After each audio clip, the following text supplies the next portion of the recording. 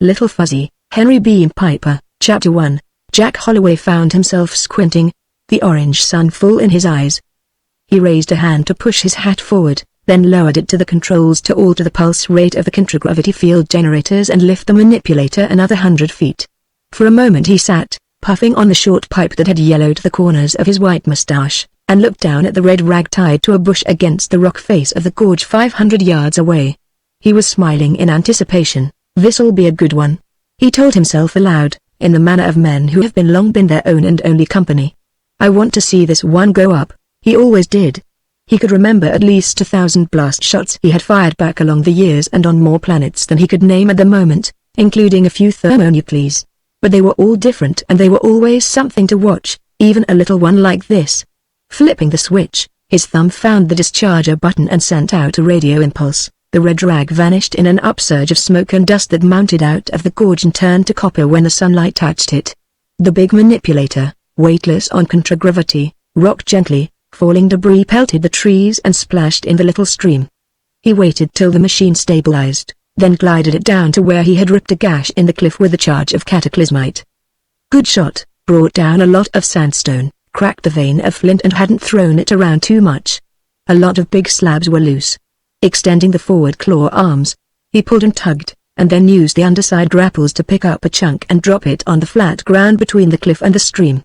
He dropped another chunk on it, breaking both of them, and then another and another, until he had all he could work over the rest of the day.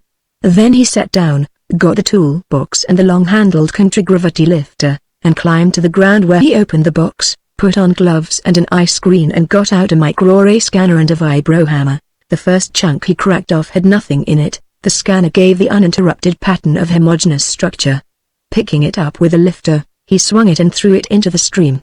On the 15th chunk, he got an interruption pattern that told him that a sunstone or something, probably something, was inside.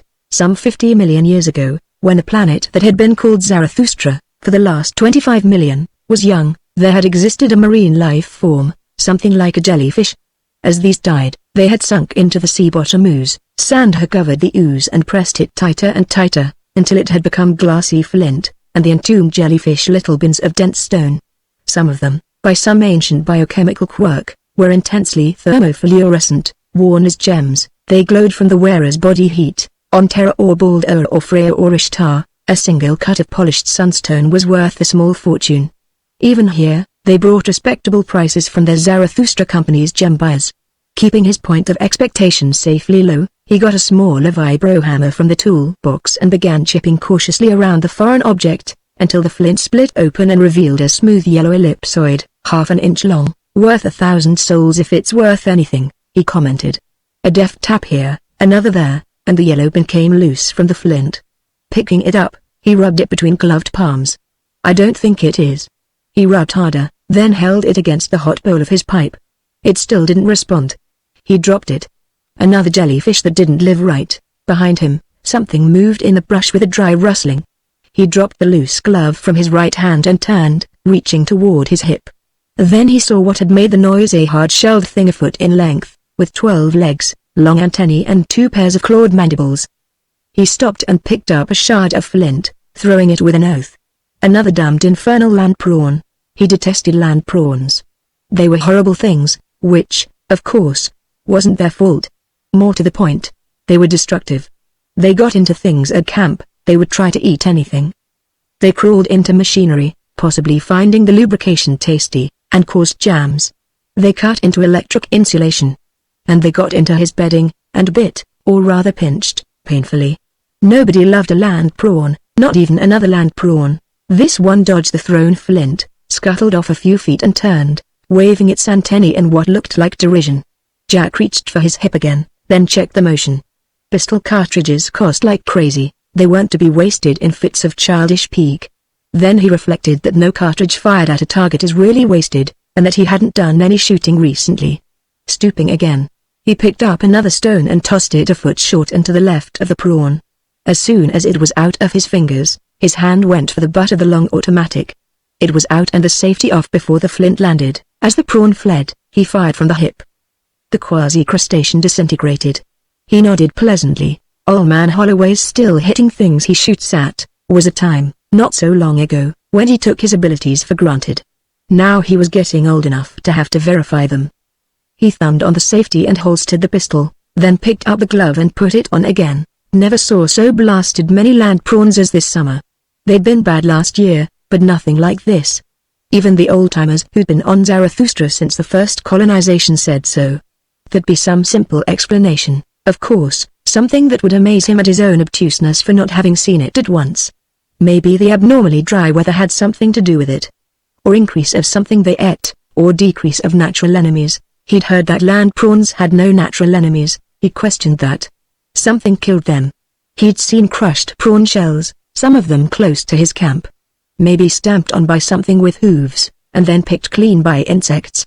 He'd asked Ben Rainsford. Ben ought to know. Half an hour later, the scanner gave him another interruption pattern. He laid it aside and took up a small vibrohammer. This time it was a large bean, light pink in color. He separated it from its matrix of flint and rubbed it, and instantly it began glowing. Ugh!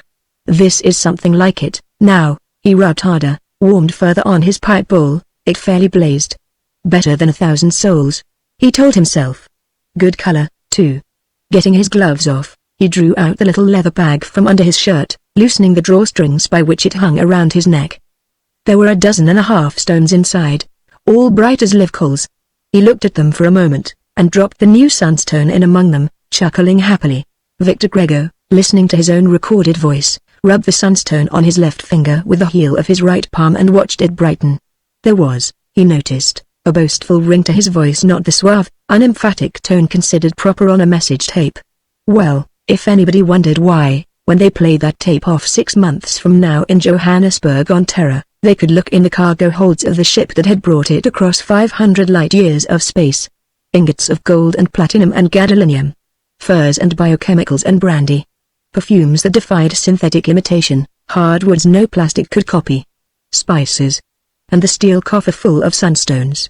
Almost all luxury goods, the only really dependable commodities in interstellar trade. And he had spoken of other things.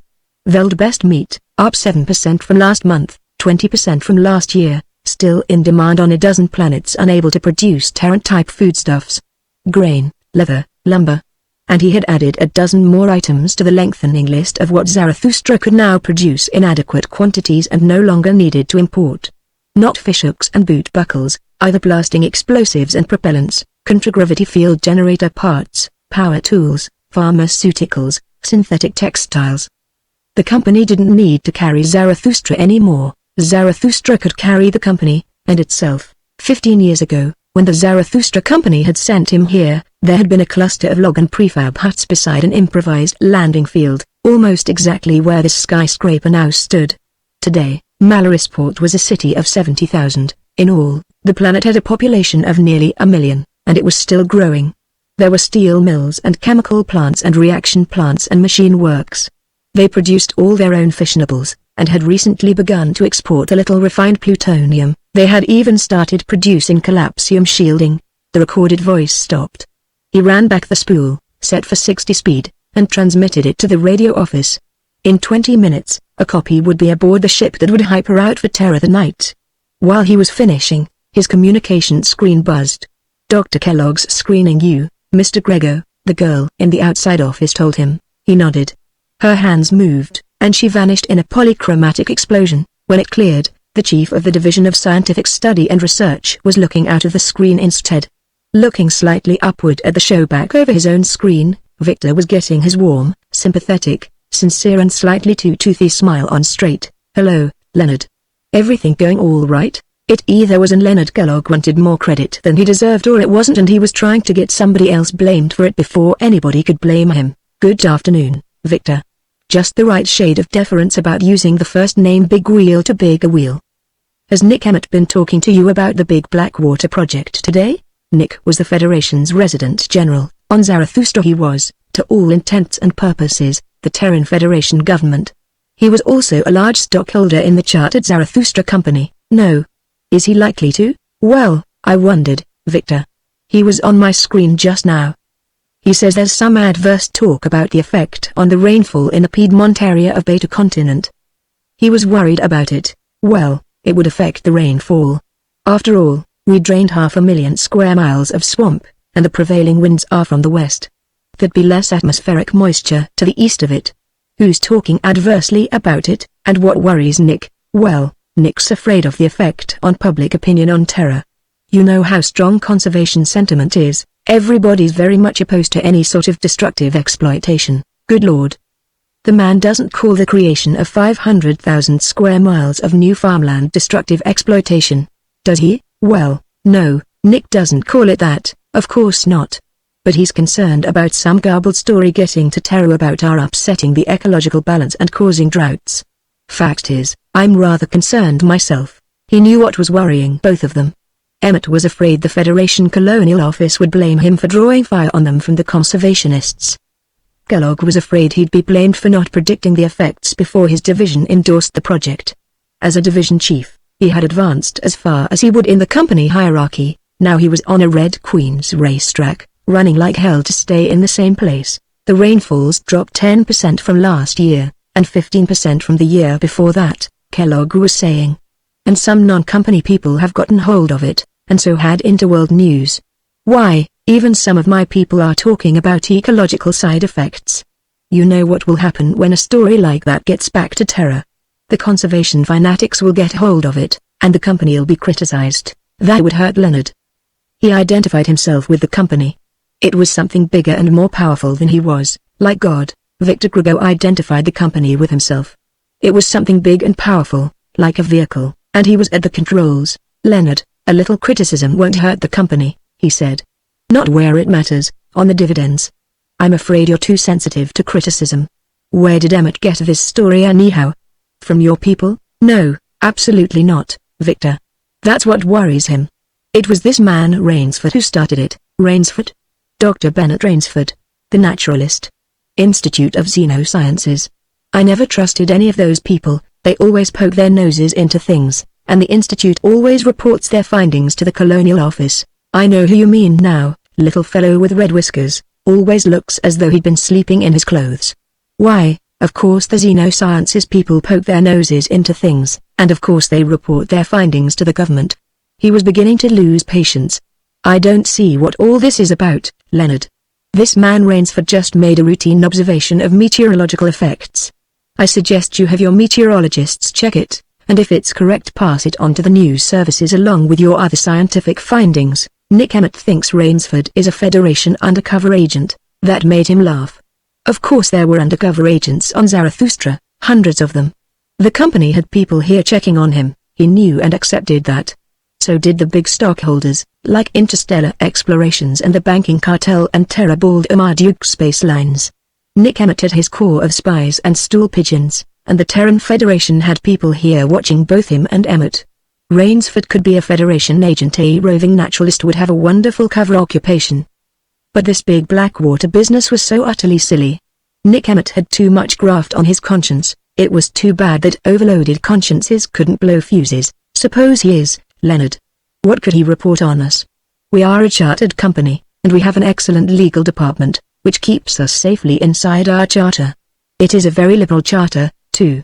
This is a Class 3 uninhabited planet. The company owns the whole thing outright. We can do anything we want as long as we don't violate colonial law or the Federation Constitution. As long as we don't do that, Nick Emmett hasn't anything to worry about. Now forget this whole damned business, Leonard. He was beginning to speak sharply, and Kellogg was looking hurt. I know you were concerned about injurious reports getting back to Terra, and that was quite commendable, but, by the time he got through, Kellogg was happy again. Victor blanked the screen, leaned back in his chair and began laughing. In a moment, the screen buzzed again. When he snapped it on, his screen girl said, "Mr. Henry Stenson's on, Mr. Grego." Well, put him on. He caught himself just before adding that it would be a welcome change to talk to somebody with sense. The face that appeared was elderly and thin, the mouth was tight, and there were squint wrinkles at the corners of the eyes. "Well, Mr. Stenson. Good of you to call. How are you?" "Very well, thank you. And you?" When he also admitted to good health, the caller continued, "How is the globe running?" Still in synchronization, Victor looked across the office at his most prized possession, the big globe of Zarathustra that Henry Stenson had built for him, supported 6 feet from the floor on its own contragravity unit, spotlighted in orange to represent the co-sun. its 2 satellites circling about it as it revolved slowly. The globe itself is keeping perfect time, and Darius is all right. Xerxes is a few seconds of longitude ahead of true position. That's dreadful, Mr. Grego. Stenson was deeply shocked. I must adjust that the first thing tomorrow. I should have called to check on it long ago, but you know how it is. So many things to do, and so little time. I find the same trouble myself, Mr. Stenson. They chatted for a while, and then Stenson apologized for taking up so much of Mr. Grego's valuable time. What he meant was that his own time, just as valuable to him, was wasting. After the screen blanked, Grego sat looking at it for a moment, wishing he had 100 men like Henry Stenson in his own organization. Just men with Stenson's brains and character. Wishing for 100 instrument makers with Stenson's skills would have been unreasonable, even for wishing. There was only one Henry Stenson, just as there had been only one Antonio Stradivari. Why a man like that worked in a little shop on a frontier planet like Zarathustra? Then he looked, pridefully, at the globe. Alpha Continent had moved slowly to the right, with the little speck that represented Malarisport twinkling in the orange light. Darius, the inner moon, where the Terabald and Marduk space lines had their least terminal, was almost directly over it, and the other moon, Xerxes, was edging into sight. Xerxes was the one thing about Zarathustra that the company didn't own. The Terran Federation had retained that as a naval base. It was the one reminder that there was something bigger and more powerful than the company. Gert van Riebeek saw Ruthodrus leave the escalator, step aside and stand looking around the cocktail lounge. He set his glass, with its inch of tepid highball, on the bar. When her eyes shifted in his direction, he waved to her, saw her brighten and wave back and then went to meet her. She gave him a quick kiss on the cheek, dodged when he reached for her and took his arm. "Drink before we eat?" he asked. "Oh, Lord, yes. I've just about had it for today." He guided her toward one of the bartending machines, inserted his credit key, and put a 4-portion jug under the spout, dialing the cocktail they always had when they drank together. As he did, he noticed what she was wearing: short black jacket, lavender neckerchief, light gray skirt. Not her usual vacation get-up. "School department drag you back?" he asked as the jug filled. "Juvenile court." She got a couple of glasses from the shelf under the machine as he picked up the jug. A 15-year-old burglar. They found a table at the rear of the room, out of the worst of the cocktail hour uproar. As soon as he filled her glass, she drank half of it, then lit a cigarette. "Junktone?" he asked. She nodded. "Only 25 years since this planet was discovered, and we have slums already. I was over the most of the afternoon, with a pair of city police." She didn't seem to want to talk about it. "What were you doing today, Ruth?" "You ought to ask Doc Mallon to drop in on Leonard Kellogg sometime, and give him an unobtrusive going over. You haven't been having trouble with him again?" she asked anxiously. He made a face, and then tasted his drink. "It's trouble just being around that character. Ruth, to use one of those expressions your profession deplores, Len Kellogg is just plain nuts." He drank some more of his cocktail and helped himself to one of her cigarettes. "Here," he continued, after lighting it. "A couple of days ago, he told me he'd been getting inquiries about this plague of land prawns they're having over on Beta. He wanted me to set up a research project to find out why and what to do about it. Well, I did. I made 2 screen calls, and then I wrote a report and sent it up to him. That was where I jerked my trigger. I ought to have taken a couple of weeks and made a real production out of it." "What did you tell him?" "The facts. The limiting factor on land prawn increase is the weather. The eggs hatch underground and the immature prawns dig their way out in the spring. If there's been a lot of rain, most of them drown in their holes or as soon as they emerge. According to growth rings on trees, last spring was the driest in the Beta Piedmont in centuries, so most of them survived, and as they're parthenogenetic females, they all laid eggs. This spring, it was even drier, so now they have land prawns all over central Beta.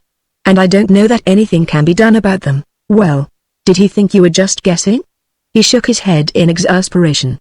"I don't know what he thinks. You're the psychologist, you try to figure it. I sent him that report yesterday morning. He seemed quite satisfied with it at the time. Today, just afternoon, he sent for me and told me it wouldn't do at all. Tried to insist that the rainfall on Beta had been normal. That was silly. I referred him to his meteorologists and climatologists, where I had gotten my information. He complained that the news services were after him for an explanation. I told him I had given him the only explanation there was. He said he simply couldn't use it. There had to be some other explanation. If you don't like the facts, you ignore them, and if you need facts, dream up some you do like, she said. That's typical rejection of reality. Not psychotic, not even psychoneurotic. But certainly not sane. She had finished her first drink and was sipping slowly at her second. You know, this is interesting. Does he have some theory that would disqualify yours? Not that I know of. I got the impression that he just didn't want the subject of rainfall on Beta discussed at all. That is odd. Has anything else peculiar been happening over on Beta lately? No. Not that I know of, he repeated. Of course, that swamp drainage project over there was what caused the dry weather, last year and this year, but I don't see. His own glass was empty, and when he tilted the jug over it, a few drops trickled out. He looked at his watch. Think we could have another cocktail before dinner? He asked. Chapter 2. Jack Holloway landed the manipulator in front of the cluster of prefab huts. For a moment he sat still, realizing that he was tired, and then he climbed down from the control cabin and crossed the open grass to the door of the main living hut, opening it and reaching in to turn on the lights. Then he hesitated, looking up at Darius. There was a wide ring around it, and he remembered noticing the wisps of cirrus clouds gathering overhead through the afternoon. Maybe it would rain tonight. This dry weather couldn't last forever. He'd been letting the manipulator stand out overnight lately. He decided to put it in the hangar. He went and opened the door of the vehicle shed, got back onto the machine and floated it inside. When he came back to the living hut, he saw that he had left the door wide open. Damn fool. He rebuked himself. Place could be crawling with prawns by now. He looked quickly around the living room under the big combination desk and library table, under the gun rack, under the chairs, back of the communication screen and the screen, beyond the metal cabinet of the microfilm library and saw nothing. Then he hung up his hat, took her off his pistol and laid it on the table, and went back to the bathroom to wash his hands. As soon as he put on the light, something inside the shower stall said, "Yeek." In a startled voice, he turned quickly to see two wide eyes staring up at him out of a ball of golden fur. Whatever it was, it had a round head and big ears and a vaguely humanoid face with a little snub nose. It was sitting on its haunches, and in that position it was about a foot high. It had two tiny hands with opposing thumbs. He squatted to have a better look at it. "Hello there, little fellow," he greeted it. "I never saw anything like you before. What are you anyhow?" The small creature looked at him seriously and said, "Yeek," in a timid voice. "Why, sure, you're a little fuzzy, that's what you are." He moved closer, careful to make no alarmingly sudden movements, and kept on talking to it. "Bet you slipped in while I left the door open. Well, if a little fuzzy finds a door open, I'd like to know why he shouldn't come in and look around." He touched it gently. It started to draw back, then reached out a little hand and felt the material of his shirt sleeve. He stroked it, and told it that it had the softest, silkiest fur ever. Then he took it on his lap. It yeeked in pleasure, and stretched an arm up around his neck. "Why, sure, we're going to be good friends, aren't we? Would you like something to eat? Well, suppose you and I go see what we can find." He put one hand under it, to support it like a baby at least. He seemed to recall having seen babies supported in that way. Babies were things he didn't fool with if he could help it, and straightened. It weighed between 15 and 20 pounds. At first, it struggled in panic, then quieted and seemed to enjoy being carried. In the living room he sat down in his favorite armchair, under a standing lamp, and examined his new acquaintance. It was a mammal. There was a fairly large mammalian class on Zarathustra, but beyond that he was stumped. It wasn't a primate, in the Terran sense. It wasn't like anything Terran, or anything else on Zarathustra. Being a biped put it in a class by itself for this planet. It was just a little fuzzy, and that was the best he could do. That sort of nomenclature was the best anybody could do on a Class 3 planet. On a Class 4 planet, say Loki, or Sheshor, or Thor, naming animals was a cinch. You pointed to something and asked a native, and he'd gargle a mouthful of syllables at you, which might only mean, Wadi I-104. And you took it down in phonetic alphabet and the what's-it had a name. But on Zarathustra, there were no natives to ask. So this was a little fuzzy. "What would you like to eat, little fuzzy?" he asked. "Open your mouth, and let Pappy Jack see what you have to chew with." Little Fuzzy's dental equipment, allowing for the fact that his jaw was rounder, was very much like his own. "You're probably omnivorous. How would you like some nice Terran Federation Space Forces emergency ration, extraterrestrial, Type 3? He asked. Little Fuzzy made what sounded like an expression of willingness to try it. It would be safe enough. XT3 had been fed to a number of Zarathustran mammals without ill effects. He carried Little Fuzzy out into the kitchen and put him on the floor, then got out a tin of the field ration and opened it, breaking off a small piece and handing it down. Little Fuzzy took the piece of golden brown cake, sniffed at it, gave a delighted yeek and crammed the whole piece in his mouth. You never had to live on that stuff and nothing else for a month, that's for sure.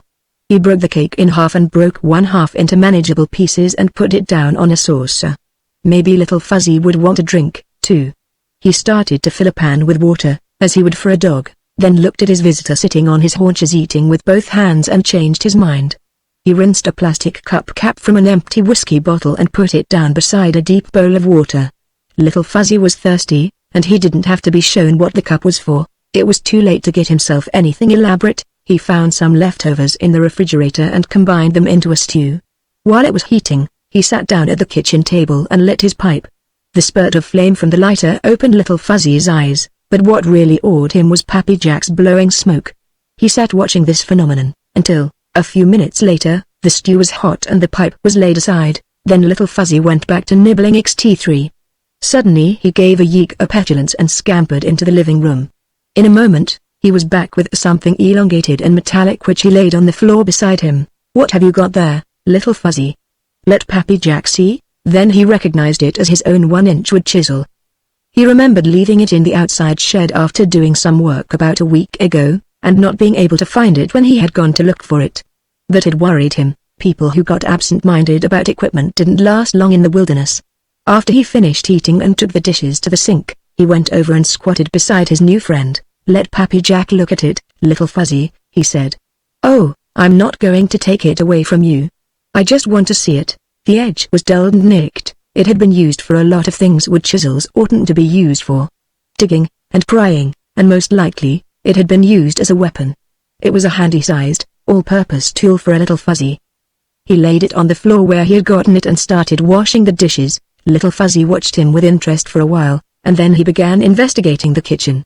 Some of the things he wanted to investigate had to be taken away from him. At first that angered him, but he soon learned that there were things he wasn't supposed to have. Eventually, the dishes got washed. There were more things to investigate in the living room. One of them was the wastebasket. He found out it could be dumped, and promptly dumped it, pulling out everything that hadn't fallen out. He bit a corner off a sheet of paper, chewed on it and spat it out in disgust. Then he found that crumpled paper could be flattened out, and so he flattened the few sheets, and then discovered that it could also be folded. Then he got himself gleefully tangled in a snarl of worn-out recording tape. Finally he lost interest and started away. Jack caught him and brought him back. "No, Little Fuzzy," he said. "You do not dump wastebaskets and then walk away from them. You put things back in." He touched the container and said, slowly and distinctly, "Waste basket." Then he righted it, doing it as Little Fuzzy would have to, and picked up a piece of paper, tossing it in from Little Fuzzy's shoulder height. Then he handed Little Fuzzy a wad of paper and repeated, "Waste basket." Little Fuzzy looked at him and said something that sounded as though it might be, "What's the matter with you, Pappy, you crazy or something?" After a couple more tries, however, he got it, and began throwing things in. In a few minutes, he had everything back in except a brightly colored plastic cartridge box and a wide-mouthed bottle with a screw cap. He held these up and said, "Eat, yes, you can have them. Here, let Pappy Jack show you something." He showed Little Fuzzy how the box could be opened and shut. Then, holding it where Little Fuzzy could watch, he unscrewed the cap and then screwed it on again. "There, now. You try it." Little Fuzzy looked up inquiringly, then took the bottle, sitting down and holding it between his knees. Unfortunately, he tried twisting it the wrong way and only screwed the cap on tighter. He yeeked plaintively, "No, go ahead. You can do it." Little Fuzzy looked at the bottle again. Then he tried twisting the cap the other way, and it loosened. He gave a yeek that couldn't possibly be anything but eureka, and promptly took it off, holding it up. After being commended, he examined both the bottle and the cap, feeling the threads, and then screwed the cap back on again. "You know, you're a smart Little Fuzzy." It took a few seconds to realize just how smart. Little Fuzzy had wondered why you twisted the cap one way to take it off and the other way to put it on, and he had found out. For pure reasoning ability, that topped anything in the way of animal intelligence he'd ever seen. "I'm going to tell Ben Rainsford about you." Going to the communication screen, he punched out the wavelength combination of the naturalist's camp, 70 miles down Snake River from the mouth of Cold Creek. Rainsford's screen must have been on automatic. It lit as soon as he was through punching. There was a card set up in front of it, lettered, "Away on trip, back the 15th. Recorder on, Ben, Jack Holloway," he said. "I just ran into something interesting." He explained briefly what it was. "I hope he stays around till you get back. He's totally unlike anything I've ever seen on this planet." Little Fuzzy was disappointed when Jack turned off the screen. That had been interesting. He picked him up and carried him over to the armchair, taking him on his lap. "Now," he said, reaching for the control panel of the screen. "Watch this, we're going to see something nice." When he put on the screen, at random, he got a view, from close up, of the great fires that were raging where the company people were burning off the dead forests on what used to be Big Blackwater Swamp. Little Fuzzy cried out in alarm, flung his arms around Pappy Jack's neck and buried his face in the bosom of his shirt. Well, forest fires started from lightning sometimes, and they'd be bad things for a Little Fuzzy. He worked the selector and got another pickup, this time on the top of Company House in Mallorysport, 3 time zones west, with the city spread out below and the sunset blazing in the west. Little Fuzzy stared at it in wonder. It was pretty impressive for a little fellow who'd spent all his life in the big woods. So was the spaceport, and a lot of other things he saw, though a view of the planet as a whole from Darius puzzled him considerably. Then, in the middle of a symphony orchestra concert from Mallorysport Opera House, he wriggled loose, dropped to the floor and caught up his wood chisel, swinging it back over his shoulder like a two-handed sword. What the devil? Oh, a land prawn, which must have gotten in while the door was open, was crossing the living room. Little Fuzzy ran after and past it, pivoted and brought the corner of the chisel edge down on the prawn's neck, neatly beheading it. He looked at his victim for a moment, then slid the chisel under it and flopped it over on its back, slapping it twice with the flat and cracking the undershell. Then he began pulling the dead prawn apart, tearing out pieces of meat and eating them delicately. After disposing of the larger chunks, he used the chisel to chop off one of the prawn's mandibles to use as a pick to get at the less accessible morsels. When he had finished, he licked his fingers clean and started back to the armchair. "No." Jack pointed at the prawn shell. "Wastebasket, eek, wastebasket." Little Fuzzy gathered up the bits of shell, putting them where they belonged. Then he came back and climbed up on Pappy Jack's lap, and looked at things in the screen until he fell asleep. Jack lifted him carefully and put him down on the warm chair seat without wakening him, then went to the kitchen, poured himself a drink and brought it into the big table, where he lit his pipe and began writing up his diary for the day. After a while, Little Fuzzy woke, found that the lap he had gone to sleep on had vanished, and eked disconsolately. A folded blanket in one corner of the bedroom made a satisfactory bed. Once Little Fuzzy had assured himself that there were no bugs in it. He brought in his bottle and his plastic box and put them on the floor beside it. Then he ran to the front door in the living room and eked to be let out. Going about 20 feet from the house, he used a chisel to dig a small hole, and after it had served its purpose he filled it in carefully and came running back. Well, maybe fuzzies were naturally gregarious, and were homemakers' den holes, or nests, or something like that. Nobody wants messes made in the house, and when the young ones did it, their parents would bang them around to teach them better manners. This was Little Fuzzy's home now. He knew how he ought to behave in it. The next morning at daylight, he was up on the bed, trying to dig Pappy Jack out from under the blankets. Besides being a most efficient land prawn eradicator, he made a first-rate alarm clock. But best of all, he was Pappy Jack's Little Fuzzy. He wanted out. This time Jack took his movie camera and got the whole operation on film. One thing, that'd have to be a little door, with a spring to hold it shut, that Little Fuzzy could operate himself. That was designed during breakfast. It only took a couple of hours to make and install it. Little Fuzzy got the idea as soon as he saw it, and figured out how to work it for himself. Jack went back to the workshop, built a fire on the hand forge and forged a pointed and rather broad blade, 4 inches long, on the end of a foot of 1/4-inch round tool steel. It was 2-point heavy when finished, so he welded a knob on the other end to balance it.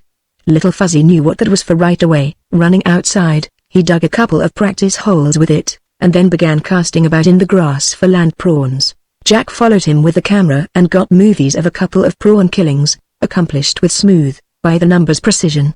Little Fuzzy hadn't learned that chop-clap-clap routine in the weeks since he had found the wood chisel. Going into the shed, he hunted for something without more than a general idea of what it would look like, and found it where Little Fuzzy had discarded it when he found the chisel. It was a stock of hardwood a foot long, rubbed down and polished smooth, apparently with sandstone. There was a paddle at one end, with enough of an edge to behead a prawn, and the other end had been worked to a point. He took it into the living hut and sat down at the desk to examine it with a magnifying glass. Bits of soil embedded in the sharp end that had been used as a pick. The paddle end had been used as a shovel, beheader and shell cracker. Little Fuzzy had known exactly what he wanted when he'd started making that thing. He'd kept on until it was as perfect as possible, and had stopped short of spoiling it by over-refinement. Finally, Jack put it away in the top drawer of the desk. He was thinking about what to get for lunch when Little Fuzzy burst into the living room, clutching his new weapon and eking excitedly. "What's the matter, kid? You got troubles?" He rose and went to the gun rack, picking down a rifle and checking the chamber. "Show Pappy Jack what it is." Little Fuzzy followed him to the big door for human-type people, ready to bolt back inside if necessary.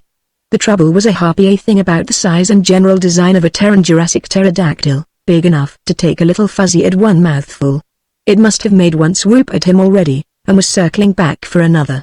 It ran into a 6mm rifle bullet, went into a backward loop and dropped like a stone. Little Fuzzy made a very surprised remark, looked at the dead harpy for a moment and then spotted the ejected empty cartridge. He grabbed it and held it up, asking if he could have it. When told that he could, he ran back to the bedroom with it. When he returned, Pappy Jack picked him up and carried him to the hangar and up into the control cabin of the manipulator. The throbbing of the contragravity field generator and the sense of rising worried him at first, but after they had picked up the harpy with the grapples and risen to 500 feet he began to enjoy the ride. They dropped the harpy a couple of miles up what the latest maps were designating as Holloway's Run, and then made a wide circle back over the mountains. Little Fuzzy thought it was fun. After lunch, Little Fuzzy had a nap on Pappy Jack's bed. Jack took the manipulator up to the diggings, put off a couple more shots, uncovered more flint and found another sunstone. It wasn't often that he found stones on 2 successive days. When he returned to the camp, Little Fuzzy was picking another land prawn apart in front of the living hut. After dinner Little Fuzzy liked cooked food, too. If it wasn't too hot they went into the living room. He remembered having seen a bolt and nut in the desk drawer when he had been putting the wooden prawn killer away, and he got it out, showing it to Little Fuzzy. Little Fuzzy studied it for a moment, then ran into the bedroom and came back with his screw-top bottle. He took the top off, put it on again and then screwed the nut off the bolt, holding it up. "See, Pappy?" Or yeeks to that effect. Nothing to it. Then he unscrewed the bottle top, dropped the bolt inside after replacing the nut and screwed the cap on again. "Yeek," he said, with considerable self-satisfaction. He had a right to be satisfied with himself. What he'd been doing had been generalizing. Bottle tops and nuts belong to the general class of things that screwed onto things. To take them off, you turn left. To put them on again, you turned right, after making sure that the threads engaged. And since he could conceive of right and left-handedness, that might mean that he could think of properties apart from objects, and that was forming abstract ideas. Maybe that was going a little far, but, you know, Pappy Jack's got himself a mighty smart Little Fuzzy. Are you a grown-up Little Fuzzy, or are you just a baby Little Fuzzy? Shucks, I'll bet you're Professor Dr. Fuzzy. He wondered what to give the professor, if that was what he was, to work on next, and he doubted the wisdom of teaching him too much about taking things apart, just at present. Sometime he might come home and find something important taken apart, or, worse, taken apart and put together incorrectly. Finally, he went to a closet, rummaging in it until he found a tin canister. By the time he returned, Little Fuzzy had gotten up on the chair, found his pipe in the ashtray and was puffing on it and coughing. "Hey, I don't think that's good for you." He recovered the pipe, wiped the stem on his shirt sleeve and put it in his mouth, then placed the canister on the floor, and put Little Fuzzy on the floor beside it. There were about 10 pounds of stones in it. When he had first settled here, he had made a collection of the local minerals, and, after learning what he'd wanted to, he had thrown them out, all but 20 or 30 of the prettiest specimens. He was glad, now, that he had kept these. Little Fuzzy looked the can over, decided that the lid was a member of the class of things that screwed onto things and got it off. The inside of the lid was mirror shiny, and it took him a little thought to discover that what he saw in it was only himself. He yeeked about that, and looked into the can. This, he decided, belonged to the class of things that can be dumped, like waste baskets, so he dumped it on the floor. Then he began examining the stones and sorting them by color. Except for an interest in colorful views on the screen, this was the first real evidence that Fuzzies possessed color perception. He proceeded to give further and more impressive proof, laying out the stones by shade, in correct spectral order, from a lump of amethyst-like quartz to a dark red stone. Well, maybe he'd seen rainbows. Maybe he'd lived near a big misty waterfall, where there was always a rainbow when the sun was shining. Or maybe that was just his natural way of seeing colors. Then, when he saw what he had to work with, he began making arrangements with them, laying them out in odd circular and spiral patterns. Each time he finished a pattern, he would eke happily to call attention to it, sit and look at it for a while, and then take it apart and start a new one. Little Fuzzy was capable of artistic gratification too. He made useless things, just for the pleasure of making and looking at them. Finally, he put the stones back into the tin, put the lid on and rolled it into the bedroom, writing it beside his bed along with his other treasures. The new weapon he laid on the blanket beside him when he went to bed. The next morning, Jack broke up a whole cake of XT3 and put it down, filled a bowl with water, and, after making sure he had left nothing lying around that Little Fuzzy could damage or on which he might hurt himself, took the manipulator up to the diggings. He worked all morning, cracking nearly 1.5 tons of flint, and found nothing. Then he set off a string of shots, brought down an avalanche of sandstone and exposed more flint, and sat down under a pool ball tree to eat his lunch. Half an hour after he went back to work, he found the fossil of some jellyfish that hadn't eaten the right things in the right combinations, but a little later, he found 4 nodules, one after another, and 2 of them were sunstones. 4 or 5 chunks later, he found a third. Why, this must be the dying place of the jellyfish. By late afternoon, when he had cleaned up all his loose flint, he had 9, including one deep red monster an inch in diameter. There must have been some connection current in the ancient ocean that had swirled them all into this one place. He considered setting off some more shots, decided that it was too late and returned to camp. Little Fuzzy, he called, opening the living room door. Where are you, Little Fuzzy? Pappy Jack's rich, we're going to celebrate. Silence. He called again, still no reply or scamper of feet. Probably cleaned up all the prawns around the camp and went hunting further out into the woods, thought Jack. Unbuckling his gun and dropping it onto the table, he went out to the kitchen. Most of the XT3 was gone. In the bedroom, he found that Little Fuzzy had dumped the stones out of the biscuit tin and made an arrangement, and laid the wood chisel in a neat diagonal across the blanket. After getting dinner assembled and in the oven, he went out and called for a while, then mixed a highball and took it into the living room, sitting down with it to go over his day's findings. Rather incredulously, he realized that he had cracked out at least 75,000 souls worth of stones today. He put them into the bag and sat sipping the highball and thinking pleasant thoughts until the bell on the stove warned him that dinner was ready. He ate alone after all the years he had been doing that contentedly. It had suddenly become intolerable, and in the evening he dialed through his microfilm library, finding only books he had read and reread a dozen times, or books he kept for reference. Several times he thought he heard the little door open, but each time he was mistaken. Finally he went to bed. As soon as he woke, he looked across at the folded blanket, but the wood chisel was still lying athwart it. He put down more XT3 and changed the water in the bowl before leaving for the diggings. That day he found 3 more sunstones, and put them in the bag mechanically and without pleasure. He quit work early and spent over an hour spiraling around the camp, but saw nothing. The XT3 in the kitchen was untouched. Maybe the little fellow ran into something too big for him, even with his fine new weapon, a hob thrush, or a bush goblin, or another harpy. Or maybe he'd just gotten tired staying in one place, and had moved on. No, he'd liked it here. He'd had fun, and been happy. He shook his head sadly. Once he, too, had lived in a pleasant place, where he'd had fun, and could have been happy if he hadn't thought there was something he'd had to do. So he had gone away, leaving grieved people behind him. Maybe that was how it was with Little Fuzzy. Maybe he didn't realize how much of a place he had made for himself here, or how empty he was leaving it. He started for the kitchen to get a drink, and checked himself. Take a drink because you pity yourself, and then the drink pities you and has a drink, and then 2 good drinks get together and that calls for drinks all around. No. He'd have 1 drink, maybe a little bigger than usual, before he went to bed. Chapter 3. He started awake, rubbed his eyes and looked at the clock. Past 2200. Now it really was time for a drink, and then to bed. He rose stiffly and went out to the kitchen, pouring the whiskey and bringing it into the table desk, where he sat down and got out his diary. He was almost finished with the day's entry when the little door behind him opened and a small voice said, "Yeek." He turned quickly. Little Fuzzy. The small sound was repeated, impatiently. Little Fuzzy was holding the door open, and there was an answer from outside. Then another Fuzzy came in, and another, 4 of them, one carrying a tiny, squirming ball of white fur in her arms. They all had prawn killers like the one in the drawer, and they stopped just inside the room and gaped about them in bewilderment. Then, laying down his weapon, little Fuzzy ran to him. Stooping from the chair, he caught him and then sat down on the floor with him. "So that's why you ran off and worried Pappy Jack? You wanted your family here, too?" The others piled the things they were carrying with little Fuzzy's steel weapon and approached hesitantly. He talked to them, and so did little Fuzzy, at least it sounded like that, and finally one came over and fingered his shirt, and then reached up and pulled his mustache. Soon all of them were climbing onto him, even the female with the baby.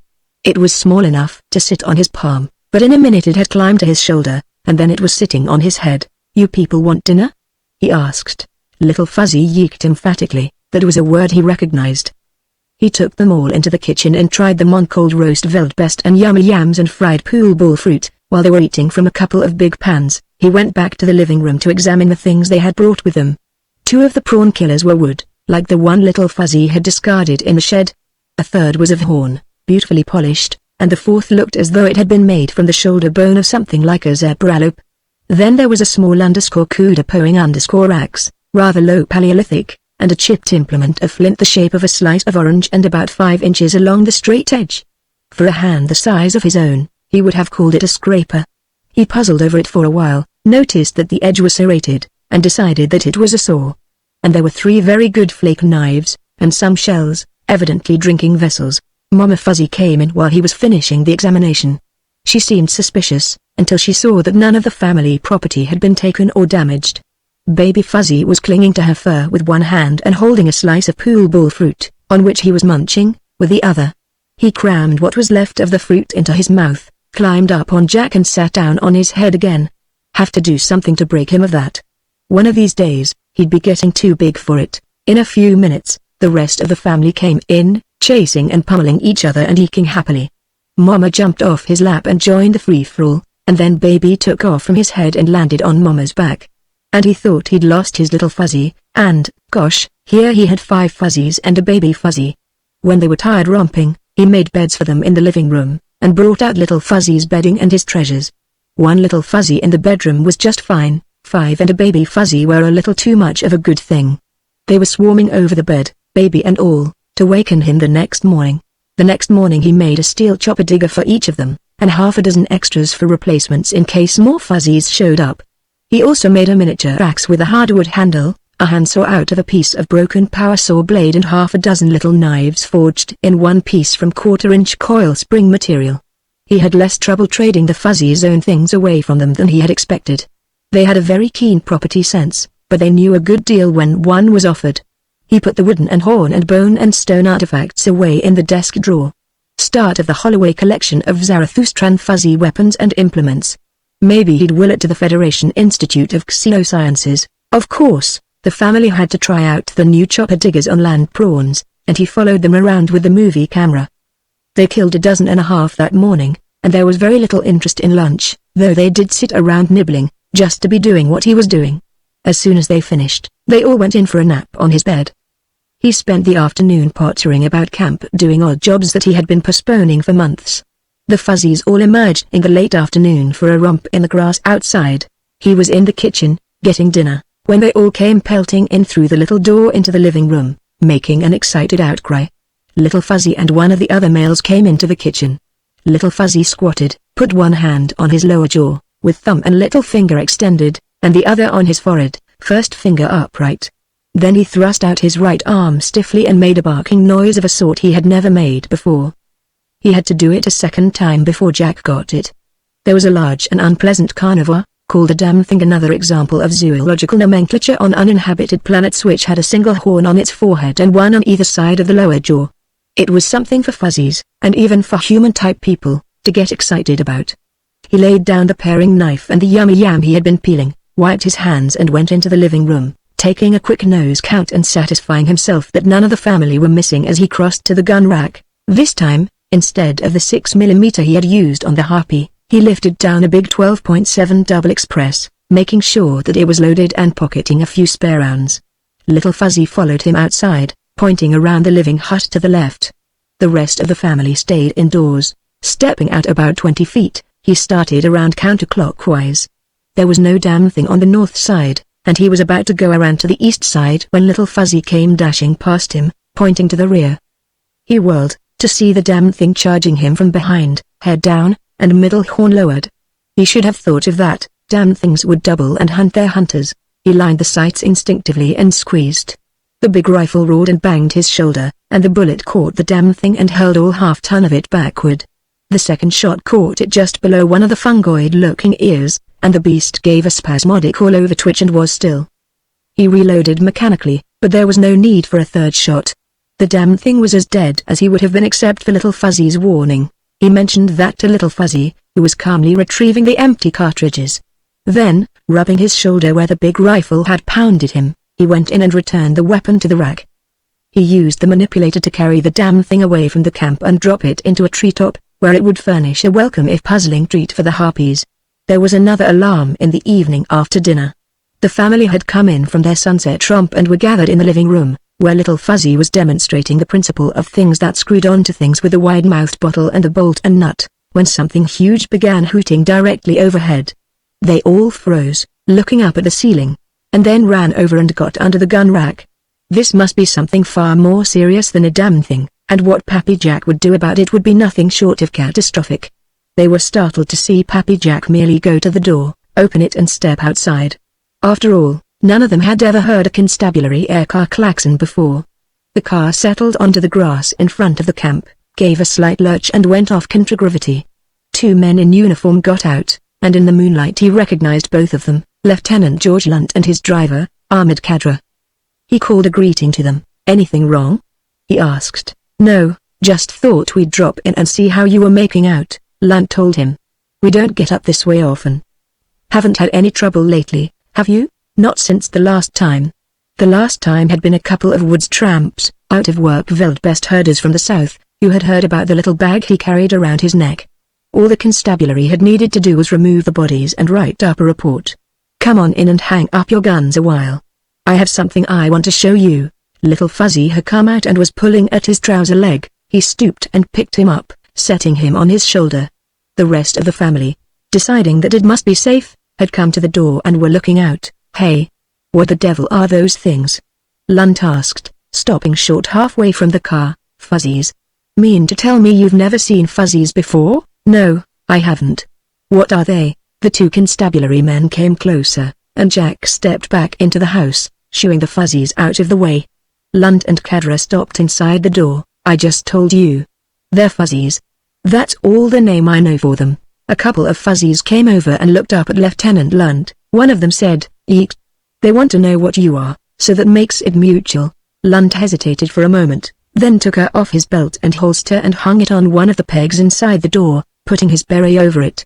Khadra followed his example promptly. That meant that they considered themselves temporarily off-duty and would accept a drink if one were offered. A fuzzy was pulling at Ahmed Khadra's trouser leg and asking to be noticed, and Mama Fuzzy was holding baby up to show to Lunt. Khadra, rather hesitantly, picked up the fuzzy who was trying to attract his attention. "Never saw anything like them before, Jack," he said. "Where did they come from, Ahmed? You don't know anything about those things," Lunt reproved. "They won't hurt me, Lieutenant." "They haven't hurt Jack, have they?" He sat down on the floor, and a couple more came to him. "Why don't you get acquainted with them? They're cute." George Lunt wouldn't let one of his men do anything he was afraid to do. He sat down on the floor, too, and Mama brought her baby to him. Immediately, the baby jumped onto his shoulder and tried to get onto his head. "Relax, George," Jack told him. "They're just fuzzies. They want to make friends with you." "I'm always worried about strange life forms," Lunt said. "You've been around enough to know some of the things that have happened. They are not a strange life form, they are Zarathustran mammals. The same life form you've had for dinner every day since you came here. Their biochemistry's identical with ours. Think they'll give you the polka dot plague, or something?" He put Little Fuzzy down on the floor with the others. "We've been exploring this planet for 25 years, and nobody's found anything like that here." "You said it yourself, Lieutenant," Khadra put in. "Jack's been around enough to know." "Well, they are cute little fellows." Lunt lifted baby down off his head and gave him back to Mama. Little Fuzzy had gotten hold of the chain of his whistle and was trying to find out what was on the other end. "Bet they're a lot of company for you." You just get acquainted with them. Make yourselves at home, I'll go rustle up some refreshments. While he was in the kitchen, filling a soda siphon and getting ice out of the refrigerator, a police whistle began shrilling in the living room. He was opening a bottle of whiskey when Little Fuzzy came dashing out, blowing on it, a couple more of the family pursuing him and trying to get it away from him. He opened a tin of XT3 for the Fuzzies. As he did, another whistle in the living room began blowing. "We have a whole shoebox full of them at the post," Lunt yelled to him above the din. "We'll just write these two off as expended in service." "Well, that's real nice of you, George. I want to tell you that the Fuzzies appreciate that. Ahmed, suppose you do the bartending while I give the kids their candy." By the time Kadra had the drinks mixed and he had distributed the XT3 to the Fuzzies, Lunt had gotten into the easy chair, and the Fuzzies were sitting on the floor in front of him, still looking him over curiously. At least the XT3 had taken their minds off the whistles for a while. "What I want to know, Jack, is where they came from," Lunt said, taking his drink.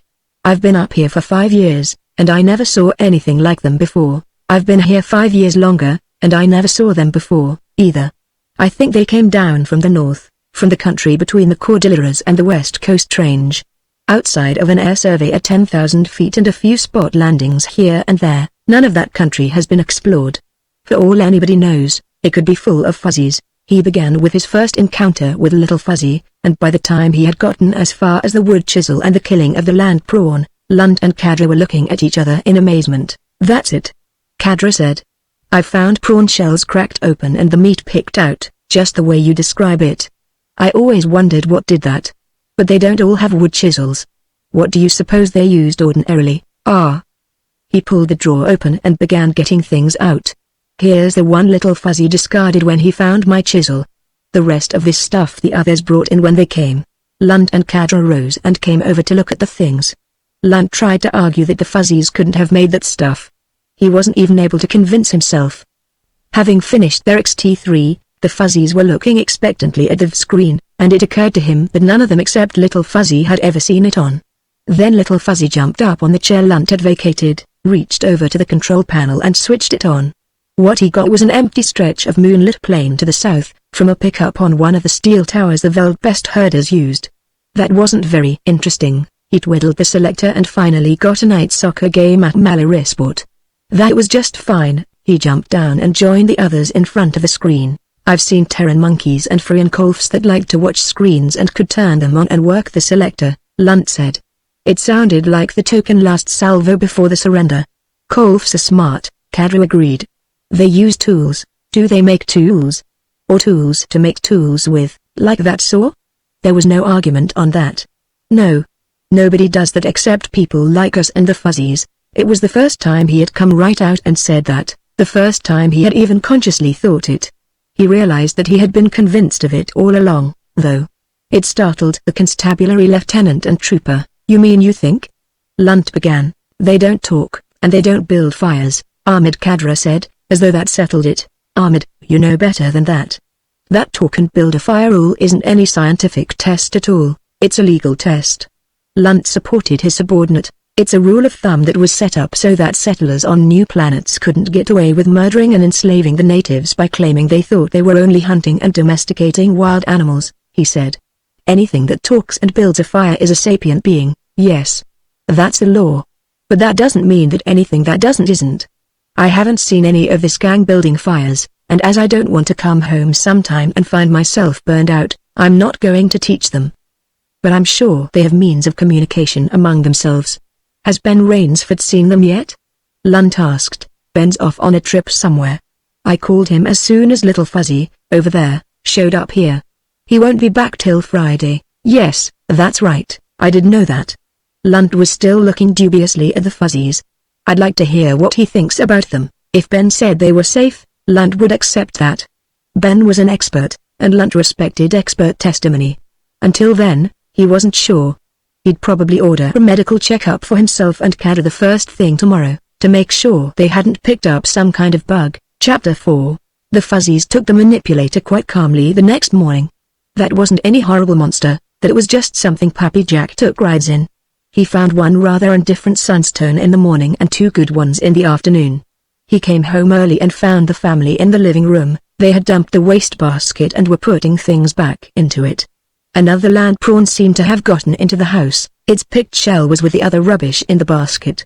They had dinner early, and he loaded the lot of them into the air jeep and took them for a long ride to the south and west. The following day, he located the flint vein on the other side of the gorge and spent most of the morning blasting away the sandstone above it. The next time he went into Malarisport, he decided he was going to shop around for a good power shovel. He had to blast a channel to keep the little stream from damming up on him. He didn't get any flint cracked at all that day. There was another harpy circling around the camp when he got back. He chased it with a manipulator and shot it down with his pistol. Harpies probably found fuzzies as tasty as fuzzies found land prawns. The family were all sitting under the gun rack when he entered the living room. The next day he cracked flint, and found 3 more stones. It really looked as though he had found the dying place of the jellyfish at that. He knocked off early that afternoon, and when he came in sight of the camp, he saw an air jeep grounded on the lawn and a small man with a red beard in a faded khaki bush jacket sitting on a bench by the kitchen door, surrounded by fuzzies. There was a camera and some other equipment laid up where the fuzzies couldn't get at it. Baby Fuzzy, of course, was sitting on his head. He looked up and waved, and then handed Baby to his mother and rose to his feet. "Well, what do you think of them, Ben?" Jack called down, as he grounded the manipulator. "My God, don't start me on that now," Ben Rainsford replied, and then laughed. "I stopped at the constabulary post on the way home. I thought George Lunt had turned into the biggest liar in the known galaxy. Then I went home, and found your call on the recorder, so I came over here." "Been waiting long?"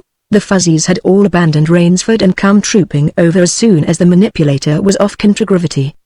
He climbed down among them, and they followed him across the grass, catching at his trouser legs and eking happily. "Not so long." Rainsford looked at his watch. "Good Lord, 3.5 hours is all." "Well, the time passed quickly. You know, your little fellows have good ears.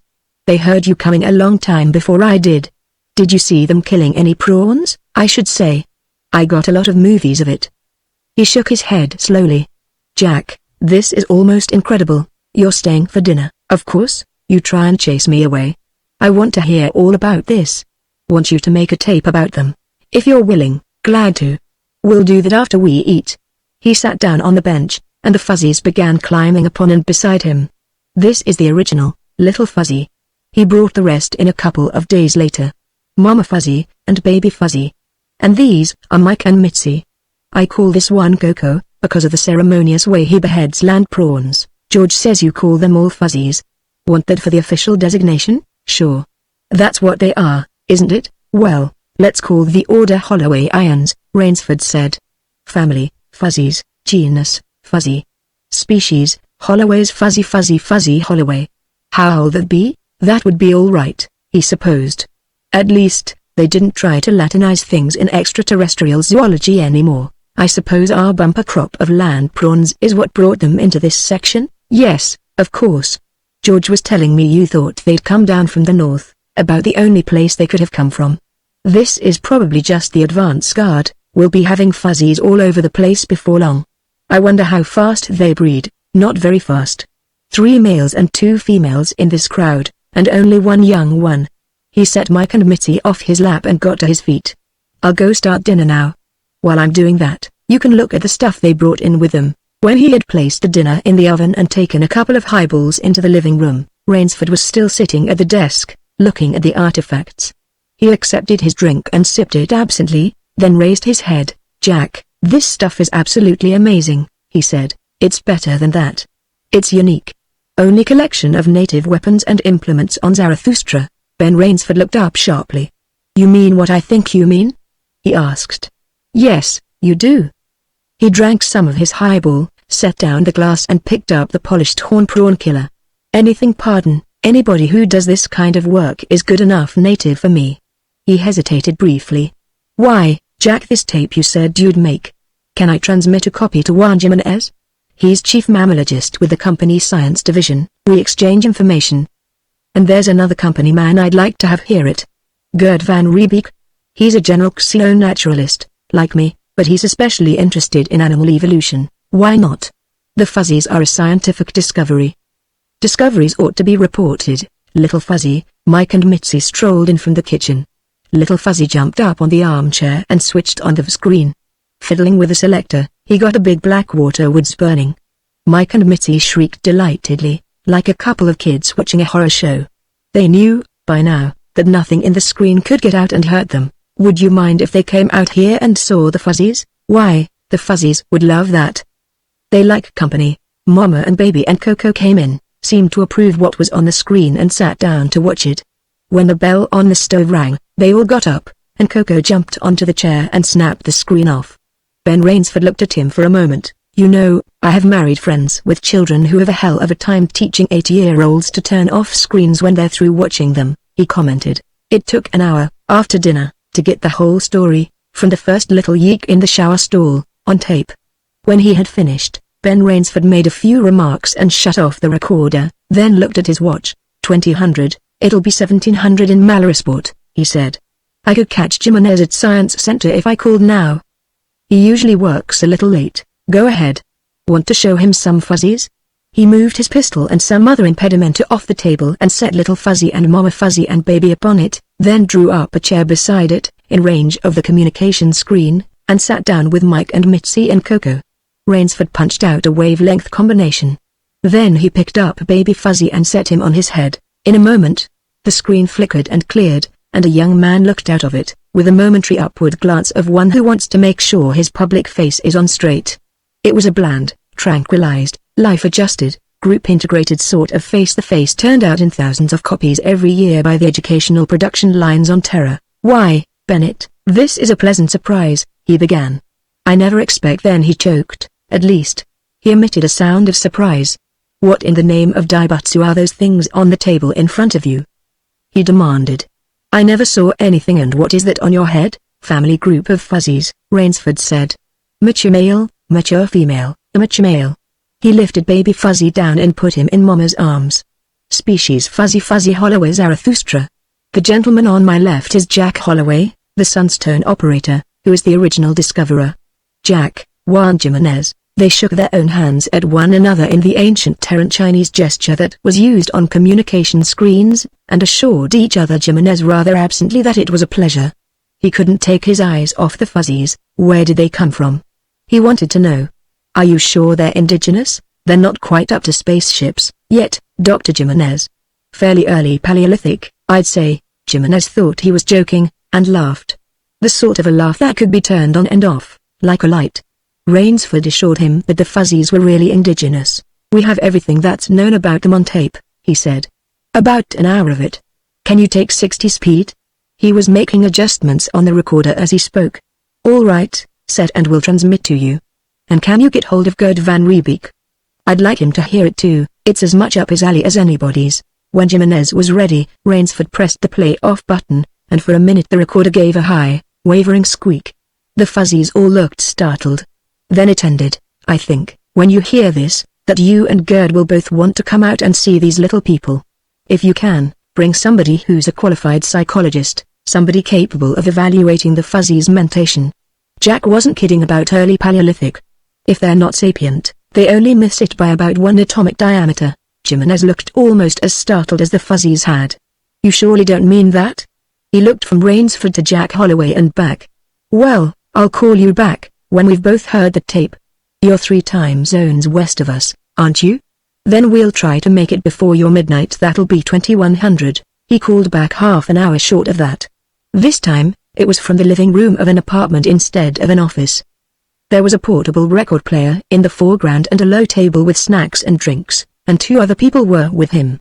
One was a man of about Jimenez's age with a good-humored, non-life adjusted, non-group integrated and slightly weather-beaten face. The other was a woman with glossy black hair and a Mona Lisa-ish smile. The fuzzies had gotten sleepy, and had been bribed with XT3 to stay up a little longer. Immediately, they registered interest. This was more fun than the screen. Jimenez introduced his companions as Gerd van Riebeek and Ruth Orthris. Ruth is with Dr. Malin's section. She's been working with the school department and the juvenile court. She can probably do as well with your fuzzies as a regular xenopsychologist. Well, I have worked with extraterrestrials, the woman said. I've been on Loki and Thor and Sheshor. Jack nodded.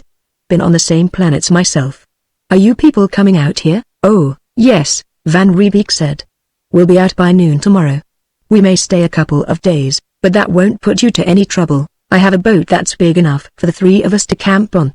Now, how do we get to your place? Jack told him, and gave map coordinates. Van Riebeek noted them down. There's one thing, though, I'm going to have to get firm about. I don't want to have to speak about it again. These little people are to be treated with consideration, and not as laboratory animals. You will not hurt them, or annoy them, or force them to do anything they don't want to do. We understand that. We won't do anything with the fuzzies without your approval. Is there anything you'd want us to bring out? Yes. A few things for the camp that I'm short of. I'll pay you for them when you get here. And about 3 cases of XT3. And some toys. Dr. Orthris, you heard the tape, didn't you? Well, just think what you'd like to have if you were a fuzzy, and bring it. Chapter 5. Victor Kruger crushed out his cigarette slowly and deliberately. Yes, Leonard, he said patiently. It's very interesting, and doubtless an important discovery, but I can't see why you're making such a production of it. Are you afraid I'll blame you for letting non-company people beat you to it? Or do you merely suspect that anything Benner Trainsford's mixed up in is necessarily a diabolical plot against the company and, by consequence, human civilization? Leonard Kellogg looked pained. What I was about to say, Victor, is that both Rainsford and this man Holloway seem convinced that these things they call fuzzies aren't animals at all. They believe them to be sapient beings. Well, that's a bit that off short as the significance of what Kellogg had just said hit him. Good God, Leonard. I beg your pardon abjectly, I don't blame you for taking it seriously. Why, that would make Zarathustra a Class 4 inhabited planet, for which the company holds a Class 3 charter, Kellogg added. For an uninhabited planet, automatically void if any race of sapient beings were discovered on Zarathustra. You know what will happen if this is true? Well, I should imagine the charter would have to be renegotiated, and now that the Colonial Office knows what sort of a planet this is, they'll be anything but generous with the company. They won't renegotiate anything, Leonard. The Federation government will simply take the position that the company has already made an adequate return on the original investments, and they'll award us what we can show us in our actual possession, I hope, and throw the rest into the public domain. The vast plains on Beta and Delta continents, with their herds of Veldbest all open range, and every best that didn't carry a company brand or Maverick. And all the untapped mineral wealth, and the untilled arable land, it would take years of litigation even to make the company's claim to Big Blackwater stick. And Terabald Amajuk Space Lines would lose their monopolistic franchise and get sticky about it in the courts, and in any case, the company's import-export monopoly would go out the airlock. And the squatters rushing in and swamping everything. Why, we won't be any better off than the Driscoll Company, squatting on a guano heap on one continent. He burst out. 5 years from now, they'll be making more money out of bat dung than we'll be making out of this whole world. And the company's good friend and substantial stockholder, Nick Emmett, would be out, too, and a colonial governor-general would move in, with regular army troops and a complicated bureaucracy. Elections, and a representative parliament, and every Tom, Dick and Harry with a grudge against the company would be trying to get laws passed and, of course, a Native Affairs Commission, with its nose in everything, but they couldn't just leave us without any kind of a charter, Kellogg insisted. Who was he trying to kid besides himself? It wouldn't be fair. As though that clinched it. It isn't our fault. He forced more patience into his voice. Leonard, please try to realize that the Terran Federation government doesn't give one shrill soprano hoot on the flame whether it's fair or not, or whose fault what is. The Federation government's been repenting that charter they gave the company ever since they found out what they chartered away. Why, this planet is a better world than Terra ever was, even before the atomic wars. Now, if they have a chance to get it back, with improvements, you think they won't take it? And what will stop them? If those creatures over on Beta Continent are sapient beings, our charter isn't worth the parchment it's engrossed on, and that's an end of it. He was silent for a moment. You heard that tape Rainsford transmitted to Jimenez. Did either he or Holloway actually claim, in so many words, that these things really are sapient beings? Well, no, not in so many words. Holloway consistently alluded to them as people, but he's just an ignorant old prospector.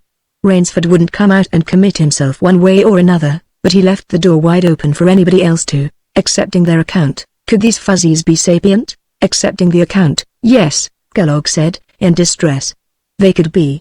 They probably were. If Leonard Kellogg couldn't wish the evidence out of existence, then they'll look sapient to these people of yours who went over to Beta this morning, and they'll treat it purely as a scientific question and never consider the legal aspects.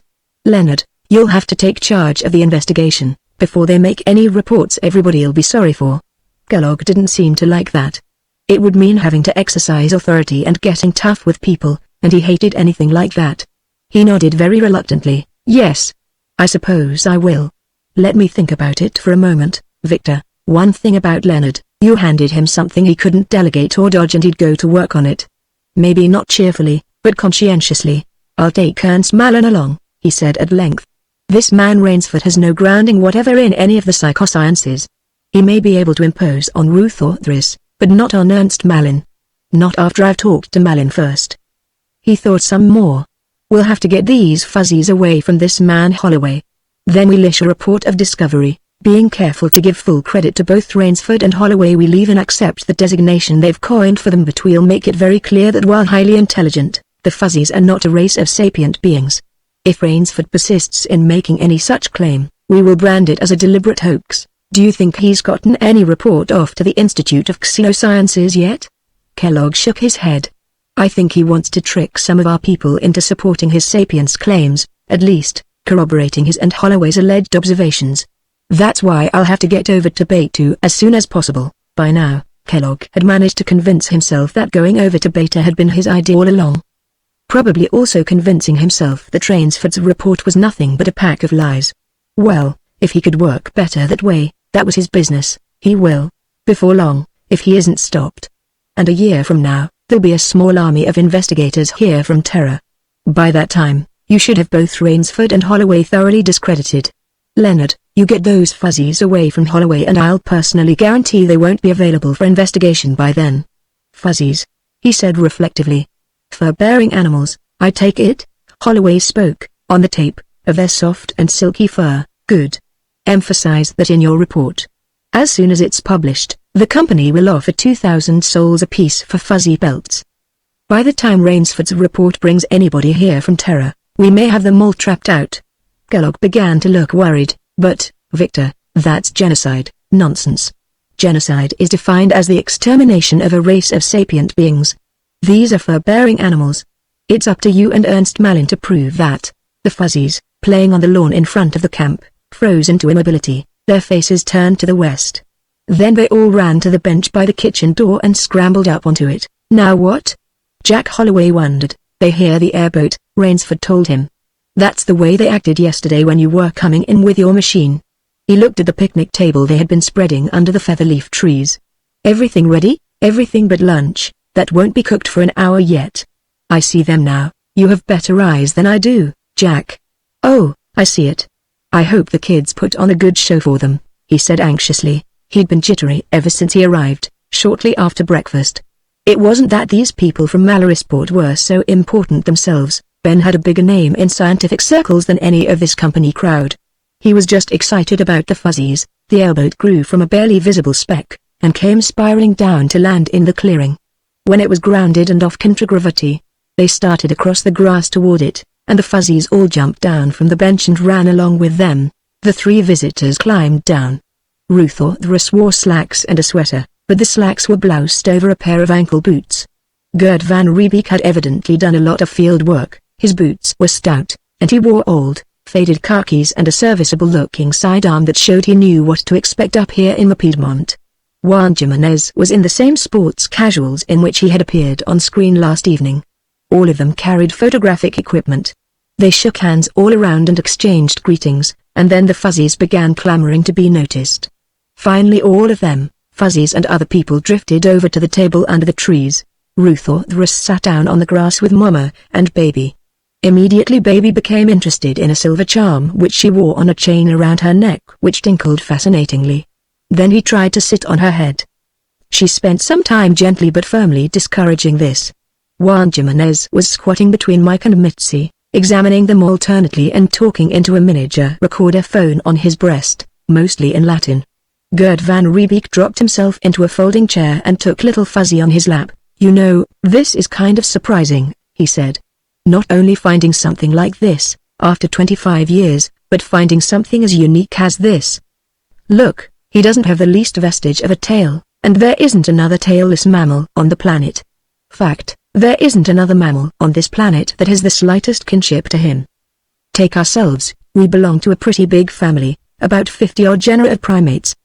But this little fellow hasn't any relatives at all, eek, and he couldn't care less, could he? Van Riebeek pummeled Little Fuzzy gently. One thing, you have the smallest humanoid known, that's one record you can claim. Oh, what goes on? Coco, who had climbed upon Rainsford's lap, jumped suddenly to the ground, grabbed the chopper digger he had left beside the chair and started across the grass. Everybody got to their feet. The visitors getting cameras out. The Fuzzies seemed perplexed by all the excitement. It was only another land prawn, wasn't it? Coco got in front of it, poked it on the nose to stop it and then struck a dramatic pose, flourishing his weapon and bringing it down on the prawn's neck.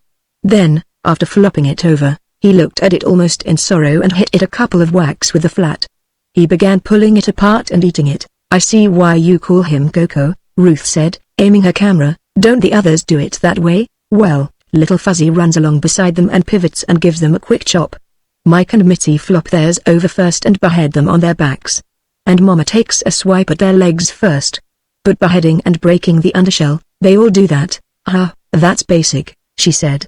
Instinctive. The technique is either self-learned or copied. When baby begins killing his own prawns, see if he doesn't do it the way Mama does. Hey, look. Jimenez cried. He's making a lobster pick for himself. Through lunch, they talked exclusively about fuzzies. The subjects of the discussion nibbled things that were given to them, and eked among themselves.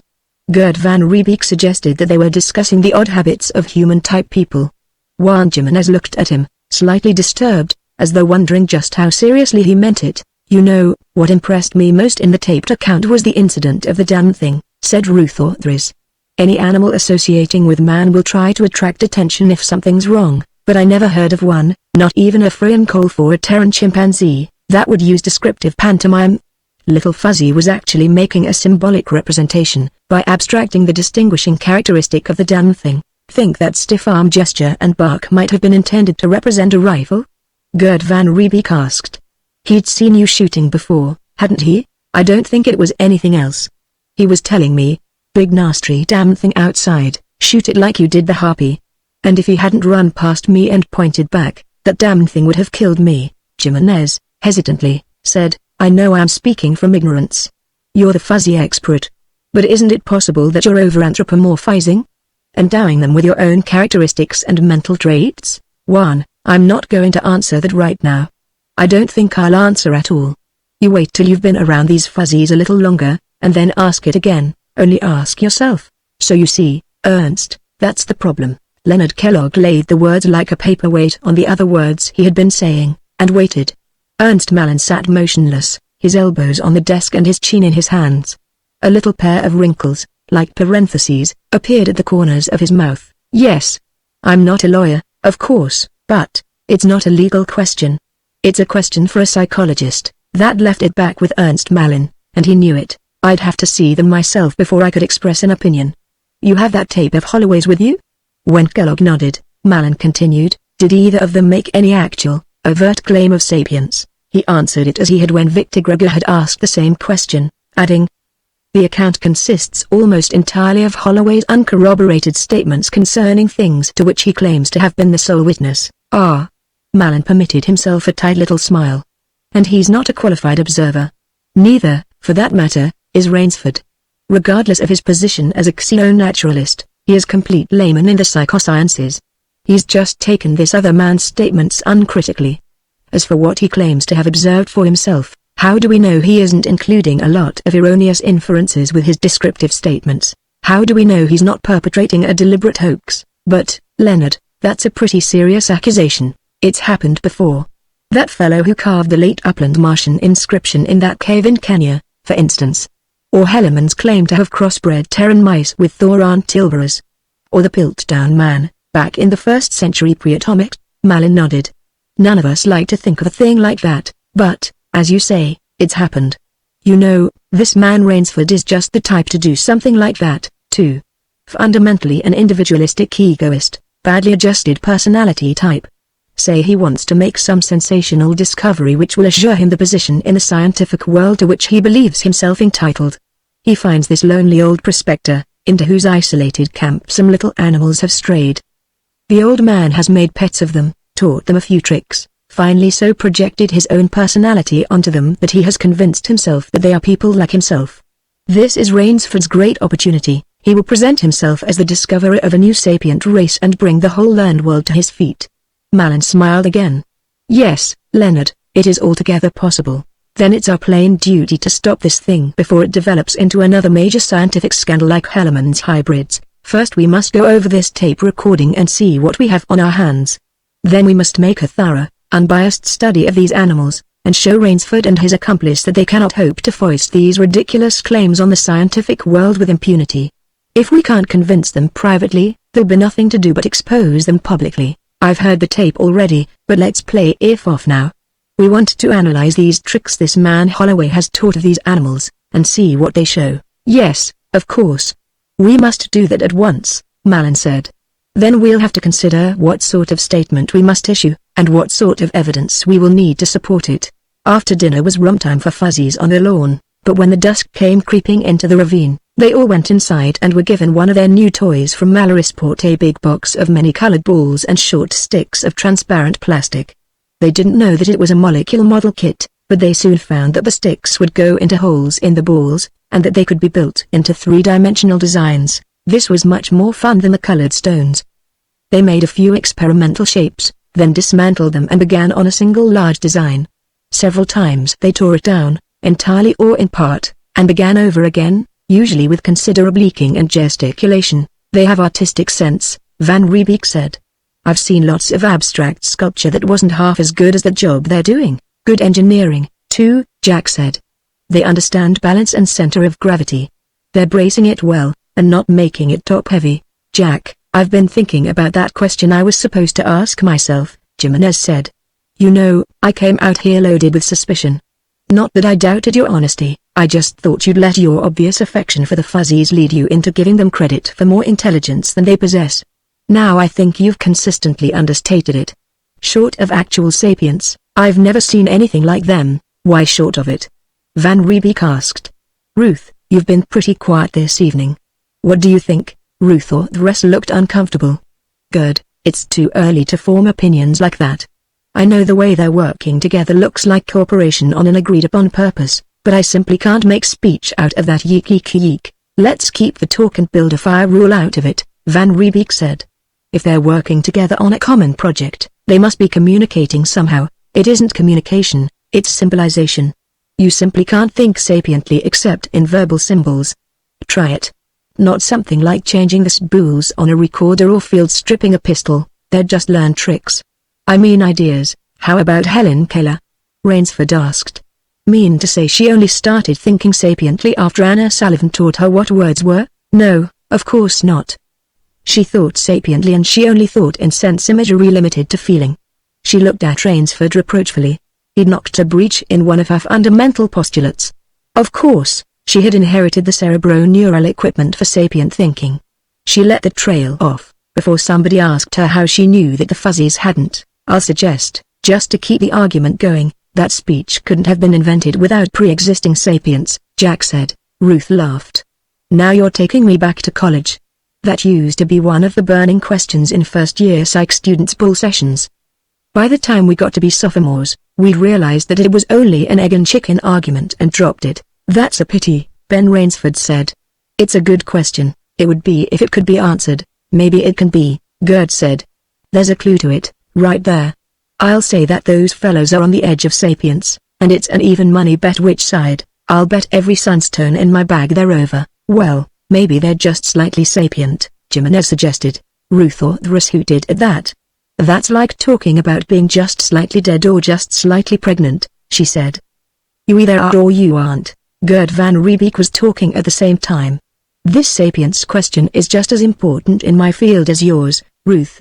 Sapience is the result of evolution by natural selection, just as much as a physical characteristic, and it's the most important step in the evolution of any species, our own included. Wait a minute, Gerd, Rainsford said. Ruth, what do you mean by that? Aren't the degrees of sapience? No. There are degrees of mentation intelligence, if you prefer, just as there are degrees of temperature. When psychology becomes an exact science like physics, we'll be able to calibrate mentation like temperature. But sapience is qualitatively different from non-sapience. It's more than just a higher degree of mental temperature. You might call it a sort of mental boiling point. I think that's a damn good analogy, Rainsford said. But what happens when the boiling point is reached? That's what we have to find out, Van Riebeek told him. That's what I was talking about a moment ago. We don't know any more about how sapients appeared today than we did in the year 0, or in the year 654 pre-atomic for that matter. Wait a minute, Jack interrupted. Before we go any deeper, let's agree on a definition of sapience. Van Riebeek laughed. Ever try to get a definition of life from a biologist? He asked. Or a definition of number from a mathematician? That's about it. Ruth looked at the fuzzies, who were looking at their colored ball construction as though wondering if they could add anything more without spoiling the design. I'd say, a level of mentation qualitatively different from non-sapience in that it includes ability to symbolize ideas and store and transmit them, ability to generalize and ability to form abstract ideas. There, I didn't say a word about talk and build a fire. Did I? Little fuzzy symbolizes and generalizes, Jack said. He symbolizes a damn thing by 3 horns. And he symbolizes a rifle by a long thing that points and makes noises. Rifles kill animals. Harpies and damn things are both animals. If a rifle will kill a harpy, it'll kill a damn thing too. Juan Jimenez had been frowning in thought. He looked up and asked, what's the lowest known sapient race? Yggdrasil cougars, Gerd Van Riebeek said promptly. Any of you ever been on Yggdrasil? I saw a man shot once on Mima, for calling another man a son of a cougar, Jack said. The man who shot him had been on Yggdrasil and knew what he was being called. I spent a couple of years among them, Gerd said. They do build fires, I'll give them that. They char points on sticks to make spears. And they talk. I learned their language, all 82 words of it. I taught a few of the intelligentsia how to use machetes without maiming themselves.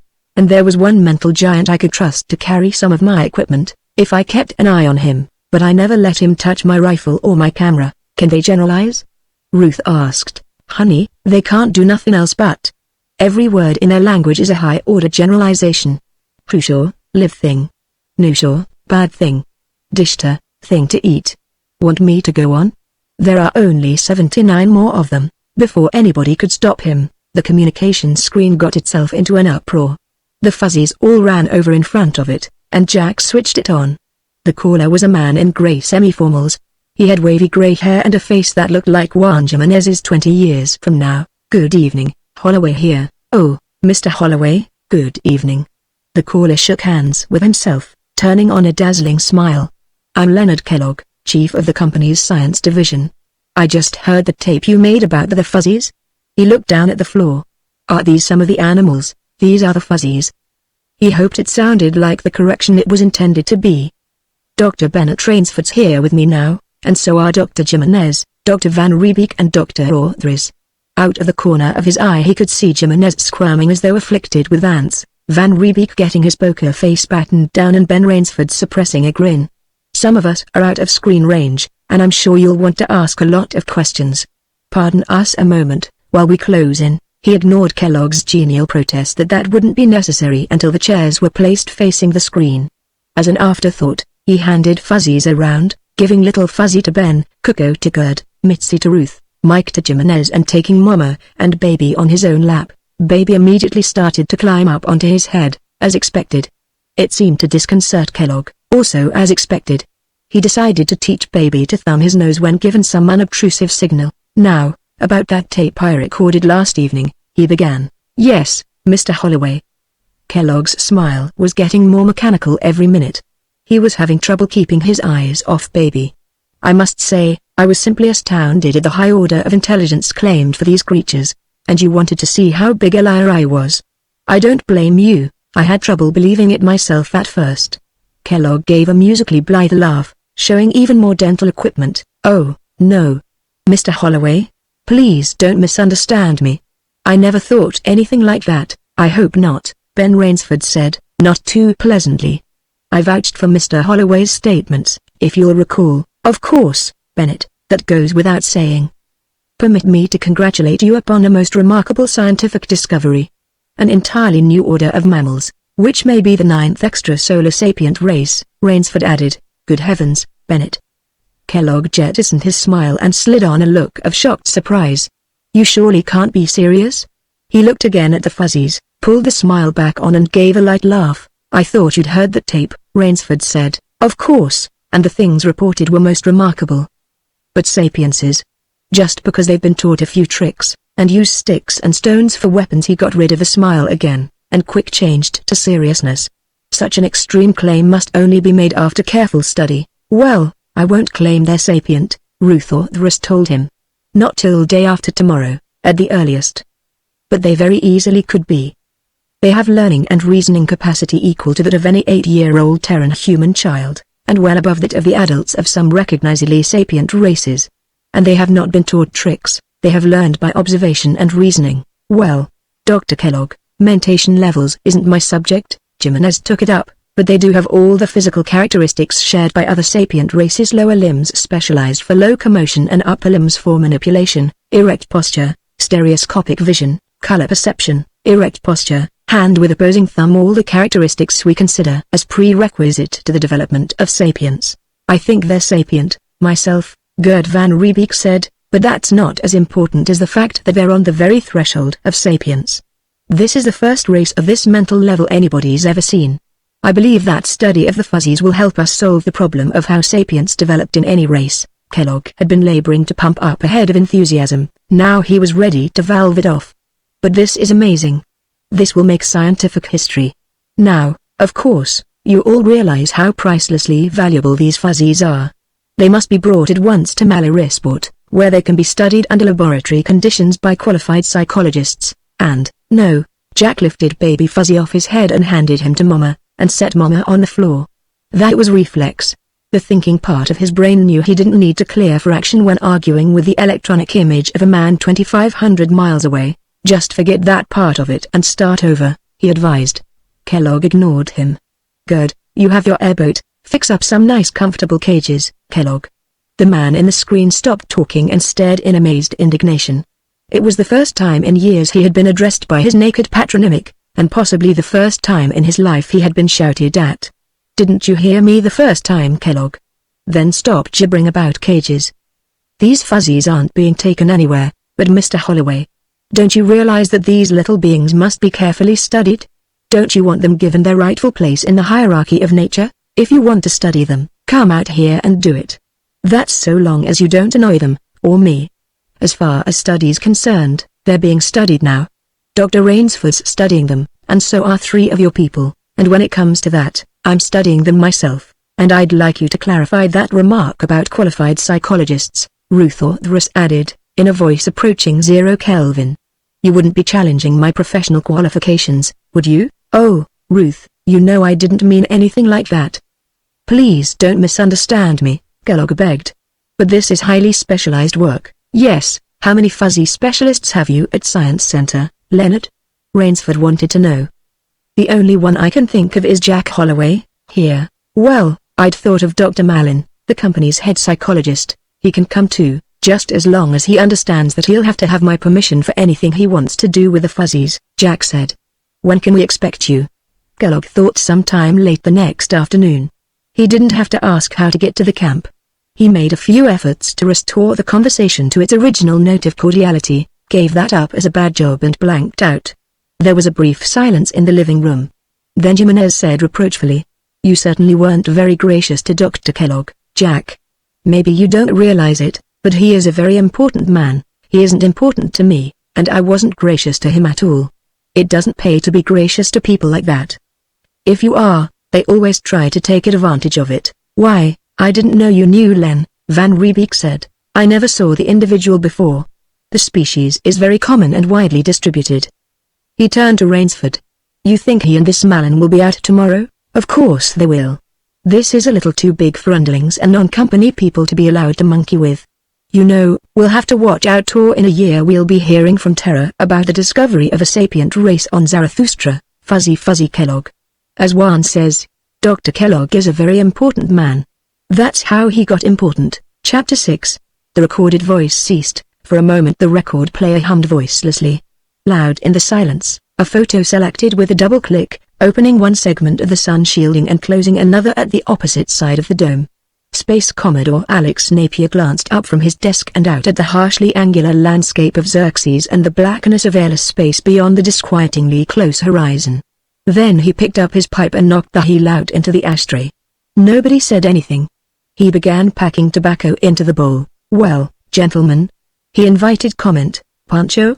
Captain Conrad Grubenfeld, the exec, turned to Lieutenant Ibarra, the chief psychologist. "How reliable is this stuff?" Ibarra asked. "Well, I knew Jack Holloway 30 years ago, on Fenris, when I was just an ensign. He must be past 70 now," he parenthesized. "If he says he saw anything, I'll believe it. And Bennett Rainsford's absolutely reliable, of course. How about the agent?" Ibarra insisted. He and Stephen Elborg, the intelligence officer, exchanged glances. He nodded, and Elborg said, "One of the best. One of our own, Lieutenant J.G., Naval Reserve. You don't need to worry about credibility, Pancho. They sound sapient to me," Ibarra said. "You know, this is something I've always been half hoping and half afraid would happen." "You mean an excuse to intervene in that mess down there?" Grubenfeld asked. Ibarra looked blankly at him for a moment. No, I meant a case of borderline sapience, something our sacred talk and build a fire rule won't cover." "Just how did this come to our attention, Stephen?" "Well, it was transmitted to us from Contact Center in Mallorysport late Friday night. There seemed to be a number of copies of this tape around. Our agent got hold of one of them and transmitted it to Contact Center, and it was relayed onto us, with the agent's comments," Elborg said. "Contact Center ordered a routine surveillance inside Company House and, to play safe, at the residency. At the time, there seemed no reason to give the thing any beta quarters and man-guns treatment, but we got a report on Saturday afternoon Mallorysport time, that Leonard Kellogg had played off the copy of the tape that Juan Jimenez has made for file, and had alerted Victor Grego immediately. Of course, Grego saw the implications at once. He sent Kellogg and the chief company psychologist, Ernst Malin, out to Beta Continent with orders to brand Rainsford's and Holloway's claims as a deliberate hoax. Then the company intends to encourage the trapping of fuzzies for their fur, in hopes that the whole species will be exterminated before anybody can get out from Terra to check on Rainsford's story. I hadn't heard that last detail before. "Well, we can prove it," Elborg assured him. It sounded like a Victor Grego idea. He lit his pipe slowly. Damn it, he didn't want to have to intervene. No Space Navy CO did. Justifying intervention on a colonial planet was too much bother. Always a board of inquiry, often a court-martial. And supersession of civil authority was completely against service doctrine. Of course, there were other and more important tenets of service doctrine. The sovereignty of the Terran Federation for one, and the inviolability of the Federation Constitution. And the rights of extraterrestrials, too. Comrade Grubenfeld, too, seemed to have been thinking about that. If those fuzzies are sapient beings, that whole setup down there is illegal. Company, colonial administration and all, he said. Zarathustra's a Class 4 planet, and that's all you can make out of it. We won't intervene unless we're forced to. Pancho, I think the decision will be largely up to you. Pancho Ibarra was horrified. Good God, Alex. You can't mean that. Who am I? A nobody. All I have is an ordinary MD, and a Psych.D. Why, the best psychological brains in the Federation, aren't on Zarathustra, Pancho. They're on Terra, 500 light-years, 6 months ship voyage each way. Intervention, of course, is my responsibility, but the sapience question is yours. I don't envy you, but I can't relieve you of it. Gert van Riebeek's suggestion that all 3 of the visitors sleep aboard the airboat hadn't been treated seriously at all. Gert himself was accommodated in the spare room of the living hut. Juan Jimenez went with Ben Rainsford to his camp for the night. Ruth Orthrus had the cabin of the boat to herself. Rainsford was on the screen the next morning, while Jack and Gerd and Ruth and the fuzzies were having breakfast. He and Jimenez had decided to take his air jeep and work down from the head of Cold Creek in the belief that there must be more fuzzies around in the woods. Both Gerd and Ruth decided to spend the morning at the camp and get acquainted with the fuzzies on hand. The family had had enough breakfast to leave them neutral on the subject of land prawns, and they were given another of the new toys, a big colored ball. They rolled it around in the grass for a while, decided to save it for their evening romp and took it into the house. Then they began playing aimlessly among some junk in the shed outside the workshop. Once in a while one of them would drift away to look for a prawn, more for sport than food. Ruth and Gerd and Jack were sitting at the breakfast table on the grass, talking idly and trying to think of excuses for not washing the dishes. Mama Fuzzy and Baby were poking about in the tall grass. Suddenly Mamas gave a shrill cry and started back for the shed. chasing Baby ahead of her and slapping him on the bottom with the flat of her chopper digger to hurry him along. Jack started for the house at a run. Gerd grabbed his camera and jumped up on the table. It was Ruth who saw the cause of the disturbance. "Jack. Look, over there." She pointed to the edge of the clearing. Two strange fuzzies. He kept on running, but instead of the rifle he had been going for, he collected his movie camera, two of the spare chopper diggers and some XT3. When he emerged again, the two fuzzies had come into the clearing and stood side by side, looking around. Both were females, and they both carried wooden prawn killers. "You have plenty of film?" he asked Gerd. "Here, Ruth, take this." He handed her his own camera. "Keep far enough away from me to get what I'm doing and what they're doing. I'm going to try to trade with them." He went forward, the steel weapons in his hip pocket and the XT3 in his hand, talking softly and soothingly to the newcomers. When he was as close to them as he could get without stampeding them, he stopped. "Our gang's coming up behind you," Gerd told him. "Regular skirmish line, choppers at high port. Now they've stopped, about 30 feet behind you." He broke off a piece of XT3, put it in his mouth and ate it. Then he broke off 2 more pieces and held them out. The two fuzzies were tempted, but not to the point of rashness. He threw both pieces within a few feet of them. One darted forward, threw a piece to her companion and then snatched the other piece and ran back with it. They stood together, nibbling and making soft delighted noises. His own family seemed to disapprove strenuously of this lavishing of delicacies upon outsiders. However, the two strangers decided that it would be safe to come closer, and soon he had them taking bits of field ration from his hand. Then he took the 2 steel chopper diggers out of his pocket, and managed to convey the idea that he wanted to trade. The two strange fuzzies were incredulously delighted. This was too much for his own tribe. They came up yeeking angrily. The two strange females retreated a few steps, their new weapon ready.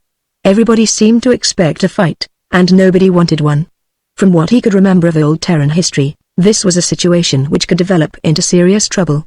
Then Coco advanced, dragging his chopper digger in an obviously pacific manner, and approached the two females, yeeking softly and touching first one and then the other. Then he laid his weapon down and put his foot on it. The two females began stroking and caressing him. Immediately the crisis evaporated. The others of the family came forward, stuck their weapons in the ground and began fondling the strangers. Then they all sat in a circle, swaying their bodies rhythmically and making soft noises. Finally Coco and the two females rose, picked up their weapons and started for the woods. "Jack, stop them," Ruth called out. "They're going away. If they want to go, I have no right to stop them." When they were almost at the edge of the woods, Coco stopped, drove the point of his weapon into the ground and came running back to Pappy Jack, throwing his arms around the human knees and yeeking. Jack stooped and stroked him, but didn't try to pick him up. One of the two females pulled his chopper digger out, and they both came back slowly. At the same time, Little Fuzzy, Mama Fuzzy, Mike and Mitzi came running back. For a while, all the fuzzies embraced one another, yeeking happily. Then they all trooped across the grass and went into the house. "Get that all, Gerd?" he asked. "On film, yes. That's the only way I did, though." "What happened?" "You have just made the first film of intertribal social and mating customs, Zarathustran Fuzzy. This is the family's home. They don't want any strange fuzzies hanging around." They were going to run the girls off. Then Coco decided he liked their looks, and he decided he'd team up with them. That made everything different. The family sat down with them to tell them what a fine husband they were getting and to tell Coco goodbye. Then Coco remembered that he hadn't told me goodbye, and he came back. The family decided that 2 more fuzzies wouldn't be in excess of the carrying capacity of this habitat, seeing what a good provider Pappy Jack is, so now I should imagine they're showing the girls the family treasures. You know, they married into a mighty well-to-do family. The girls were named Goldilocks and Cinderella. When lunch was ready, they were all in the living room, with the screen on. After lunch, the whole gang went into the bedroom for a nap on Pappy Jack's bed. He spent the afternoon developing movie film, while Gerd and Ruth wrote up the notes they had made the day before and collaborated on an account of the adoption. By late afternoon, when they were finished, the fuzzies came out for a frolic and prawn hunt. They all heard the air car before any of the human people did, and they all ran over and climbed up on the bench beside the kitchen door. It was a constabulary cruise car. It landed, and a couple of troopers got out, saying that they'd stopped to see the fuzzies. They wanted to know where the extras had come from. And when Jack told them, they looked at one another. "Next gang that comes along, Call us and keep them entertained till we can get here, one of them said. We want some at the post, for prawns if nothing else. What's George's attitude? He asked. The other night, when he was here, he seemed half scared of them. Ah, he's got over that, one of the troopers said. He called Ben Rainsford. Ben said they were perfectly safe. Hey, Ben says they're not animals, they're people. He started to tell them about some of the things the Fuzzies did. He was still talking when the Fuzzies heard another air car and called attention to it. This time, it was Ben Rainsford and Juan Jimenez. They piled out as soon as they were off contragravity, dragging cameras after them. Jack, there are Fuzzies all over the place up there, Rainsford began, while he was getting out. All headed down this way, regular Volker Wanduang. We saw over 50 of them, 4 families, and individuals and pairs. I'm sure we missed 10 for everyone we saw. We better get up there with the car tomorrow, one of the troopers said. Ben, just where were you? I'll show you on a map. Then he saw Goldilocks and Cinderella. Hey. Where'd you 2 girls come from? I never saw you around here before. There was another clearing across the stream, with a log footbridge and a path to the camp. Jack guided the big airboat down onto it, and put his air jeep alongside with the canopy up. There were 2 men on the forward deck of the boat, Kellogg and another man who would be Ernst Malin. A third man came out of the control cabin after the boat was off contragravity. Jack didn't like Malin. He had a tight, secretive face, with arrogance and bigotry showing underneath. The third man was younger. His face didn't show anything much, but his coat showed a bulge under the left arm. After being introduced by Kellogg, Malin introduced him as Kurt Borch, his assistant. Malin had to introduce Borch again at the camp, not only to Ben Rainsford but also to Van Riebeek, to Jimenez and even to Ruth Orthris, which seemed a little odd. Ruth seemed to think so, too, and Malin hastened to tell her that Borch was with personnel, giving some kind of tests. That appeared to puzzle her even more. None of the 3 seemed happy about the presence of the constabulary troopers, either. They were all relieved when the cruise car lifted out. Kellogg became interested in the Fuzzies immediately, squatting to examine them. He said something to Malin, who compressed his lips and shook his head, saying, "We simply cannot assume sapience until we find something in their behavior which cannot be explained under any other hypothesis. We would be much safer to assume non-sapience and proceed to test that assumption." That seemed to establish the keynote. Kellogg straightened, and he and Malin started one of those "of course I agree, Doctor, but don't you find, on the other hand, that you must agree" sort of arguments, about the difference between scientific evidence and scientific proof. Jimenez got into it to the extent of agreeing with everything Kellogg said, and differing politely with everything Malin said that he thought Kellogg would differ with. Borch said nothing, he just stood and looked at the Fuzzies with ill-concealed hostility. Gerd and Ruth decided to help getting dinner. They ate outside on the picnic table, with the Fuzzies watching them interestedly. Kellogg and Malin carefully avoided discussing them. It wasn't until after dusk, when the Fuzzies brought their ball inside and everybody was in the living room, that Kellogg, adopting a presiding officer manner, got the conversation onto the subject. For some time, without giving anyone else an opportunity to say anything, he gushed about what an important discovery the Fuzzies were. The Fuzzies themselves ignored him and began dismantling the stick and ball construction. For a while Goldilocks and Cinderella watched interestedly, and then they began assisting. Unfortunately, Kellogg continued, so much of our data is in the form of uncorroborated statements by Mr. Holloway. Now, please don't misunderstand me. I don't, myself, doubt for a moment anything Mr. Holloway said on that tape, but you must realize that professional scientists are most reluctant to accept the unsubstantiated reports of what, if you'll pardon me, they think of as non-qualified observers. Oh, rubbish, Leonard.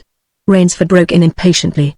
I'm a professional scientist, of a good many more years standing than you, and I accept Jack Holloway's statements. A frontiersman like Jack is a very careful and exact observer.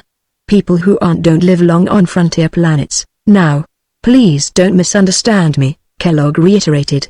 I don't doubt Mr. Holloway's statements. I was just thinking of how they would be received on Terra. I shouldn't worry about that, Leonard. The Institute accepts my reports, and I'm vouching for Jack's reliability. I can substantiate most of what he told me from personal observation. Yes, and there's more than just verbal statements, Gerd Van Riebeek chimed in. A camera is not a non-qualified observer. We have quite a bit of film of the Fuzzies. Oh, yes, there was some mention of movies, Malin said. You don't have any of them developed yet, do you? Quite a lot. Everything except what was taken out in the woods this afternoon. We can run them off right now. He pulled down the screen in front of the gun rack, got the film and loaded his projector. The Fuzzies, who had begun on a new stick and ball construction, were irritated when the lights went out, then wildly excited when Little Fuzzy, digging a toilet pit with a wood chisel, appeared. Little Fuzzy in particular was excited about that. If he didn't recognize himself, he recognized the chisel. Then there were pictures of Little Fuzzy killing and eating land prawns, Little Fuzzy taking the nut off the bolt and putting it on again, and pictures of the others, after they had come in, hunting and at play. Finally, there was the film of the adoption of Goldilocks and Cinderella. What Juan and I got this afternoon, up in the woods, isn't so good, I'm afraid, Rainsford said when the show was over and the lights were on again. Mostly its rear views disappearing into the brush. It was very hard to get close to them in the jeep. Their hearing is remarkably acute. But I'm sure the pictures we took this afternoon will show the things they were carrying wooden prawn killers like the two that were traded from the new ones in that last film. Malin and Kellogg looked at one another in what seemed oddly like consternation. You didn't tell us there were more of them around, Malin said, as though it were an accusation of duplicity. He turned to Kellogg. This alters the situation. Yes, indeed, Ernst, Kellogg burbled delightedly. This is a wonderful opportunity. Mr. Holloway, I understand that all this country up here is your property, by land grant purchase. That's right, isn't it? Well, would you allow us to camp on that clearing across the run, where our boat is now? We'll get prefab huts. Red Hill's the nearest town, isn't it? And have a company construction gang set them up for us, and we won't be any bother at all to you. We had only intended staying tonight on our boat, and returning to Mallorysport in the morning, but with all these Fuzzies swarming around in the woods, we can't think of leaving now. You don't have any objection, do you? He had lots of objections. The whole business was rapidly developing into an acute pain in the neck for him. But if he didn't let Kellogg camp across the run, the three of them could move 70 or 80 miles in any direction and be off his land. He knew what they'd do then. They'd live trap or sleep gas Fuzzies, they'd put them in cages, and torment them with maze and electric shock experiments, and kill a few for dissection, or maybe not bother killing them first. On his own land, if they did anything like that, he could do something about it. Not at all. I'll have to remind you again, though, that you're to treat these little people with consideration. Oh, we won't do anything to your Fuzzies, Malin said. You won't hurt any Fuzzies. Not more than once, anyhow. The next morning, during breakfast, Kellogg and Kurt Borch put in an appearance, Borch wearing old clothes and field boots and carrying his pistol on his belt. They had a list of things they thought they would need for their camp. Neither of them seemed to have more than the foggiest notion of camp requirements. Jack made some suggestions which they accepted. There was a lot of scientific equipment on the list, including an X-ray machine. He promptly ran a pencil line through that. We don't know what these Fuzzies' level of radiation tolerance is. We're not going to find out by overdosing one of my Fuzzies. Somewhat to his surprise, neither of them gave him any argument. Gerd and Ruth and Kellogg borrowed his air jeep and started north. He and Borch went across the run to make measurements after Rainsford and Jimenez arrived and picked up Malin. Borch took off soon after with the boat for Red Hill. Left alone, he loafed around the camp, and developed the rest of the movie film, making 3 copies of everything. Toward noon, Borch brought the boat back, followed by a couple of scow-like farm boats. In a few hours, the company construction men from Red Hill had the new camp set up. Among other things, they brought 2 more air jeeps. The 2 jeeps returned late in the afternoon, everybody excited. Between them, the parties had seen almost 100 Fuzzies, and had found 3 camps, 2 among rocks and 1 in a hollow pool ball tree. All 3 had been spotted by belts of filled-in toilet pits around them, 2 had been abandoned and the 3rd was still occupied. Kellogg insisted on playing host to Jack and Rainsford for dinner at the camp across the run. The meal, because everything had been brought ready cooked and only needed warming, was excellent. Returning to his own camp with Rainsford, Jack found the Fuzzies finished with their evening meal and in the living room, starting a new construction. He could think of no other name for it with the molecule model balls and sticks. Goldilocks left the others and came over to him with a couple of balls fastened together, holding them up with one hand while she pulled his trouser leg with the other. Yes, I see. It's very beautiful, he told her. She tugged harder and pointed at the thing the others were making. Finally, he understood. She wants me to work on it, too, he said. Ben, you know where the coffee is, fix us a pot. I'm going to be busy here. He sat down on the floor, and was putting sticks and balls together when Ben brought in the coffee. This was more fun than he'd had in a couple of days. He said so while Ben was distributing XT3 to the fuzzies. Yes, I ought to let you kick me all around the camp for getting this started, Rainsford said, pouring the coffee. I could make some excuses, but they'd all sound like I didn't know it was loaded. Hell, I didn't know it was loaded, either. He rose and took his coffee cup, blowing on it to cool it. What do you think Kellogg's up to, anyhow? That whole act he's been putting on since he came here is phony as a 9-sol bill. What I told you, evening before last, Rainsford said. He doesn't want non-company people making discoveries on Zarathustra. You notice how hard he and Malin are straining to talk me out of sending a report back to Terra before he can investigate the fuzzies? He wants to get his own report in first. Well, the hell with him. You know what I'm going to do?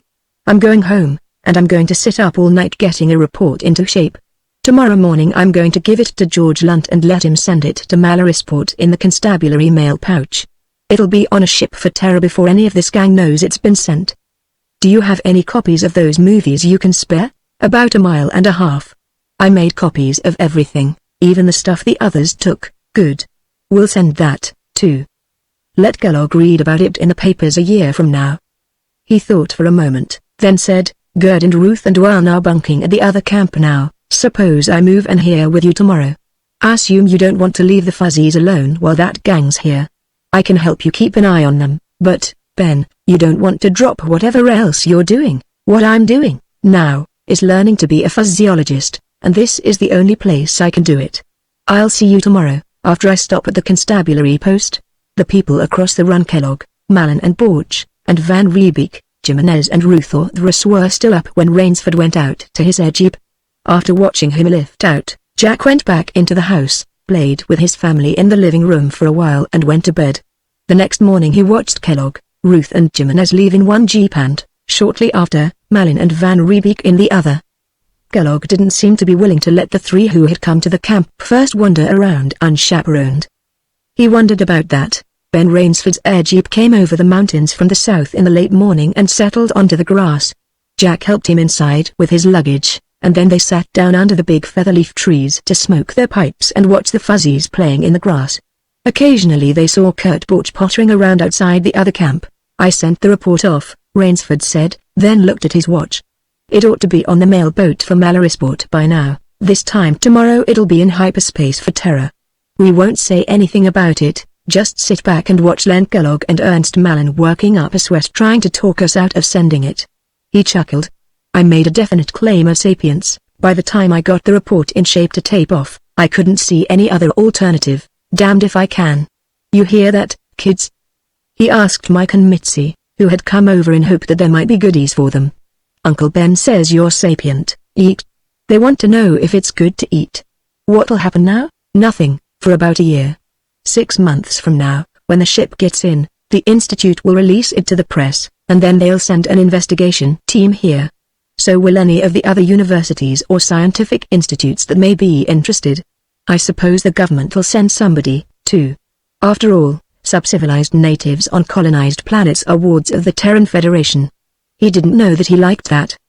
The less he had to do with the government the better, and his fuzzies were wards of Pappy Jack Holloway. He said as much. Rainsford picked up Mitzi and stroked her. Nice fur, he said. Fur like that would bring good prices. It will, if we don't get these people recognized as sapient beings. He looked across the run at the new camp and wondered. Maybe Leonard Kellogg saw that, too, and saw profits for the company in fuzzy fur. The air jeeps returned in the middle of the afternoon, first Malin's, and then Kellogg's. Everybody went inside. An hour later, a constabulary car landed in front of the Kellogg camp. George Lunt and Ahmed Kadra got out. Kellogg came outside, spoke with them and then took them into the main living hut. Half an hour later, the lieutenant and the trooper emerged, lifted their car across the run and set it down on the lawn. The fuzzies ran to meet them, possibly expecting more whistles, and followed them into the living room. Lunt and Kadra took off their berets, but made no move to unbuckle their gun belts. We got your package off all right, Ben, Lunt said. He sat down and took Goldilocks on his lap. Immediately Cinderella jumped up, also. Jack, what the hell's that gang over there up to anyhow? You got that, too? You can smell it on them for a mile, against the wind. In the first place, that Borch. I wish I could get his prints. I'll bet we have them on file. And the whole gang's trying to hide something, and what they're trying to hide is something they're scared of, like a body in a closet. When we were over there, Kellogg did all the talking. Anybody else who tried to say anything got shut up fast. Kellogg doesn't like you, Jack, and he doesn't like Ben. And he doesn't like the Fuzzies.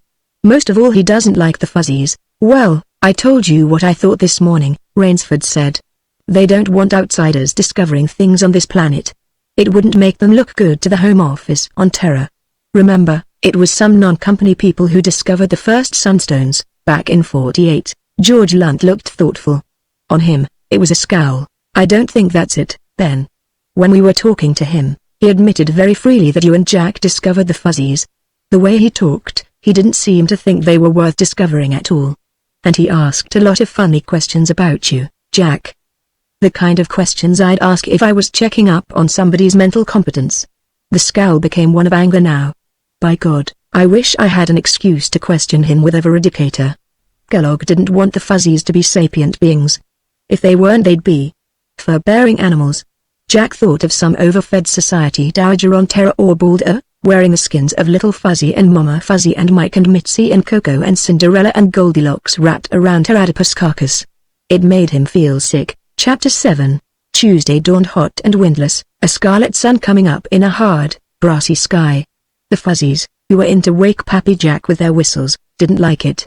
They were edgy and restless. Maybe it would rain today after all. They had breakfast outside on the picnic table, and then Ben decided he'd go back to his camp and pick up a few things he hadn't brought and now decided he needed. My hunting rifle's one, he said, and I think I'll circle down to the edge of the brush country and see if I can pick off a zebralope. We ought to have some more fresh meat. So, after eating, Rainsford got into his jeep and lifted away. Across the run, Kellogg and Malin were walking back and forth in front of the camp, talking earnestly. When Ruth Orthrus and Gerd Van Riebeek came out, they stopped, broke off their conversation and spoke briefly with them. Then Gerd and Ruth crossed the footbridge and came up the path together. The Fuzzies had scattered, by this time, to hunt prawns. Little Fuzzy and Coco and Goldilocks ran to meet them. Ruth picked Goldilocks up and carried her, and Coco and Little Fuzzy ran on ahead. They greeted Jack, declining coffee. Ruth sat down in a chair with Goldilocks. Little Fuzzy jumped up on the table and began looking for goodies, and when Gerd stretched out on his back on the grass, Coco sat down on his chest. Goldilocks is my favorite Fuzzy, Ruth was saying. She is the sweetest thing. Of course, they're all pretty nice. I can't get over how affectionate and trusting they are. The ones we saw out in the woods were so timid. Well, the ones out in the woods don't have any Pappy Jack to look after them, Gerd said. I'd imagine they're very affectionate among themselves, but they have so many things to be afraid of. You know, there's another prerequisite for sapience. It develops in some small, relatively defenseless, animal surrounded by large and dangerous enemies he can't outrun or outfight. So, to survive, he has to learn to outthink them. Like our own remote ancestors, or like Little Fuzzy, he had his choice of getting sapient or getting exterminated. Ruth seemed troubled. Gerd, Dr. Malin has found absolutely nothing about them that indicates true sapience. Oh, Malin be bloodied, he doesn't know what sapience is any more than I do. And a good deal less than you do, I'd say. I think he's trying to prove that the Fuzzies aren't sapient. Ruth looked startled. What makes you say that? It's been sticking out all over him ever since he came here. You're a psychologist, don't tell me you haven't seen it. Maybe if the Fuzzies were proven sapient it would invalidate some theory he's gotten out of a book, and he'd have to do some thinking for himself. He wouldn't like that.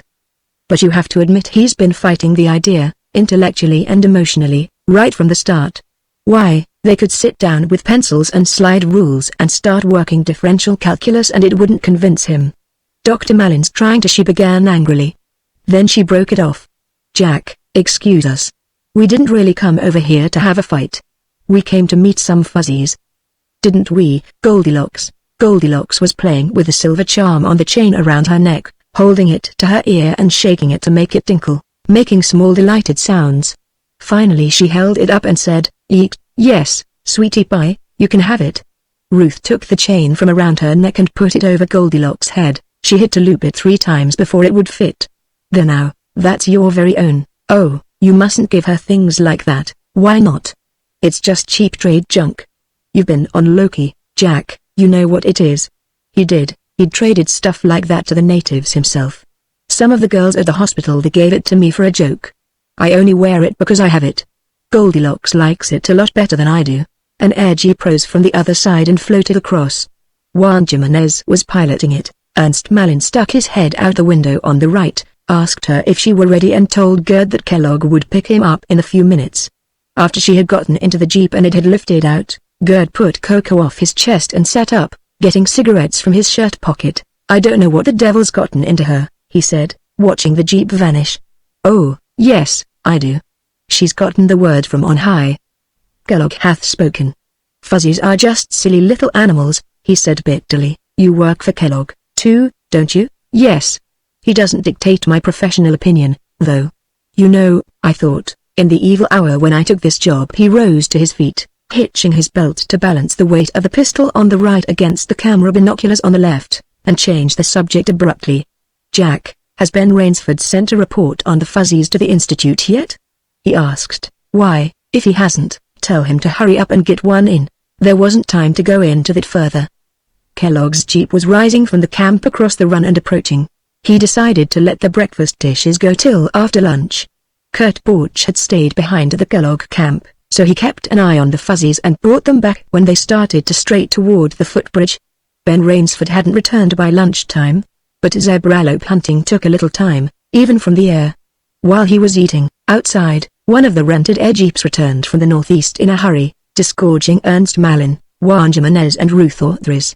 Kurt Borch came hurrying out. They talked for a few minutes, and then they all went inside. A little later, the second jeep came in, even faster, and landed. Kellogg and Van Riebeek hastened into the living hut. There wasn't anything more to see.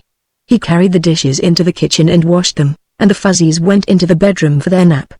He was sitting at the table in the living room when Gerd Van Riebeek knocked on the open door. "Jack, can I talk to you for a minute?" he asked. "Sure. Come in." Van Riebeek entered, unbuckling his gun belt. He shifted a chair so that he could see the door from it, and laid the belt on the floor at his feet when he sat down. Then he began to curse Leonard Kellogg in 4 or 5 languages. "Well, I agree, in principle. Why in particular, though? You know what that son of a cougar is doing?" Gerd asked. He and that he used a couple of Cheshire words, viler than anything in lingua terra. "That quackhead shrinker, Malin, are preparing a report, accusing you and Ben Rainsford of perpetrating a deliberate scientific hoax. You taught the Fuzzies some tricks. You and Rainsford, between you, made those artifacts yourselves, and the two of you are conspiring to foist the Fuzzies off as sapient beings. Jack, if it weren't so goddamn stinking contemptible, it would be the biggest joke of the century. I take it they wanted you to sign this report, too?" "Yes, and I told Kellogg he could. What Kellogg could do, it seemed, was both appalling and physiologically impossible." He cursed again, and then lit a cigarette and got hold of himself. "Here's what happened. Kellogg and I went up that stream, about 20 miles down Cold Creek, the one you've been working on, and up onto the high flat to a spring and a stream that flows down in the opposite direction. Know where I mean? Well, we found where some Fuzzies had been camping, among a lot of fallen timber. And we found a little grave, where the Fuzzies had buried one of their people." He should have expected something like that, and yet it startled him. "You mean, they bury their dead?" "What was the grave like?" "A little stone cairn, about 1.5 feet by 3 feet high.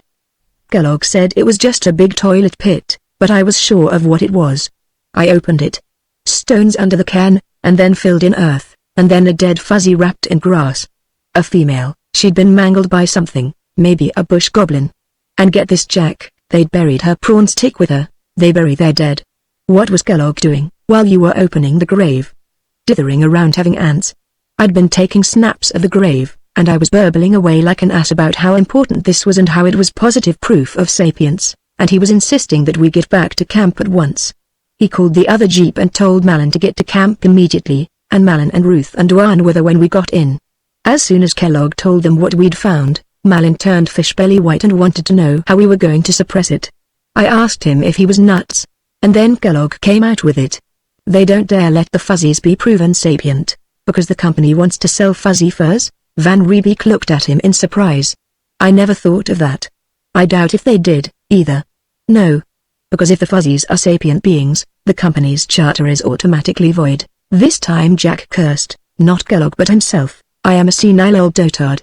Good Lord, I know colonial law. I've been skating on the edge of it on more planets than you're years old. And I never thought of that, Why, of course it would. Where are you now? With the company, by the way. Out, but I couldn't care less. I have enough in the bank for the trip back to Terra, not counting what I can raise on my boat and some other things. Xenonaturalists don't need to worry about finding jobs. There's Ben's outfit, for instance. And, brother, when I get back to Terra, what I'll spill about this deal, if you get back. If you don't have an accident before you get on the ship. He thought for a moment. Know anything about geology? Why, some. I have to work with fossils. I'm as much a paleontologist as a zoologist. Why, how'd you like to stay here with me and hunt fossil jellyfish for a while? We won't make twice as much, together, as I'm making now, but you can look one way while I'm looking the other, and we may both stay alive longer that way. You mean that, Jack? I said it, didn't I? Van Riebeek rose and held out his hand. Jack came around the table and shook it. Then he reached back and picked up his belt, putting it on. Better put yours on, too, partner. Borch is probably the only one we'll need a gun for, but... Van Riebeek buckled on his belt, then drew his pistol and worked the slide to load the chamber. What are we going to do? He asked. Well, we're going to try to handle it legally. Fact is, I'm even going to call the cops. He punched out a combination on the communication screen. It lighted and opened a window into the constabulary post. The sergeant who looked out of it recognized him and grinned. Hi, Jack. How's the family? He asked. I'm coming up, one of these evenings, to see them. You can see some now. Coco and Goldilocks and Cinderella were coming out of the hall from the bedroom. He gathered them up and put them on the table. The sergeant was fascinated. Then he must have noticed that both Jack and Gerd were wearing their guns in the house. His eyes narrowed slightly. You got problems, Jack? He asked. Little ones, they may grow, though. I have some guests here who have outstayed their welcome. For the record, better make it that I have squatters I want evicted. If there were a couple of blue uniforms around, maybe it might save me the price of a few cartridges. I read you. George was mentioning that you might regret inviting that gang to camp on you. He picked up a handphone. Calderon to car 3, he said. Do you read me, 3? Well, Jack Holloway's got a little squatter trouble. Yeah, that's it. He's ordering them off his grant, and he thinks they might try to give him an argument. Yeah, sure, peace-loving Jack Holloway, that's him. Well, go chase his squatters for him, and if they give you anything about being company big wheels, we don't care what kind of wheels they are, just so's they start rolling. He replaced the phone. Look for them in about an hour, Jack. Why, thanks, Phil. Drop in some evening when you can hang up your gun and stay a while. He blanked the screen and began punching again.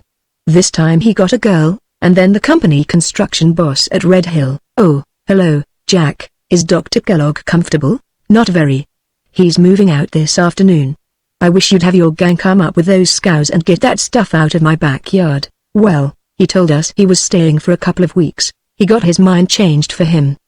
He's to be off my land by sunset. The company man looked troubled. Jack, you haven't been having trouble with Dr. Kellogg, have you? He asked. He's a big man with the company, that's what he tells me. You'll still have to come and get that stuff, though. He blanked the screen. You know, he said, I think it would be no more than fair to let Kellogg in on this. What's his screen combination? Gerd supplied it, and he punched it out. One of those tricky special company combinations. Kurt Borch appeared in the screen immediately. I want to talk to Kellogg. Dr. Kellogg is very busy, at present. He's going to be a damned sight busier. This is moving day. The whole gang of you have till 1800 to get off my grant. Borch was shoved aside, and Kellogg appeared. What's this nonsense? He demanded angrily. You're ordered to move. You want to know why? I can let Gerd Van Riebeek talk to you. I think there are a few things he's forgotten to call you. You can't order us out like this. Why, you gave us permission. Permission cancelled. I've called Mike Hennon in Red Hill. He's sending his scows back for the stuff he brought here. Lieutenant Lunt will have a couple of troopers here, too. I'll expect you to have your personal things aboard your railboat when they arrive. He blanked the screen while Kellogg was trying to tell him that it was all a misunderstanding. I think that's everything. It's quite a while till sundown, he added, but I move for suspension of rules while we pour a small libation to sprinkle our new partnership. Then we can go outside and observe the enemy. There was no observable enemy action when they went out and sat down on the bench by the kitchen door. Kellogg would be screening Mike Hennon in the constabulary post for verification, and there would be a lot of gathering up and packing to do. Finally, Kurt Borch emerged with a contragravity lifter piled with boxes and luggage, and Jimenez walking beside to steady the load. Jimenez climbed up onto the airboat and Borch floated the load up to him and then went back into the huts. This was repeated several times. In the meantime, Kellogg and Malin seemed to be having some sort of exchange of recriminations in front. Ruth Orthrus came out, carrying a briefcase, and sat down on the edge of a table under the awning. Neither of them had been watching the fuzzies, until they saw one of them start down the path toward the footbridge, a glint of silver at the throat identifying Goldilocks. "Look at that fool kid, you stay put, Gerd, and I'll bring her back." He started down the path. By the time he had reached the bridge, Goldilocks was across and had vanished behind one of the air jeeps parked in front of the Kellogg camp. When he was across and within 20 feet of the vehicle, he heard a sound across and within 20 feet of the vehicle. He heard a sound he had never heard before, a shrill, thin shriek, like a file on saw teeth. At the same time, Ruth's voice screamed, "Don't. Leonard, stop that." As he ran around the jeep, the shrieking broke off suddenly. Goldilocks was on the ground, her fur reddened. Kellogg stood over her, one foot raised. He was wearing white shoes, and they were both spotted with blood. He stamped the foot down on the little bleeding body, and then Jack was within reach of him, and something crunched under the fist he drove into Kellogg's face. Kellogg staggered and tried to raise his hands. He made a strangled noise, and for an instant the idiotic thought crossed Jack's mind that he was trying to say, "Now, please don't misunderstand me." He caught Kellogg's shirt front in his left hand, and punched him again in the face, and again, and again. He didn't know how many times he punched Kellogg before he heard Ruth Orthrus' voice. "Jack. Watch out. Behind you." He let go of Kellogg's shirt and jumped aside, turning and reaching for his gun. Kurt Borch, 20 feet away, had a pistol drawn and pointed at him. His first shot went off as soon as the pistol was clear of the holster. He fired the second while it was still recoiling. There was a spot of red on Borch's shirt that gave him an aiming point for the third. Borch dropped the pistol he hadn't been able to fire, and started folding at the knees and then at the waist. He went down in a heap on his face. Behind him, Gert van Riebeek's voice was saying, "Hold it, all of you, get your hands up." "You, too, Kellogg." Kellogg, who had fallen, pushed himself erect. Blood was gushing from his nose, and he tried to stanch it on the sleeve of his jacket. As he stumbled toward his companions, he blundered into Ruth Orthrus, who pushed him angrily away from her. Then she went to the little crushed body, dropping to her knees beside it and touching it. The silver charm bell on the neck chain jingled faintly.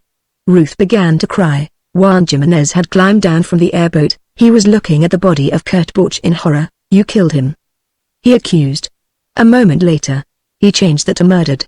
Then he started to run toward the living hut. Gert van Riebeek fired a bullet into the ground ahead of him, bringing him up short. "You'll stop the next one, Juan," he said. "Go help Dr. Kellogg, he got himself hurt. Call the constabulary," Malin was saying. "Ruth, you go, they won't shoot at you, don't bother. I called them. Remember?"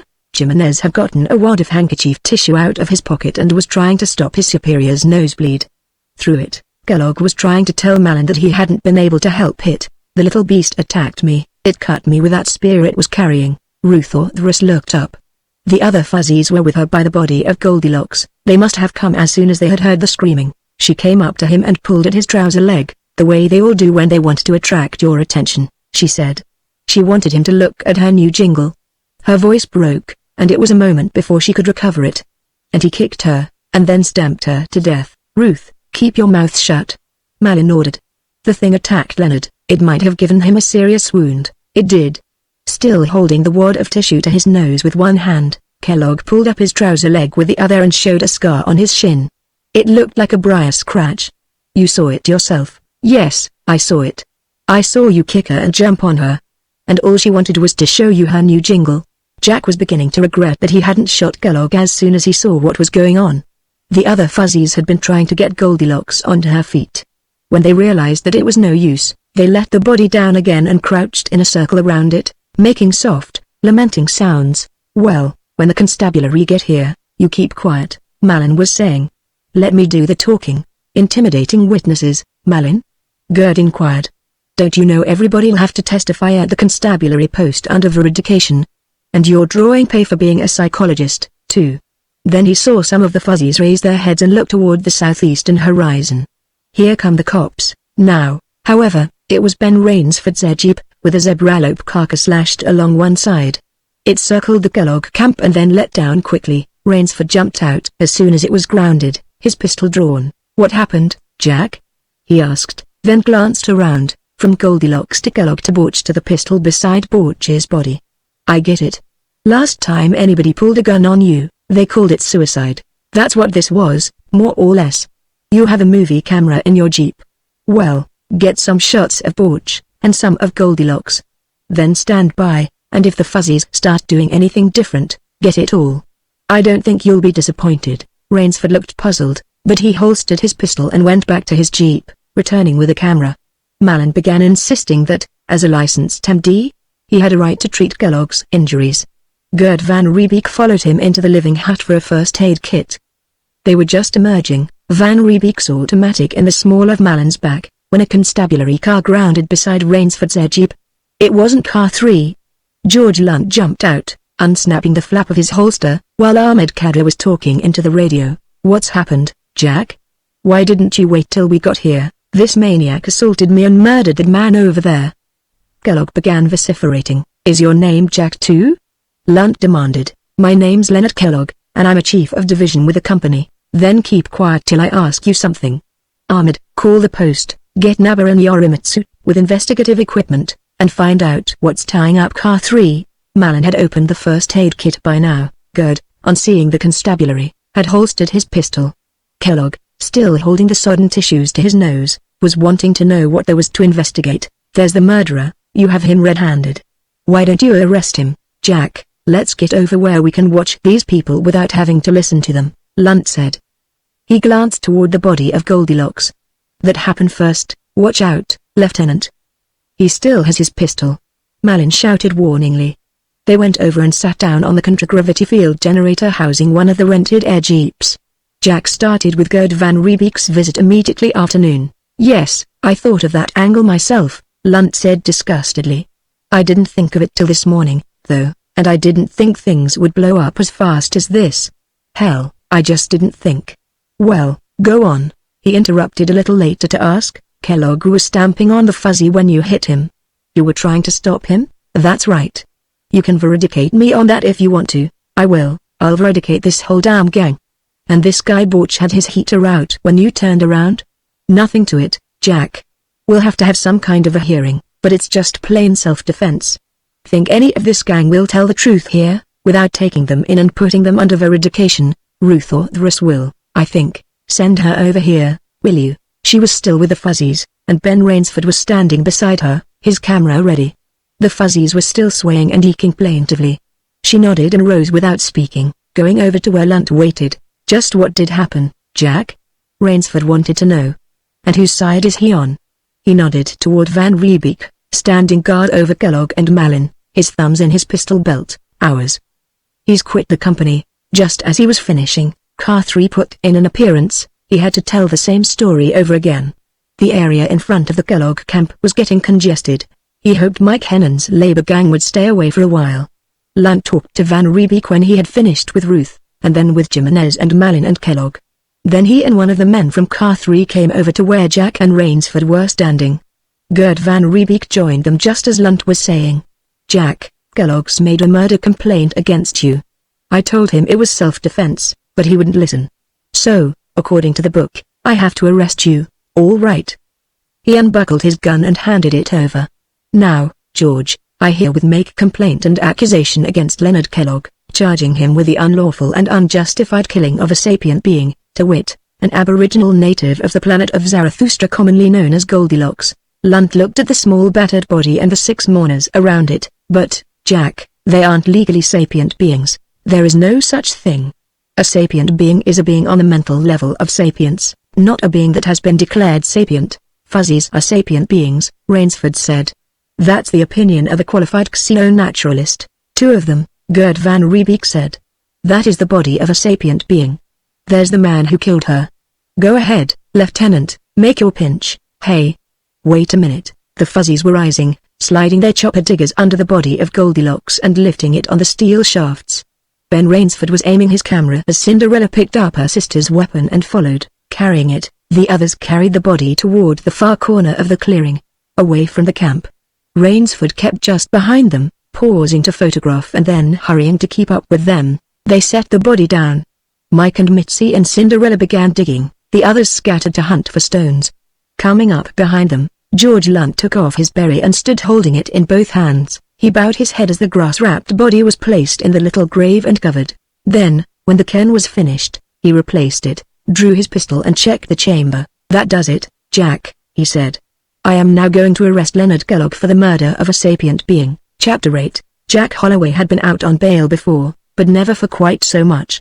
It was almost worth it, though, to see Leslie Coombs's eyes widen and Muhammad Ali O'Brien's jaw drop when he dumped the bag of sunstones, blazing with the heat of the day and of his body, on George Lunt's magisterial bench and invited George to pick out 25,000 souls worth. Especially after the production Coombs had made of posting Kellogg's bail with one of those pre-certified company checks. He looked at the whiskey bottle in his hand, and then reached into the cupboard for another one. One for Gus Branhard, and one for the rest of them. There was a widespread belief that that was why Gustavus Adolphus Branhard was practicing sporadic law out here in the boondocks of a boondock planet, defending gunfighters and Veldbest rustlers. It wasn't. Nobody on Zarathustra knew the reason, but it wasn't whiskey. Whiskey was only the weapon with which Gus Branhard fought off the memory of the reason. He was in the biggest chair in the living room, which was none too ample for him, a mountain of a man with tousled grey-brown hair, his broad face masked in a tangle of grey-brown beard. He wore a faded and grimy bush jacket with clips of rifle cartridges on the breast, no shirt and a torn undershirt over a shag of grey-brown chest hair. Between the bottoms of his shorts and the tops of his ragged hose and muddy boots, his legs were covered with hair. Baby Fuzzy was sitting on his head, and Mama Fuzzy was on his lap. Mike and Mitzi sat one on either knee. The Fuzzies had taken instantly to Gus. "Bet they thought he was a big fuzzy," he rumbled, as the bottle and glass were placed beside him. "Been staying alive for hours hoping for this. Well, don't let any of the kids get at it. Little Fuzzy trying to smoke pipes is bad enough. I don't want any dipsos in the family, too." Gus filled the glass. To be on the safe side, he promptly emptied it into himself. "You got a nice family, Jack. Make a wonderful impression in court as long as baby doesn't try to sit on the judge's head. Any jury that sees them and hears that O'Driscoll's story will acquit you from the box, with a vote of censure for not shooting Kellogg, too. I'm not worried about that. What I want is Kellogg convicted." "You better worry, Jack," Rainsford said. "You saw the combination against us at the hearing. Leslie Coombs, the company's top attorney, had come out from Mallorysport in a yacht rated at Mach 6, and he must have crowded it to the limit all the way. With him, almost on a leash, had come Muhammad Ali O'Brien, the colonial attorney general, who doubled as chief prosecutor. They had both tried to get the whole thing dismissed self-defense for Holloway, and killing an unprotected wild animal for Kellogg. When that had failed, they had teamed in flagrant collusion to fight the inclusion of any evidence about the Fuzzies. After all, it was only a complaint court. Lieutenant Lunt, as a police magistrate, had only the most limited powers. "You saw how far they got, didn't you? I hope we don't wish they'd succeeded," Rainsford said gloomily. "What do you mean, Ben?" Branhard asked. "What do you think they'll do?" "I don't know. That's what worries me. We're threatening the Zarathustra company, and the company's too big to be threatened safely," Rainsford replied. "They'll try to frame something on Jack, with veridication." "That's ridiculous, Ben. Don't you think we can prove sapience?" Gert van Riebeek demanded. "Who's going to define sapience? And how?" Rainsford asked. "Why, between them, Coombs and O'Brien can even agree to accept the talk and build a fire rule, ha. Branhard was positive. "Court ruling on that, about 40 years ago, on Vishnu. Infanticide case, woman charged with murder in the death of her infant child. Her lawyer moved for dismissal on the grounds that murder is defined as the killing of a sapient being. A sapient being is defined as one that can talk and build a fire, and a newborn infant can do neither. Motion denied. The court ruled that while ability to speak and produce fire is positive proof of sapience, inability to do either or both does not constitute legal proof of non-sapience. If O'Brien doesn't know that, and I doubt if he does, Coombs will." Branhard poured another drink and gulped it before the sapient beings around him could get at it. "You know what? I will make a small wager, and I will even give odds, that the first thing Ham O'Brien does when he gets back to Mallorysport will be to enter nolle prosequi on both charges. What I'd like would be for him to nolle pros Kellogg and let the charge against Jack go to court. He would be dumb enough to do that himself, but Leslie Coombs wouldn't let him. But if he throws out the Kellogg case, that's it, Gert Van Riebeek said. When Jack comes to trial, nobody'll say a mumbling word about sapience. I will, and I will not mumble it. You will that no colonial law on homicide. In the case of any person killed while in commission of a felony, no prosecution may be brought in any degree, against anybody. I'm going to contend that Leonard Kellogg was murdering a sapient being, that Jack Holloway acted lawfully in attempting to stop it, and that when Kurt Borch attempted to come to Kellogg's assistance he, himself, was guilty of felony, and consequently any prosecution against Jack Holloway is illegal. And to make that contention stick, I shall have to say a great many words, and produce a great deal of testimony, about the sapience of fuzzies. It'll have to be expert testimony, Rainsford said. The testimony of psychologists. I suppose you know that the only psychologists on this planet are employed by the Chartered Zarathustra Company. He drank what was left of his highball, looked at the bits of ice in the bottom of his glass and then rose to mix another one. I'd have done the same as you did, Jack, but I still wish this hadn't happened, huh? Mama Fuzzy looked up, startled by the exclamation. What do you think Victor Grego's wishing, right now? Victor Grego replaced the handphone. Leslie, on the yacht, he said. They're coming in now. They'll stop at the hospital to drop Kellogg, and then they're coming here. Nick Emmett nibbled a canapé. He had reddish hair, pale eyes and a wide, bovine face. Holloway must have done him up pretty badly, he said. I wish Holloway'd killed him. He blurted it angrily, and saw the resident general's shocked expression. You don't really mean that, Victor? The devil I don't. He gestured at the recorder player, which had just finished the tape of the hearing, transmitted from the yacht at 60 speed. That's only a teaser to what'll come out at the trial. You know what the company's epitaph will be? Kicked to death, along with a fuzzy, by Leonard Kellogg. Everything would have worked out perfectly if Kellogg had only kept his head and avoided collision with Holloway. Why, even the killing of the fuzzy and the shooting of Borch, inexcusable as that had been, wouldn't have been so bad if it hadn't been for that asinine murder complaint. That was what had provoked Holloway's counter-complaint, which was what had done the damage. And, now that he thought of it, it had been one of Kellogg's people, Van Riebeek, who had touched off the explosion in the first place. He didn't know Van Riebeek himself, but Kellogg should have, and he had handled him the wrong way. He should have known what Van Riebeek would go along with and what he wouldn't. But, Victor, they won't convict Leonard of murder, Emmett was saying. Not for killing one of those little things. Murder shall consist of a deliberate and unjustified killing of any sapient being, of any race. He quoted. That's the law. If they can prove in court that the fuzzies are sapient beings, then, some morning, a couple of deputy marshals would take Leonard Kellogg out in a jail yard and put a bullet through the back of his head, which, in itself, would be no loss. The trouble was, they would also be shooting an irreparable hole in the Zarathustra Company's charter. Maybe Kellogg could be kept out of court, at that. There wasn't a ship blasted off from the Rias without a couple of drunken spacemen being hustled aboard at the last moment. With the job Holloway must have done, Kellogg should look just right as a drunken spaceman. The 25,000 souls bond could be written off, that was pennies to the company. No, that would still leave them stuck with the Holloway trial. You want me out of here when the others come, Victor? Emmett asked, popping another canapé into his mouth. No, sit still. This will be the last chance we'll have to get everybody together. After this, we'll have to avoid anything that'll look like collusion. Well, anything I can do to help, you know that, Victor, Emmett said. Yes, he knew that. If worst came to utter worst and the company charter were invalidated, he could still hang on here, doing what he could to salvage something out of the wreckage if not for the company, then for Victor Grego. But if Zarathustra were reclassified, Nick would be finished. His title, his social position, his sinecure, his grafts and perquisites, his alias shrouded company expense account all out to the airlock.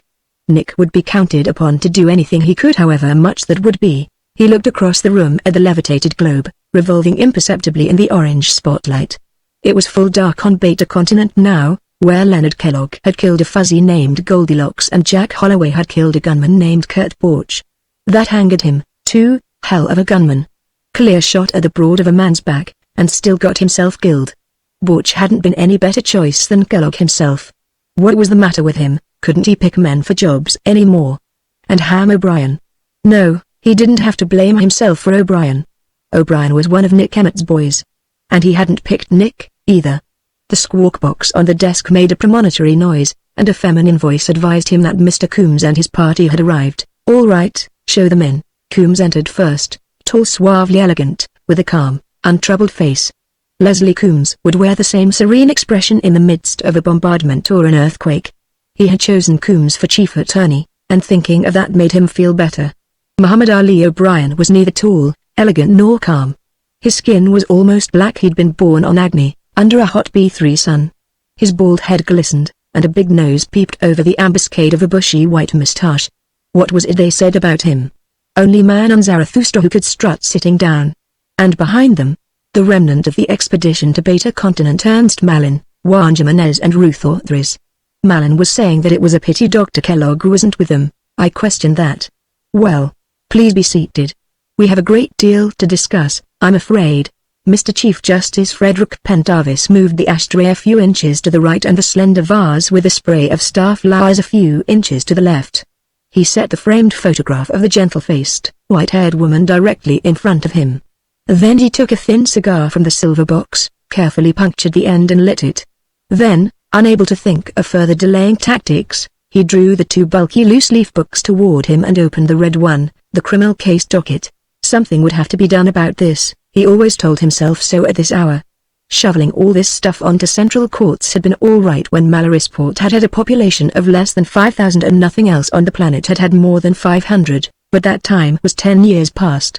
The Chief Justice of a planetary colony shouldn't have to wade through all this to see who had been accused of blotting the brand on a Veldbest calf or who'd taken a shot at whom in a barroom.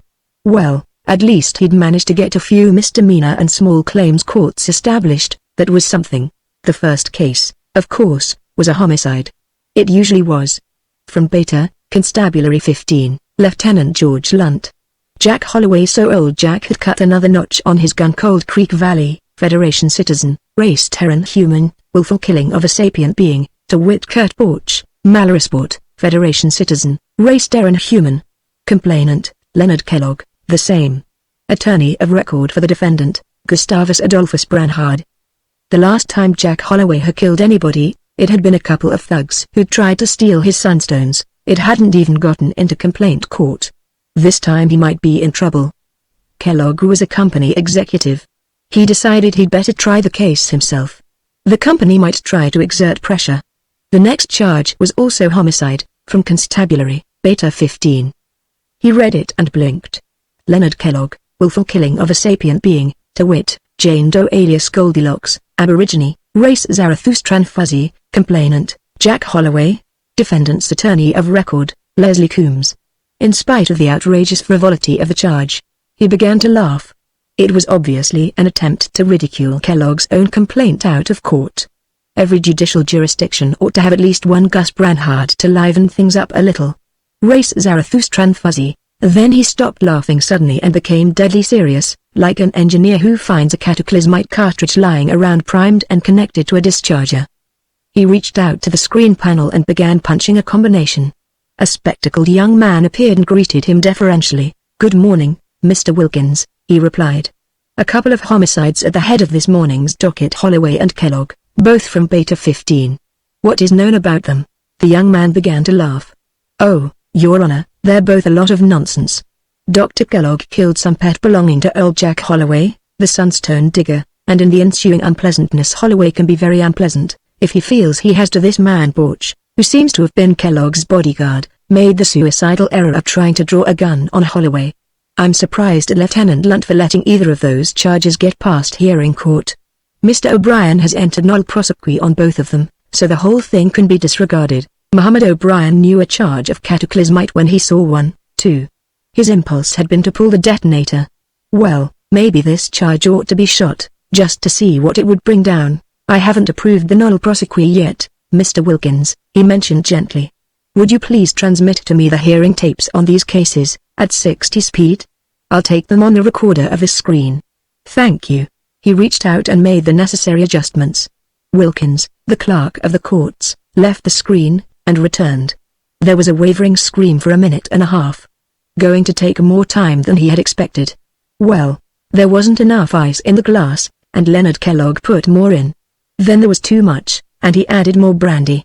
He shouldn't have started drinking this early, be drunk by dinner time if he kept it up, but what else was there to do? He couldn't go out, not with his face like this. In any case, he wasn't sure he wanted to. They were all down on him. Ernst Malin, and Ruth Orthris, and even Juan Jimenez. At the constabulary post, Coombs and O'Brien had treated him like an idiot child who has to be hushed in front of company, and coming back to Malarisport they had ignored him completely. He drank quickly, and then there was too much ice in the glass again. Victor Kruger had told him he'd better take a vacation till the trial was over, and put Malin in charge of the division. Said he oughtn't to be in charge while the division was working on defense evidence. Well, maybe. It looked like the first step toward shoving him completely out of the company. He dropped into a chair and lit a cigarette. It tasted badly, and after a few puffs he crushed it out. Well, what else could he have done?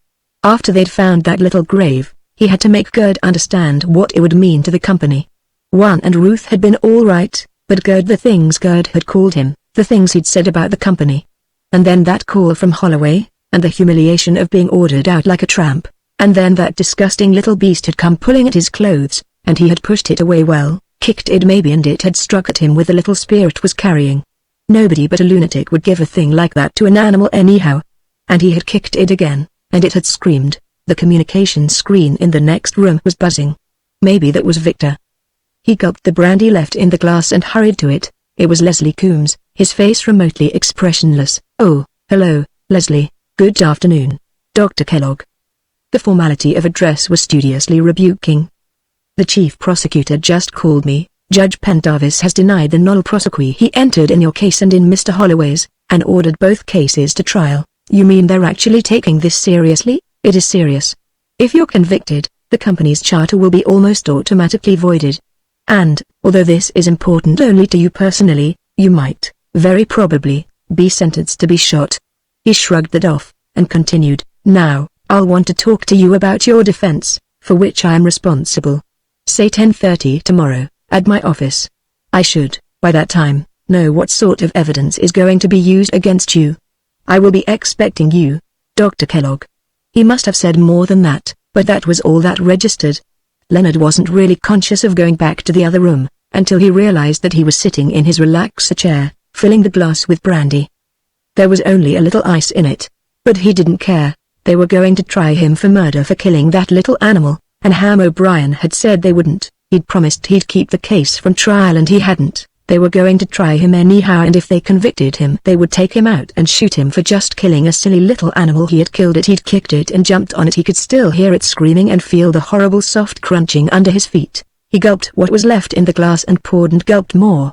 Then he staggered to his feet and stumbled over to the couch and threw himself onto it, face down, among the cushions. Leslie Coombs found Nick Emmett with Victor Grugo in the latter's office when he entered.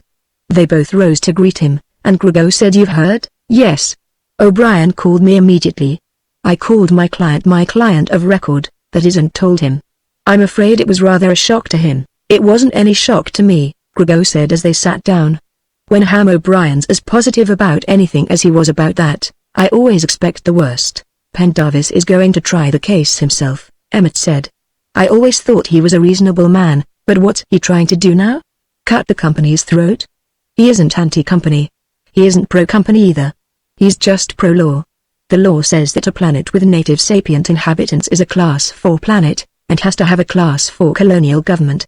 If Zarathustra is a Class 4 planet, he wants it established, and the proper laws applied. If it's a Class 4 planet, the Zarathustra company is illegally chartered. It's his job to put a stop to illegality. Frederick Pendarvis' religion is the law, and he is its priest.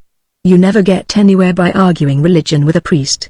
They were both silent for a while after he had finished. Grugo was looking at the globe, and he realized, now, that while he was proud of it, his pride was the pride in a paste jewel that stands for a real one in a bank vault. Now he was afraid that the real jewel was going to be stolen from him.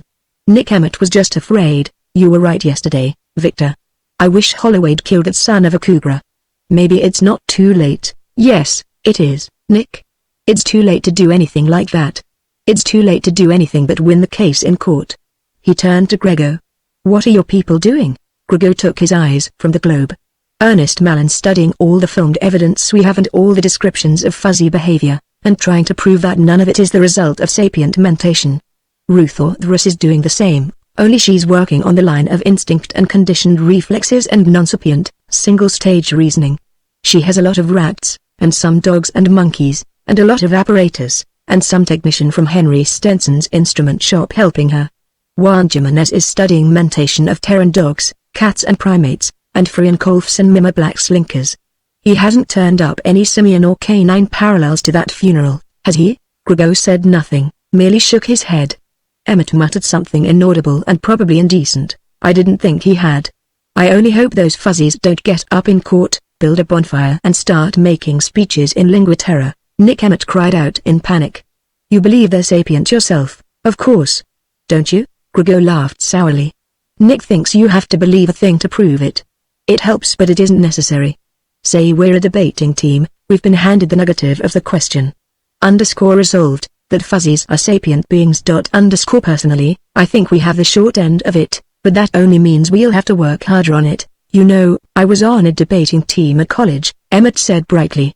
When that was disregarded, he added, if I remember, the first thing was definition of terms. Grego looked up quickly. Leslie, I think Nick has something. What is the legal definition of a sapient being? As far as I know, there isn't any. Sapience is something that's just taken for granted. How about talk and build a fire? He shook his head. People of the colony of Vishnu versus Emily Morosh 612 AE. He told them about the infanticide case. I was looking up rulings on sapience. I passed the word on to Ham O'Brien. You know, what your people will have to do will be to produce a definition of sapience, acceptable to the court, that will include all known sapient races and at the same time exclude the fuzzies. I don't envy them. We need some fuzzies of our own to study, Grego said. Too bad we can't get hold of Holloway's, Emmett said. Maybe we could, if he leaves them alone at his camp. No. We can't risk that. He thought for a moment. Wait a moment. I think we might be able to do it at that. Legally. Chapter 9. Jack Holloway saw Little Fuzzy earing the pipe he had laid in the ashtray, and picked it up, putting it in his mouth. Little Fuzzy looked reproachfully at him and started to get down onto the floor. Pappy Jack was mean. Didn't he think a Fuzzy might want to smoke a pipe, too? Well, maybe it wouldn't hurt him. He picked Little Fuzzy up and sat him back on his lap, offering the pipe estem. Little Fuzzy took a puff. He didn't cough over it. Evidently he had learned how to avoid inhaling. They scheduled the Kellogg trial first, Gus Branhard was saying, and there wasn't any way I could stop that. You see what the idea is? They'll try him first, with Leslie Coombs running both the prosecution and the defense, and if they can get him acquitted, it'll prejudice the sapience evidence we introduce in your trial. Mama Fuzzy made another try at intercepting the drink he was hoisting, but he frustrated that. Baby had stopped trying to sit on his head, and was playing peekaboo from behind his whiskers. First, he continued, they'll exclude every bit of evidence about the fuzzies that they can. That won't be much, but it'll be a fight to get any of it in. What they can't exclude, they'll attack. They'll attack credibility. Of course, with veridication, they can't claim anybody's lying, but they can claim self-deception. You make a statement you believe, true or false, and the veridicate'll back you up on it. They'll attack qualifications on expert testimony. They'll quibble about statements of fact and statements of opinion. And what they can't exclude or attack, they'll accept, and then deny that it's proof of sapience. What the hell do they want for proof of sapience? Gerd demanded. Nuclear energy and contragravity and hyperdrive? They will have a nice, neat, pedantic definition of sapience, tailored especially to exclude the fuzzies, and they will present it in court and try to get it accepted, and it's up to us to guess in advance what that will be, and have a refutation of it ready, and also a definition of our own. Their definition will have to include cougars. Good. Do the cougars bury their dead? Hell, no, they eat them. But you have to give them this, they cook them first. Look, we won't get anywhere arguing about what fuzzies do and cougars don't do, Rainsford said. We'll have to get a definition of sapience. Remember what Truth said Saturday night? Gerd Van Riebeek looked as though he didn't want to remember what Truth had said, or even remember Ruth herself. Jack nodded, and repeated it.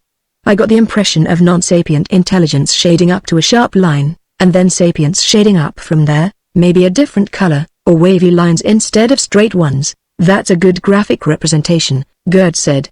You know, the line's so sharp I'd be tempted to think of sapience as a result of mutation, except that I can't quite buy the same mutation happening in the same way on so many different planets. Ben Rainsford started to say something, then stopped short when a constabulary siren hooted over the camp.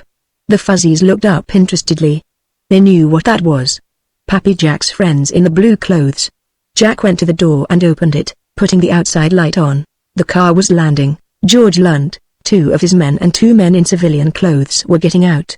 Both the latter were armed, and one of them carried a bundle under his arm. "Hello, George, come on in. We want to talk to you, Jack." Lunt's voice was strained, empty of warmth or friendliness. "At least, these men do." "Why, yes. Sure." He backed into the room to permit them to enter. Something was wrong, something bad had come up. Cadra came in first, placing himself beside and a little behind him. Lunt followed, glancing quickly around and placing himself between Jack and the gun rack and also the holstered pistols on the table. The third trooper let the 2 strangers in ahead of him, and then closed the door and put his back against it. He wondered if the court might have cancelled his bond and ordered him into custody. The 2 strangers, a beefy man with a scrubby black moustache, and a smaller one with a thin, saturnine face, were looking expectantly at Lunt. Rainsford and Van Riebeek were on their feet. Gus Branhard leaned over to refill his glass, but did not rise. "Let me have the papers," Lunt said to the beefy stranger. The other took a folded document and handed it over. "Jack, this isn't my idea," Lunt said. "I don't want to do it. But I have to. I wouldn't want to shoot you, either, but you make any resistance and I will. I'm no Kurt Borch, I know you, and I won't take any chances. If you're going to serve that paper, serve it," the bigger of the 2 strangers said. "Don't stand yakking all night, Jack," Lunt said uncomfortably. "This is a court order to impound your fuzzies as evidence in the Kellogg case. These men are deputy marshals from Central Courts. They've been ordered to bring the fuzzies into Mallorysport." "Let me see the order, Jack," Branhard said, still remaining seated. Lunt handed it to Jack, and he handed it across to Branhard. Gus had been drinking steadily all evening. Maybe he was afraid he'd show it if he stood up. He looked at it briefly and nodded. "Court order, all right, signed by the Chief Justice." He handed it back. "They have to take the fuzzies, and that's all there is to it. Keep that order, though, and make them give you a signed and thumbprinted receipt. Type it up for them now, Jack." Gus wanted to busy him with something, so he wouldn't have to watch what was going on. The smaller of the 2 deputies had dropped the bundle from under his arm. It was a number of canvas sacks. He sat down at the typewriter, closing his ears to the noises in the room, and wrote the receipt, naming the fuzzies and describing them, and specifying that they were in good health and uninjured. One of them tried to climb to his lap, yeeking frantically. He clutched his shirt, but it was snatched away. He was finished with his work before the invaders were with theirs. They had 3 fuzzies already in sacks. Cadra was catching Cinderella. Coco and Little Fuzzy had run for the little door in the outside wall, but Lunt was standing with his heels against it, holding it shut. When they saw that, both of them began burrowing in the bedding. The third trooper and the smaller of the 2 deputies dragged them out and stuffed them into sacks. He got to his feet, still stunned and only half comprehending, and took the receipt out of the typewriter. There was an argument about it. Lunt told the deputies to sign it or get the hell out without the fuzzies. They signed, inked their thumbs and printed after their signatures. Jack gave the paper to Gus, trying not to look at the 6 bulging, writhing sacks, or hear the frightened little sounds. "George, you'll let them have some of their things, won't you?" he asked. "Sure." "What kind of things?" "Their bedding. Some of their toys." "You mean this junk?" The smaller of the 2 deputies kicked the ball and stick construction. "All we got orders to take is the fuzzies, you heard the gentleman." Lunt made the words sound worse than son of a cougar. He turned to the 2 deputies. "Well, you have them, what are you waiting for?" Jack watched from the door as they put the sacks into the aircar, climbed in after them and lifted out. Then he came back and sat down at the table. "They don't know anything about court orders," he said. "They don't know why I didn't stop it. They think Pappy Jack let them down." "Have they gone, Jack?" Branhard asked. "Sure." Then he rose, reaching behind him, and took up a little ball of white fur. Baby Fuzzy caught his beard with both tiny hands, yeeking happily. "Baby." "They didn't get him." Branhard disengaged the little hands from his beard and handed him over. "No, and they signed for him, too." Branhard downed what was left of his drink, got a cigar out of his pocket and lit it.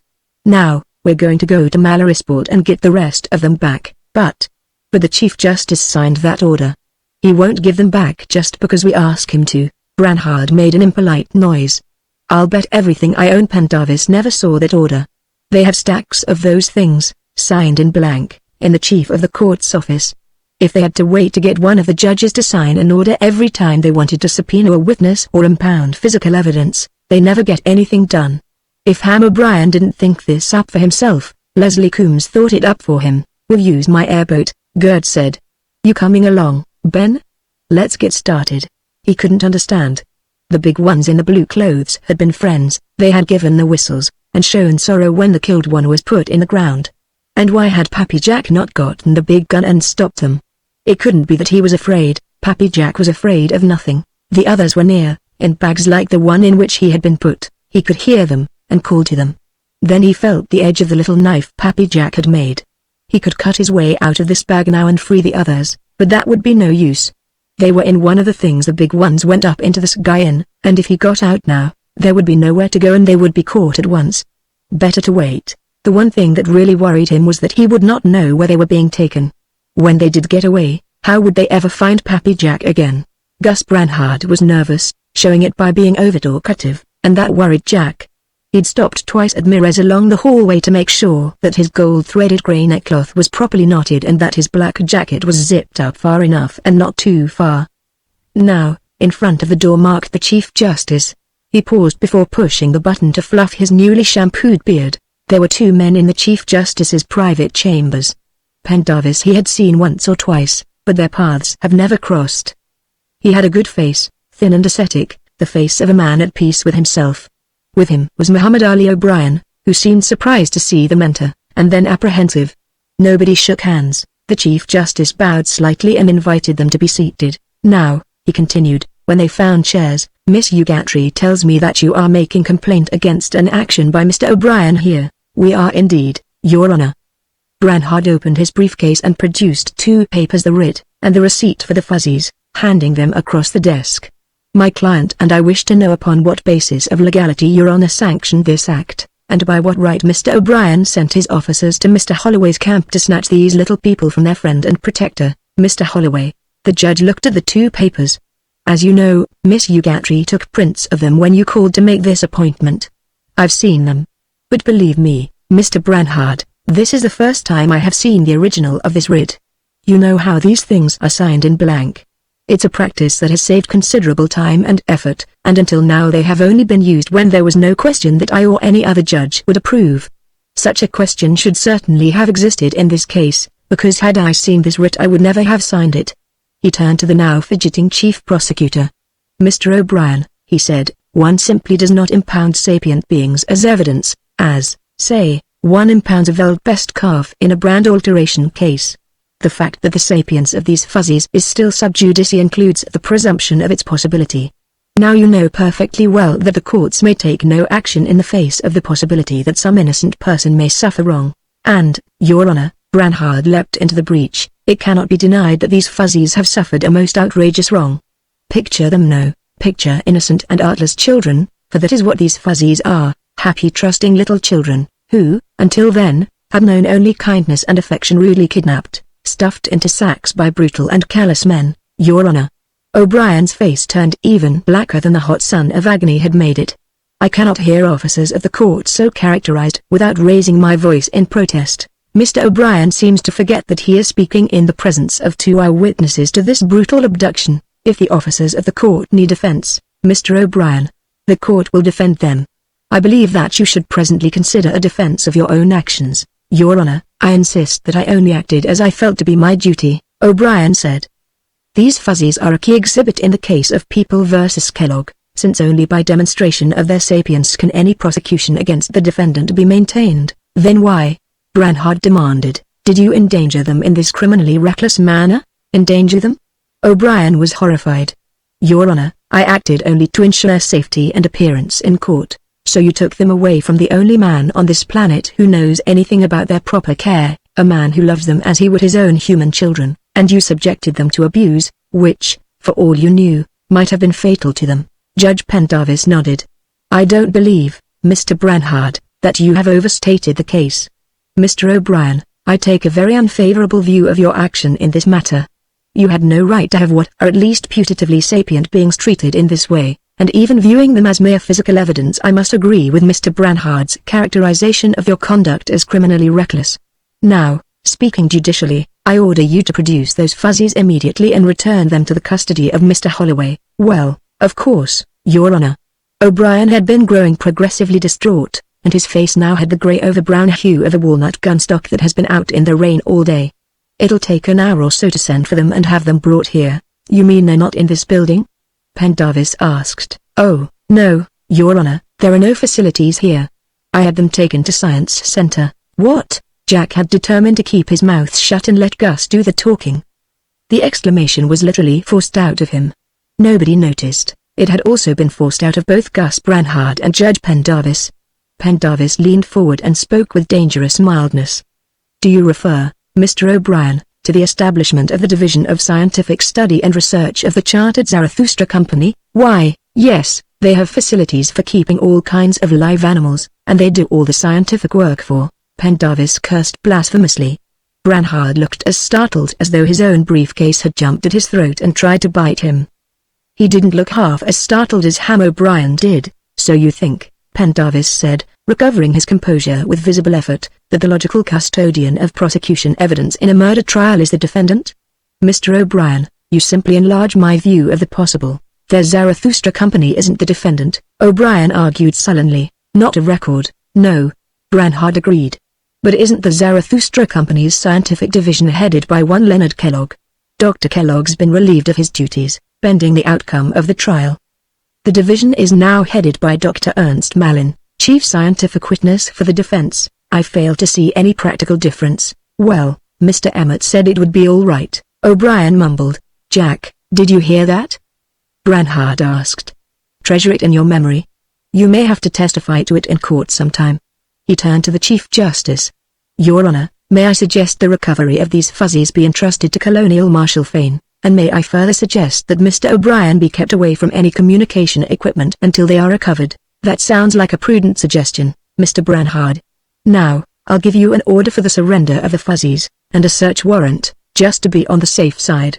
And, I think, an orphan's court form naming Mr. Holloway as guardian of these putatively sapient beings." "What are their names?" "Oh, I have them here on this receipt." He smiled pleasantly. "See, Mr. O'Brien, we're saving you a lot of trouble." O'Brien had little enough wit to protest. "But these are the defendant and his attorney in another murder case I'm prosecuting," he began. Pendarvis stopped smiling. "Mr. O'Brien, I doubt if you'll be allowed to prosecute anything or anybody around here anymore, and I am specifically relieving you of any connection with either the Kellogg or the Holloway trial, and if I hear any argument out of you about it, I will issue a bench warrant for your arrest on charges of malfeasance in office." Chapter 10. Colonial Marshal Max Fane was as heavy as Gus Branhard and considerably shorter. Wedged between them on the back seat of the marshal's car, Jack Holloway contemplated the backs of the two uniformed deputies on the front seat and felt a happy smile spread through him. Going to get his fuzzies back. Little Fuzzy, and Coco, and Mike, and Mama Fuzzy, and Mitzi, and Cinderella, he named them over and imagined them crowding around him, happy to be back with Pappy Jack. The car settled onto the top landing stage of the company's science center, and immediately a company cop came running up. Gus opened the door, and Jack climbed out after him. "Hey, you can't land here," the cop was shouting. "This is for company executives only." Max Fane emerged behind them and stepped forward. The two deputies piled out from in front. "The hell you say, now," Fane said. "A court order lands anywhere.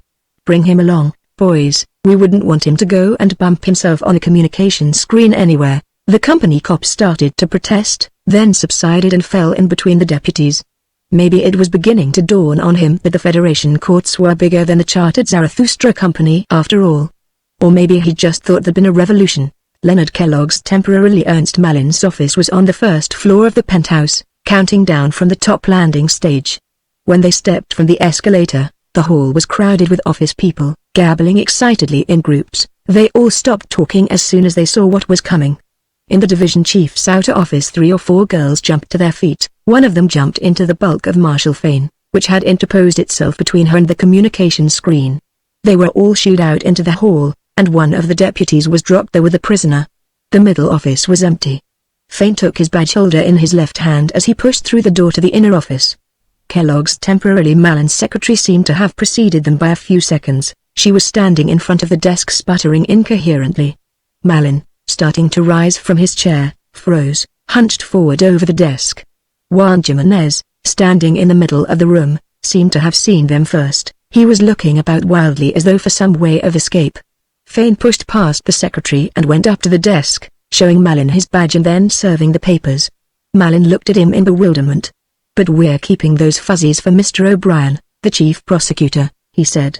"We can't turn them over without his authorization. This," Max Fane said gently, "is an order of the court, issued by Chief Justice Pendarvis. As for Mr. O'Brien, I doubt if he's chief prosecutor anymore. In fact, I suspect that he's in jail. And that," he shouted, leaning forward as far as his waistline would permit and banging on the desk with his fist, "is where I'm going to stuff you, if you don't get those fuzzies in here and turn them over immediately!" If Fane had suddenly metamorphosed himself into a damn thing, it couldn't have shaken Malin more. Involuntarily he cringed from the marshal, and that finished him. "But I can't," he protested. "We don't know exactly where they are at the moment." "You don't know?" Fane's voice sank almost to a whisper. "You admit you're holding them here, but you don't know where.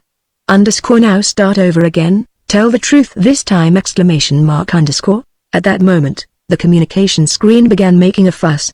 Ruth Orthris, in a light blue tailored costume, appeared in it. "Dr. Malin, what is going on here?" she wanted to know. "I just came in from lunch, and a gang of men are tearing my office up." "Haven't you found the fuzzies yet?" "What's that?" Jack yelled. At the same time, Malin was almost screaming, "Ruth! Shut up! Blank out and get out of the building!" With surprising speed for a man of his girth, Fane whirled and was in front of the screen, holding his badge out. "I'm Colonel Marshall Fane.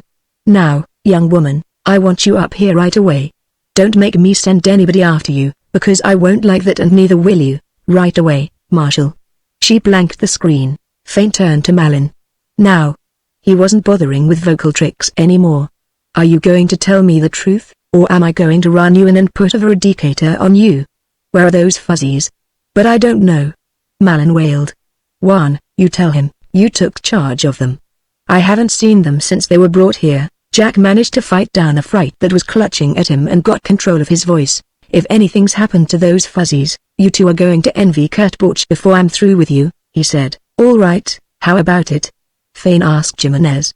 "Start with when you and Ham O'Brien picked up the fuzzies at Central Court's building last night." "Well, we brought them here. I'd gotten some cages fixed up for them, and Ruth Orthris came in.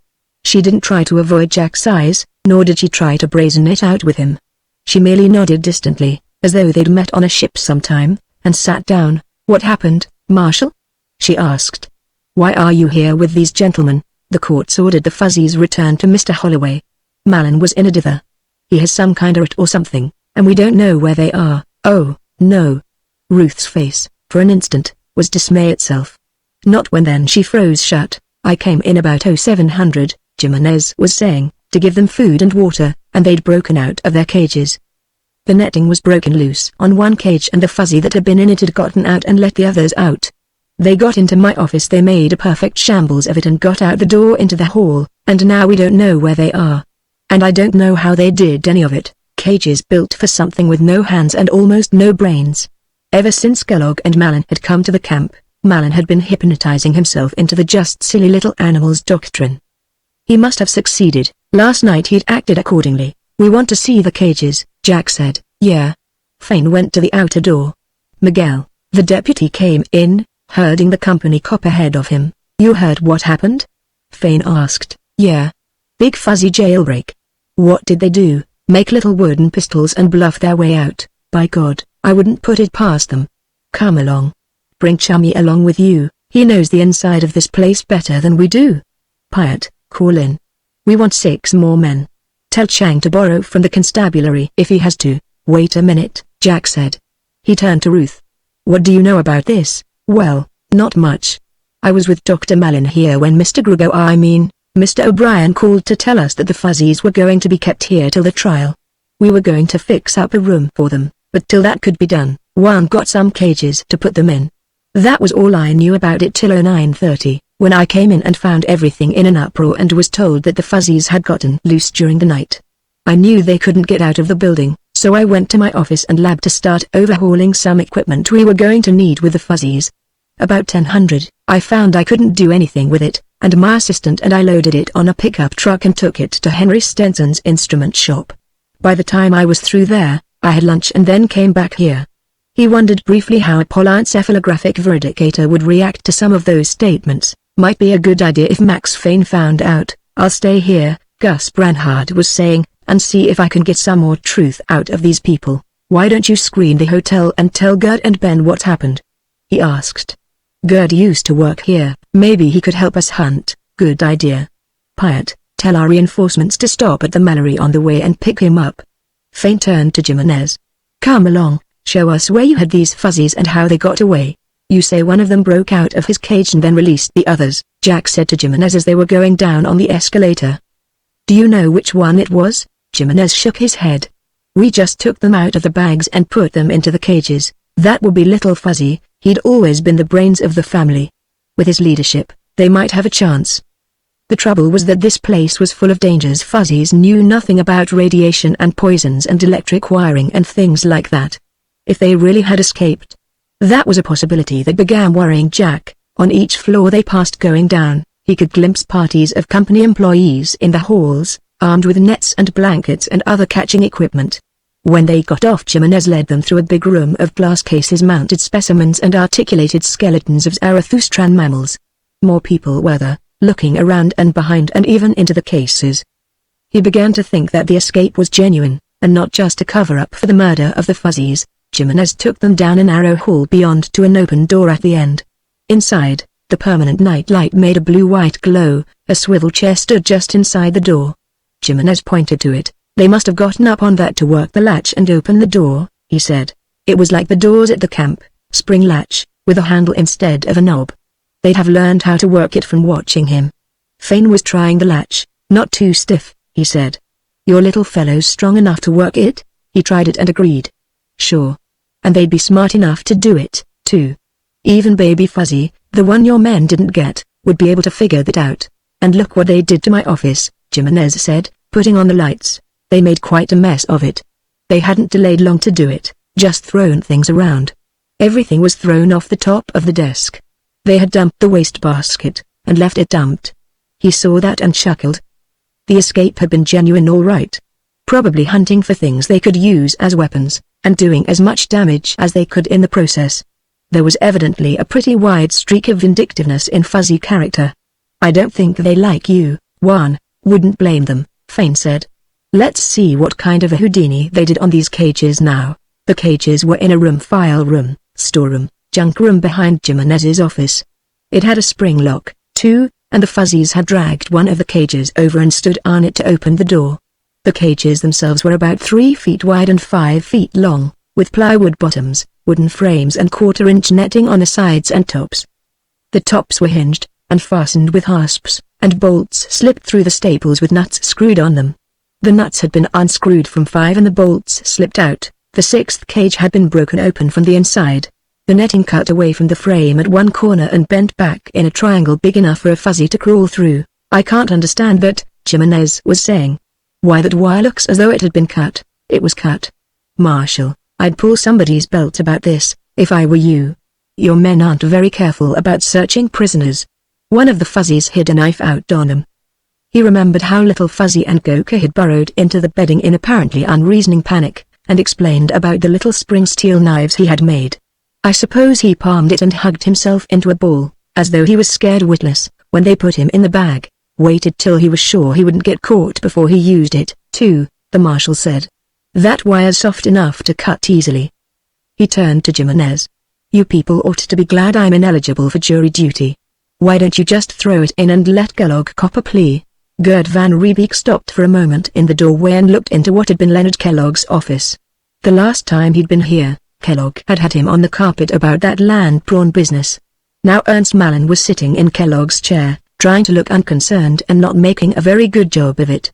Gus Branhard sprawled in an armchair, smoking a cigar and looking at Malin as he would look at a river pig when he doubted whether it was worth shooting it or not. A uniformed deputy turned quickly, then went back to studying an elaborate wall chart showing the interrelation of Zarathustran mammals. He'd made the original of that chart himself. And Ruth Orthrus sat apart from the desk and the 3 men, smoking. She looked up and then, When she saw that he was looking past and away from her, she lowered her eyes. "You haven't found them?" he asked Branhard. The fluffy bearded lawyer shook his head. "Jack has a gang down in the cellar, working up. Max is in the psychology lab, putting the company cops who were on duty last night under veridication. They all claim, and the veridicator backs them up, that it was impossible for the fuzzies to get out of the building. They don't know what's impossible, for a fuzzy. That's what I told him. He didn't give me any argument, either. He's pretty impressed with how they got out of those cages." Ruth spoke. "Good, we didn't hurt them. We weren't going to hurt them at all. Juan put them in cages because we didn't have any other place for them, but we were going to fix up a nice room, where they could play together." Then she must have seen that he wasn't listening, and stopped, crushing out her cigarette and rising. "Dr. Malin, if these people haven't any more questions to ask me, I have a lot of work to do. You want to ask her anything, Gerd?" Branhard inquired. Once he had had something very important he had wanted to ask her. He was glad, now, that he hadn't gotten around to it. Hell, she was so married to the company it'd be bigamy if she married him too. "No, I don't want to talk to her at all." She started for the door, then hesitated. "Gerd, she began. Then she went out. Gus Branhard looked after her, and dropped the ash of his cigar on Leonard Kellogg's now Ernst Malin's floor. Gerd detested her, and she wouldn't have had any respect for him if he didn't. She ought to have known that something like this would happen. It always did, in the business.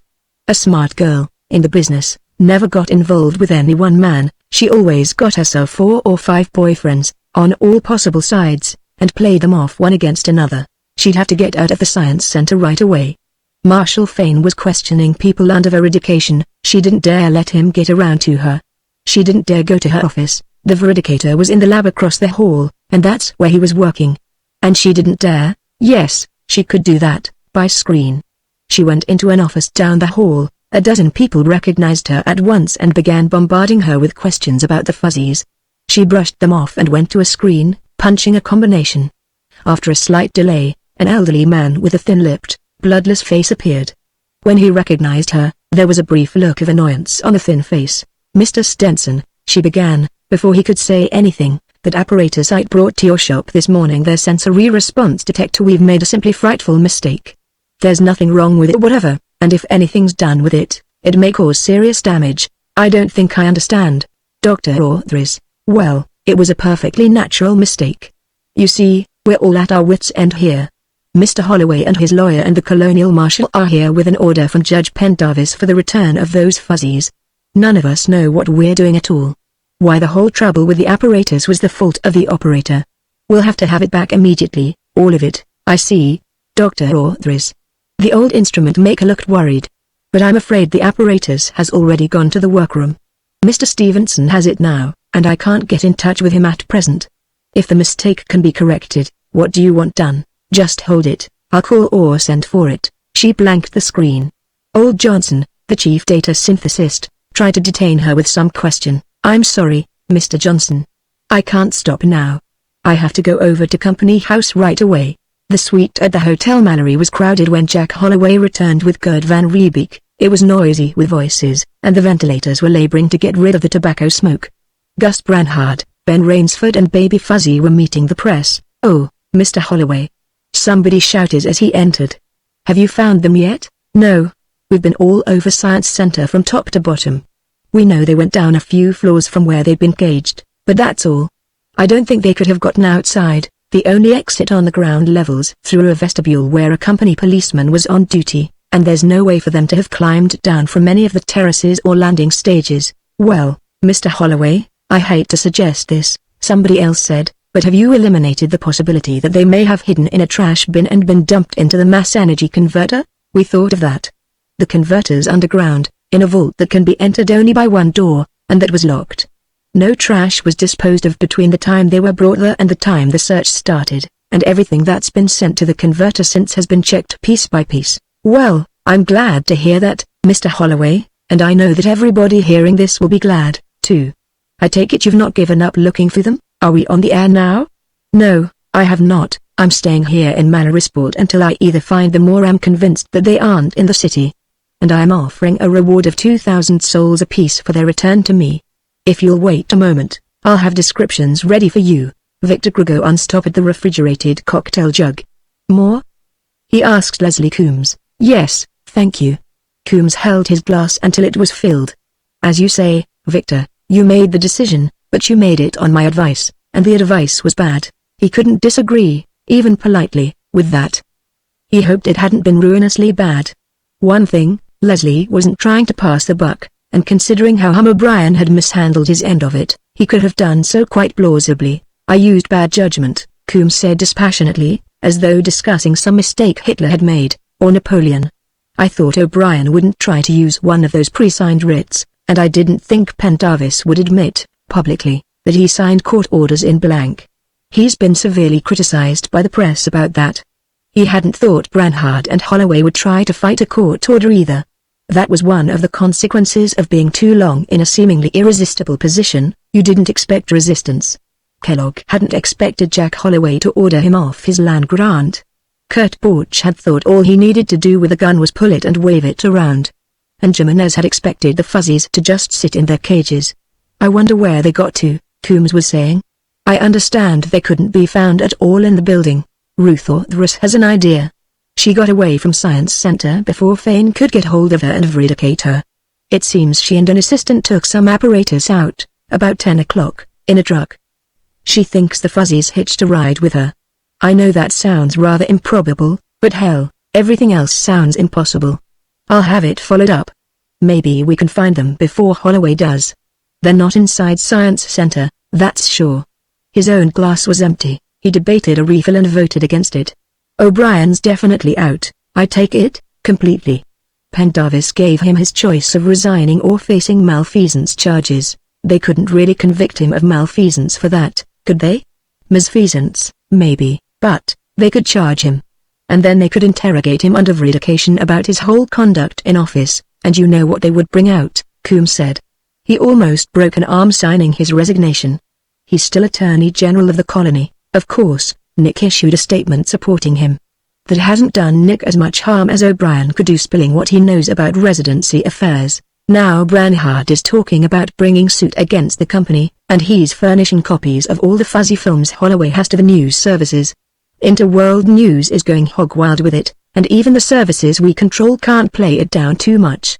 I don't know who's going to be prosecuting these cases, but whoever it is, he won't dare pull any punches. And the whole thing's made Pendarvis hostile to us. I know, the law and the evidence and nothing but the law and the evidence, but the evidence is going to filter into his conscious mind through this hostility. He's called a conference with Branhard and myself for tomorrow afternoon. I don't know what that's going to be like. Chapter 11. The two lawyers had risen hastily when Chief Justice Pendarvis entered. He responded to their greetings and seated himself at his desk, reaching for the silver cigar box and taking out a Panatla. Gustavus Adolphus Branhard picked up the cigar he had laid aside and began puffing on it. Leslie Coombs took a cigarette from his case. They both looked at him, waiting like two drawn weapons, a battle axe and a rapier. Well, gentlemen, as you know, we have a couple of homicide cases and nobody to prosecute them, he began. Why bother, Your Honor? Coombs asked. Both charges are completely frivolous. One man killed a wild animal, and the other killed a man who was trying to kill him. Well, Your Honor, I don't believe my client is guilty of anything, legally or morally, Branhard said. I want that established by an acquittal. He looked at Coombs. I should think Mr. Coombs would be just as anxious to have his client cleared of any stigma of murder, too. I am quite agreed. People who have been charged with crimes ought to have public vindication if they are innocent. Now, in the first place, I planned to hold the Kellogg trial first, and then the Holloway trial. Are you both satisfied with that arrangement? Absolutely not, Your Honor, Branhard said promptly. The whole basis of the Holloway defense is that this man Borch was killed in commission of a felony. We're prepared to prove that, but we don't want our case prejudiced by an earlier trial, Coombs laughed. Mr. Branhard wants to clear his client by pre-convicting mine. We can't agree to anything like that. Yes, and he is making the same objection to trying your client first. Well, I'm going to remove both objections. I'm going to order the two cases combined, and both defendants tried together. A momentary glow of unholy glee on Gus Branhard's face. Coombs didn't like the idea at all. Your Honor, I trust that suggestion was only made facetiously, he said. It wasn't, Mr. Coombs. Then if Your Honor will not hold me in contempt for saying so, It is the most shockingly irregular, I won't go so far as to say improper trial procedure I've ever heard of. This is not a case of accomplices charged with the same crime. This is a case of two men charged with different criminal acts, and the conviction of either would mean the almost automatic acquittal of the other. I don't know who's going to be named to take Mohammed O'Brien's place, but I pity him from the bottom of my heart.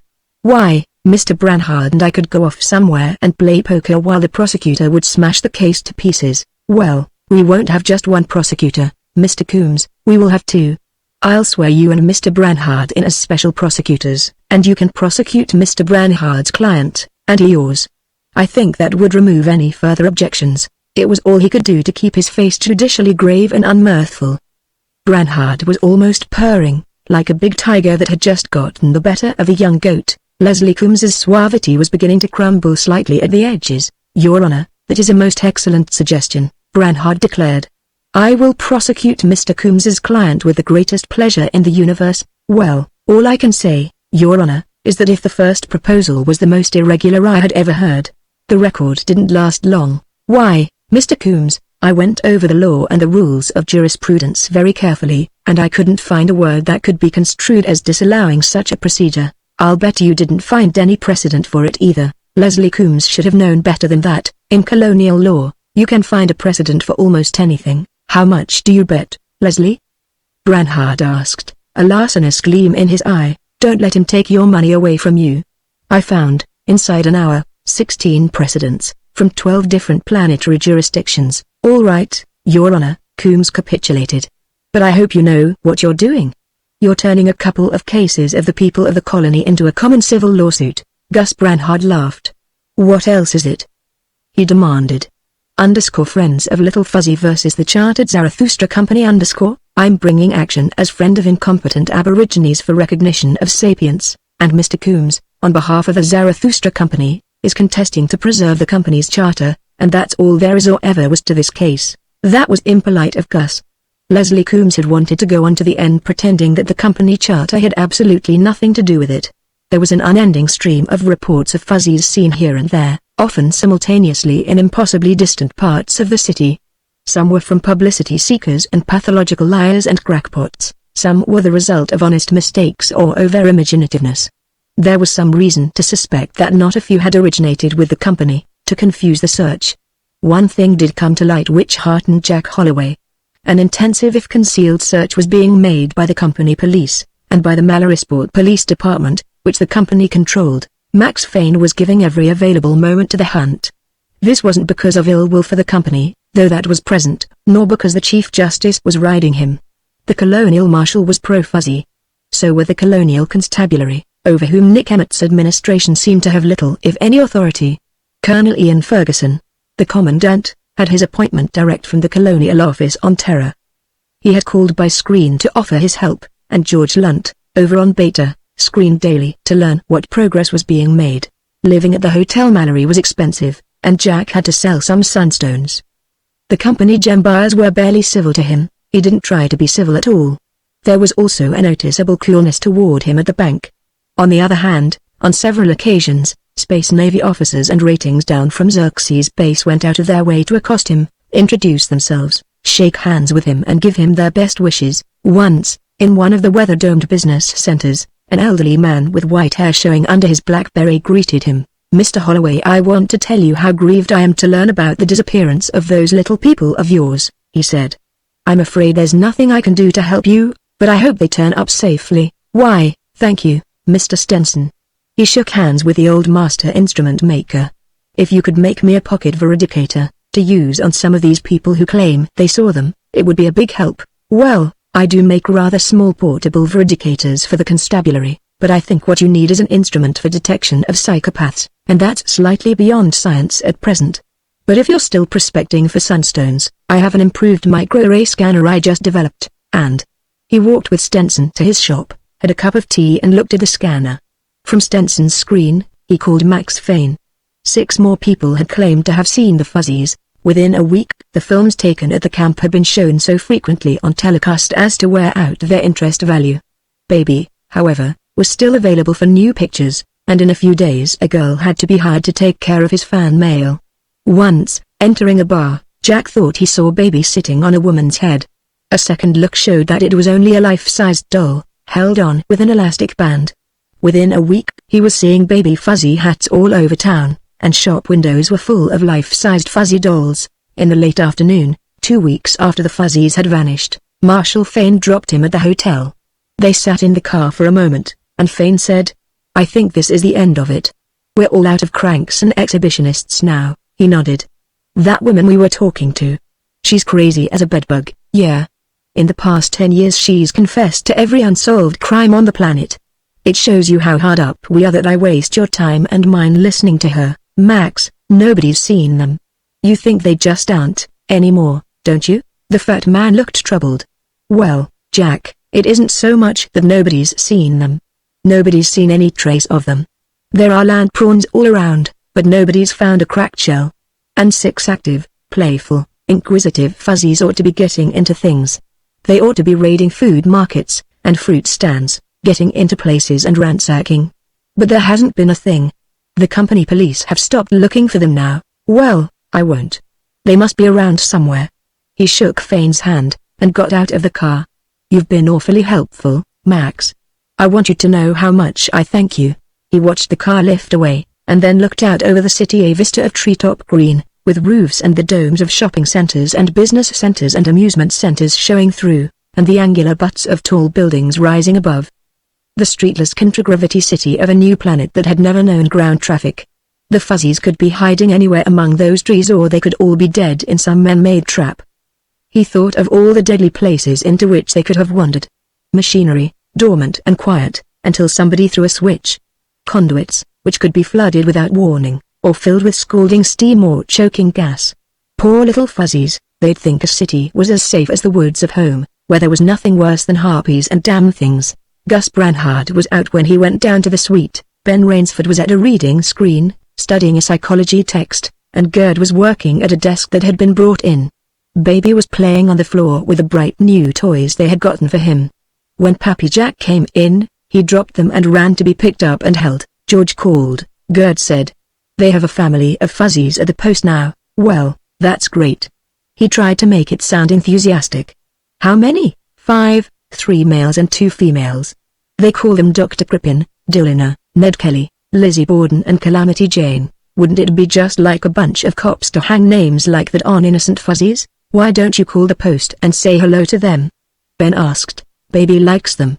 He'd think it was fun to talk to them again." He let himself be urged into it, and punched out the combination. They were nice fuzzies, almost, but of course not quite as nice as his own. "If your family doesn't turn up in time for the trial, have Gus subpoena ours," Lunt told him. "You ought to have some to produce in court. 2 weeks from now, this mob of ours will be doing all kinds of things. You ought to see them now, and we only got them yesterday afternoon." He said he hoped he'd have his own by then. He realized that he was saying it without much conviction. They had a drink when Gus came in. He was delighted with the offer from Lunt. Another one who didn't expect to see Pappy Jack's fuzzies alive again. "I'm not doing a damn thing here," Rainsford said. "I'm going back to Beta till the trial. Maybe I can pick up some ideas from George Lunt's fuzzies. I'm damned if I'm getting away from this crap." He gestured at the reading screen. "All I have is a vocabulary, and I don't know what half the words mean." He snapped it off. "I'm beginning to wonder if maybe Jimenez mightn't have been right and Ruth or Thris is wrong. Maybe you can be just a little bit sapient. Maybe it's possible to be sapient and not know it," Gus said. "Like the character in the old French play who didn't know he was talking prose." "What do you mean, Gus?" Gerd asked. "I'm not sure I know. It's just an idea that occurred to me today. Kick it around and see if you can get anything out of it. I believe the difference lies in the area of consciousness," Ernst Malin was saying. "You will that know, of course, the axiom that only 1/10, never more than 1/8, of our mental activity occurs above the level of consciousness. Now let us imagine a hypothetical race whose entire mentation is conscious. I hope they stay hypothetical," Victor Grego, in his office across the city, said out of the screen. "They wouldn't recognize us as sapient at all. We wouldn't be sapient, as they define the term," Leslie Coombs, in the same screen with Grego, said. "They'd have some equivalent of the talk and build a fire rule, based on abilities of which we can't even conceive. Maybe," Ruth thought, "they might recognize us as 1/10 to as much as 1/8 sapient.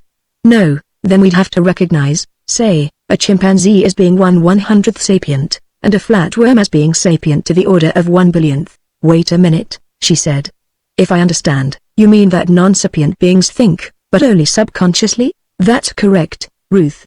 When confronted by some entirely novel situation, a non-sapient animal will think, but never consciously. Of course, familiar situations are dealt with by pure habit and memory response. You know, I've just thought of something, Grego said.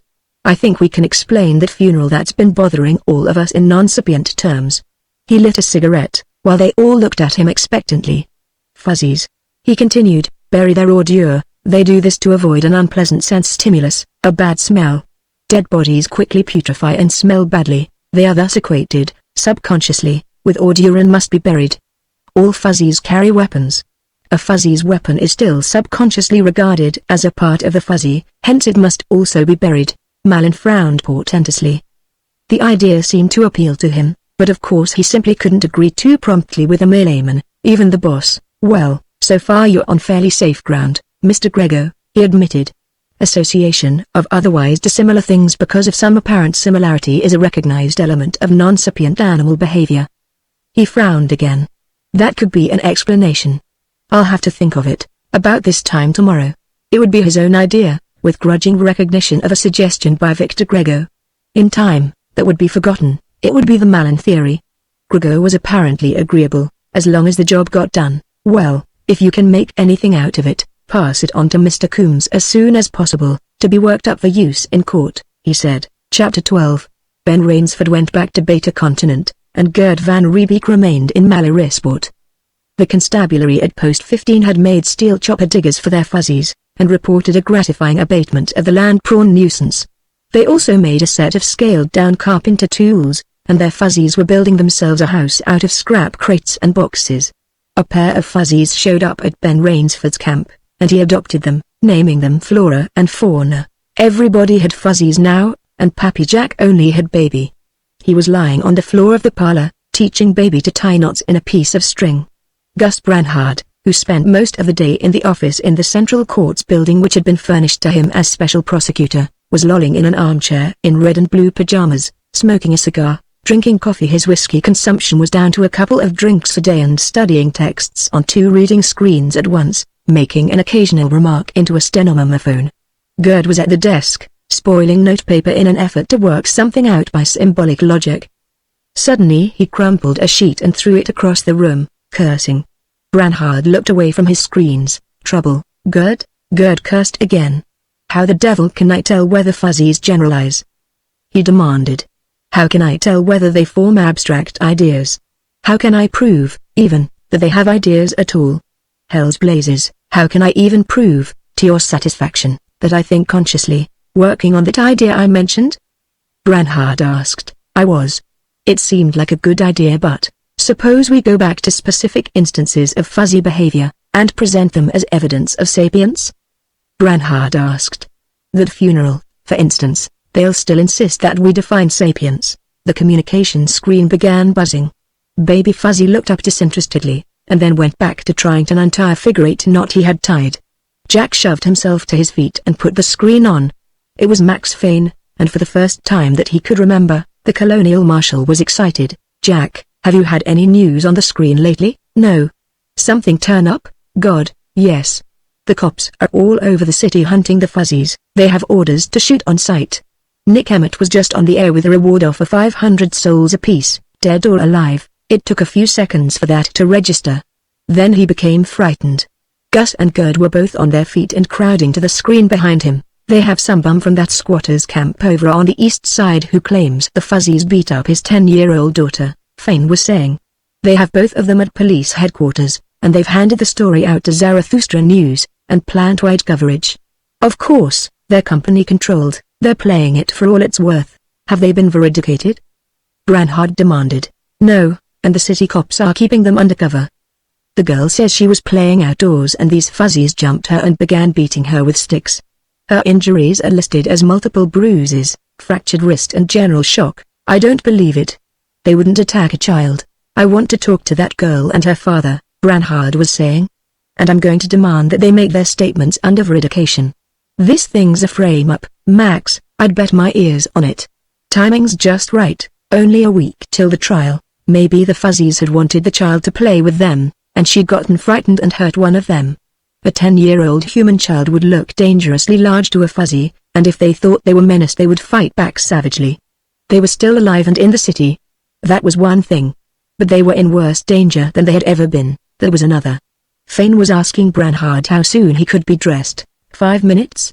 Good, I'll be along to pick you up, he said. Be seeing you. Jack hurried into the bedroom he and Branhard shared. He kicked off his moccasins and began pulling on his boots. Branhard, pulling his trousers up over his pajama pants, wanted to know where he thought he was going. With you. I've got to find them before some dumb son of a cougar shoots them. You stay here, Gus ordered. Stay by the communication screen, and keep the screen on for news. But don't stop putting your boots on. You may have to get out of here fast if I call you and tell you they've been located. I'll call you as soon as I get anything definite. Gerd had the screen on for news, and was getting planned wide, openly owned and operated by the company. The newscaster was wrought up about the brutal attack on the innocent child, but he was having trouble focusing the blame. After all, who'd let the Fuzzies escape in the first place? And even a skilled semanticist had trouble in making anything called a Fuzzy sound menacing. At least he gave particulars, true or not. The child, Lolita Lurkin, had been playing outside her home at about 2100 when she had suddenly been set upon by 6 Fuzzies, armed with clubs. Without provocation, they had dragged her down and beaten her severely. Her screams had brought her father, and he had driven the Fuzzies away. Police had brought both the girl and her father, Oscar Lurkin, to headquarters, where they had told their story. City police, company police and constabulary troopers and parties of armed citizens were combing the eastern side of the city. Resident General Emmett had acted at once to offer a reward of 5,000 souls apiece. The kid's lying, and if they ever get a veridicator on her, they'll prove it, he said. Emmett, or Grego, or the two of them together, bribed those people to tell that story. Oh, I take that for granted, Gerd said. I know that place. Junkstone. Ruth does a lot of work there for juvenile court. He stopped briefly, pain in his eyes, and then continued, you can hire anybody to do anything over there for 100 souls, especially if the cops are fixed in advance. He shifted to the interworld news frequency. They were covering the Fuzzy hunt from an aircar. The shanties and parked edgelopies of Junkstone were floodlighted from above. Lines of men were beating the brush and poking among them. Once a car passed directly below the pickup, a man staring at the ground from it over a machine gun. Woo. Am I glad I'm not in that mess? Gerd exclaimed. Anybody sees something he thinks is a Fuzzy and half that gang massacre each other in 10 seconds. I hope they do. Interworld News was pro-Fuzzy. The commentator in the car was being extremely sarcastic about the whole thing. Into the middle of one view of a rifle-bristling line of beaters, somebody in the studio cut a view of the Fuzzies, taken at the camp, looking up appealingly while waiting for breakfast. These, a voice said, are the terrible monsters against whom all these brave men are protecting us. A few moments later, a rifle flash and a bang, and then a fusillade brought Jack's heart into his throat. The pickup car jetted toward it. By the time it reached the spot, the shooting had stopped, and a crowd was gathering around something white on the ground. He had to force himself to look, then gave a shuddering breath of relief. It was a Zaragoat, a 3-horned domesticated ungulate. Oh. Some squatter's milk supply finished. The commentator laughed. Not the first one tonight either. Attorney General former Chief Prosecutor O'Brien's going to have quite a few suits against the administration to defend as a result of this business. He's going to have a goddamn thundering big one from Jack Holloway. The communication screen buzzed. Gerd snapped it on. I just talked to Judge Pendarvis, Gus Branhard reported out of it. He's issuing an order restraining Emmett from paying any reward except for Fuzzies turned over alive and uninjured to Marshal Fane. And he's issuing a warning that until the status of the Fuzzies is determined, anybody killing one will face charges of murder. That's fine, Gus. Have you seen the girl or her father yet? Branhard snarled angrily. The girl's in the company hospital, in a private room. The doctors won't let anybody see her. I think Emmett's hiding the father in the residency. And I haven't seen the 2 cops who brought them in, or the desk sergeant who booked the complaint, or the detective lieutenant who was on duty here. They've all lambed out. Max has a couple of men over in Junkstone, trying to find out who called the cops in the first place. We may get something out of that. The Chief Justice's action was announced a few minutes later. It got to the hunters a few minutes after that and the Fuzzy hunt began falling apart. The city and company police dropped out immediately. Most of the civilians, hoping to grab 5,000 souls worth of live fuzzy, stayed on for 20 minutes, and so, apparently to control them, did the constabulary. Then the reward was cancelled. The airborne floodlights went off and the whole thing broke up. Gus Branhard came in shortly afterward, starting to undress as soon as he heeled the door shut after him. When he had his jacket and neckcloth off, he dropped into a chair, filled a water tumbler with whiskey, gulped half of it and then began pulling off his boots. "If that drink is a kid's sister, I'll take it," Gerd muttered. "What happened, Gus?" Branhard began to curse. "The whole thing's a fake. It stinks from here to Niflheim. It would stink on Niflheim." He picked up a cigar butt he had laid aside when Fane's call had come in and relighted it. "We found the woman who called the police. Neighbor, she says she saw Lurkin come home drunk, and a little later she heard the girl screaming. She says he beats her up every time he gets drunk, which is about 5 times a week, and she'd made up her mind to stop it the next chance she got. She denied having seen anything that even looked like a fuzzy anywhere around." The excitement of the night before had incubated a new brood of fuzzy reports. Jack went to the marshal's office to interview the people making them. The first dozen were of a piece with the ones that had come in originally. Then he talked to a young man who had something of different quality. "I saw them as plain as I'm seeing you, not more than 50 feet away," he said. "I had an auto carbine, and I pulled up on them. But gosh, I couldn't shoot them. They were just like little people, Mr. Holloway, and they looked so scared and helpless. So I held over their heads and let off a 2-second burst to scare them away before anybody else saw them and shot them." "Well, son, I'd like to shake your hand for that. You know, you thought you were throwing away a lot of money there. How many did you see?" "Well, only 4. I'd heard that there were 6, but the other 2 could have been back in the brush where I didn't see them." He pointed out on the map where it had happened.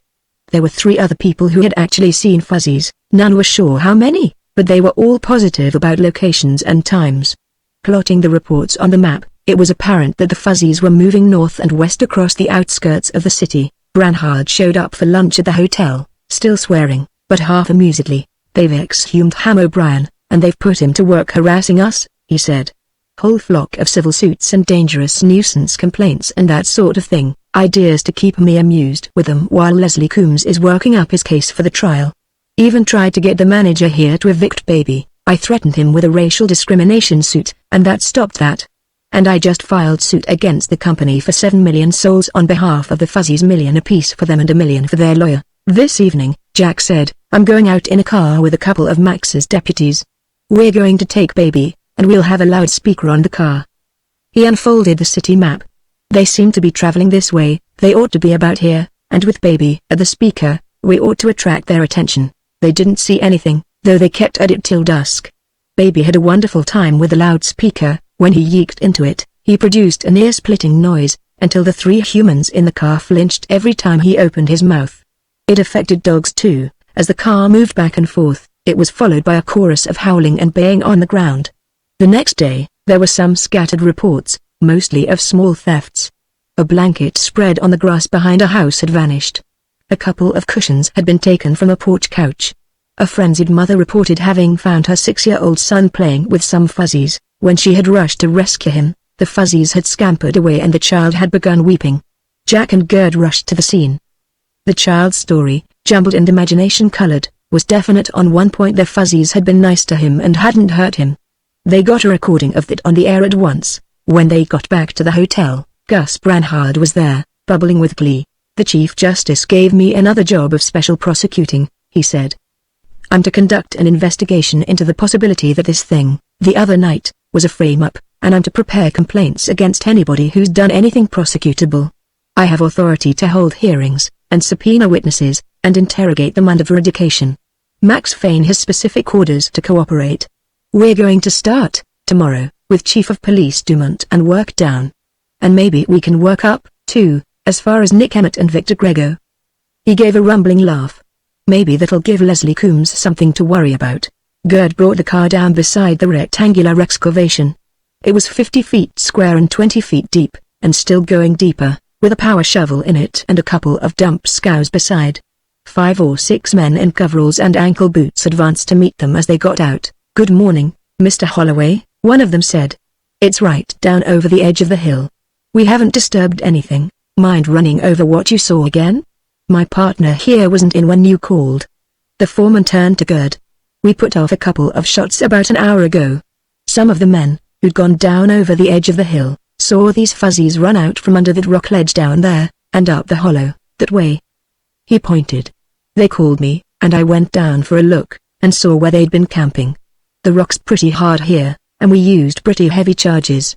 Shockwaves in the ground was what scared them. They started down a path through the flower-dappled tall grass toward the edge of the hill, and down past the grey outcropping of limestone that formed a miniature bluff 20 feet high and 100 in length.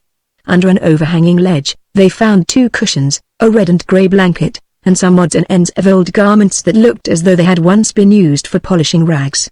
There was a broken kitchen spoon, and a cold chisel, and some other metal articles. That's it, all right. I talked to the people who lost the blanket and the cushions.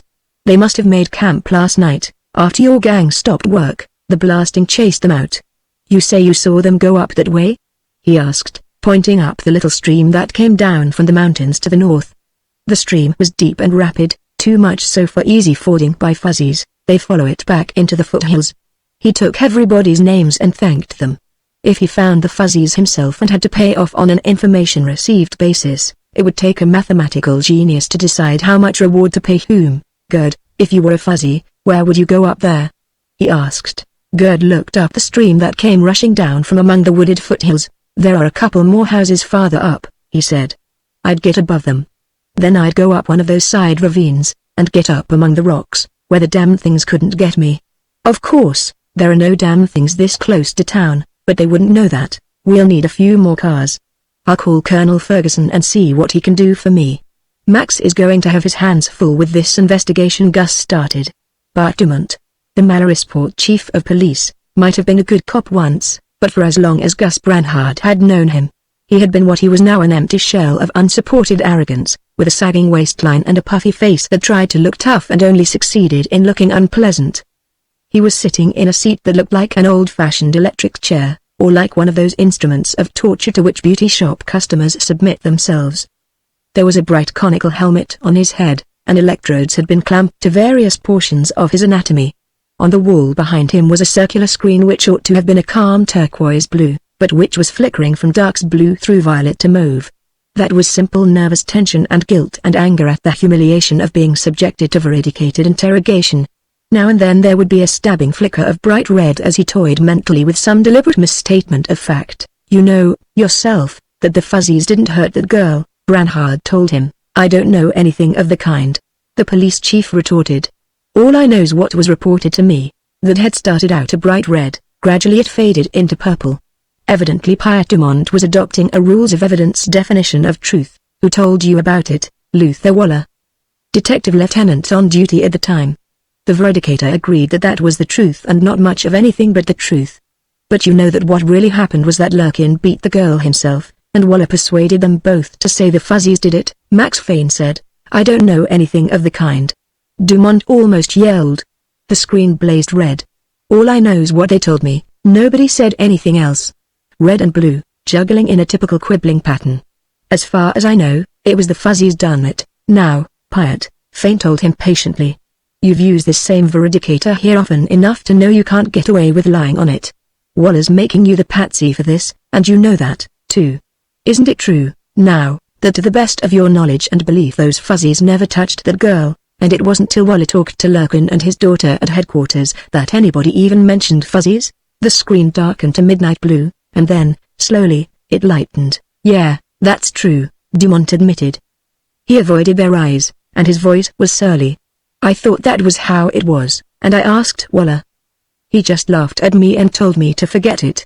The screen seethed momentarily with anger. That son of a Kugler thinks he's chief, not me. One word from me and he does just what he damn pleases. Now you're being smart, Pyatt, Fane said. Let's start all over. A constabulary corporal was at the controls of the car Jack had rented from the hotel. Gerd had taken his place in one of the 2 constabulary cars. The third car shuttled between them, and all 3 talked back and forth by radio. Mr. Holloway. It was the trooper in the car Gerd had been piloting. Your partner's down on the ground. He just called me with his portable. He's found a cracked prawn shell. Keep talking, give me direction, the corporal at the controls said, lifting up. In a moment. They sighted the other car, hovering over a narrow ravine on the left bank of the stream. The third car was coming in from the north. Gerd was still squatting on the ground when they let down beside him. He looked up as they jumped out. "This is it, Jack," he said. "Regular fuzzy job." So it was. Whatever they had used, it hadn't been anything sharp. The head was smashed instead of being cleanly severed. The shell, however, had been broken from underneath in the standard manner, and all 4 mandibles had been broken off for picks. They must have all eaten at the prawn, share alike. It had been done quite recently. They sent the car up, and while all 3 of them circled about, they went up the ravine on foot, calling, "Little Fuzzy!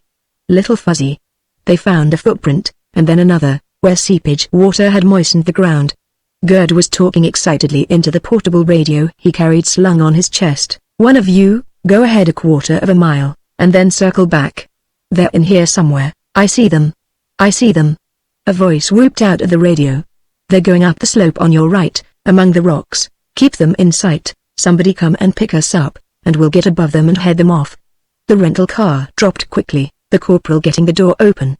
He didn't bother going off contragravity. As soon as they were in and had pulled the door shut behind them, he was lifting again.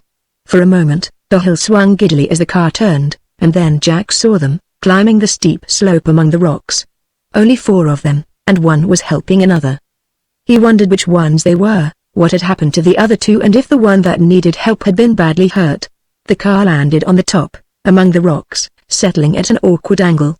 He, Gerd and the pilot piled out and started climbing and sliding down the declivity. Then he found himself within reach of a Fuzzy and grabbed. 2 more dashed past him, up the steep hill.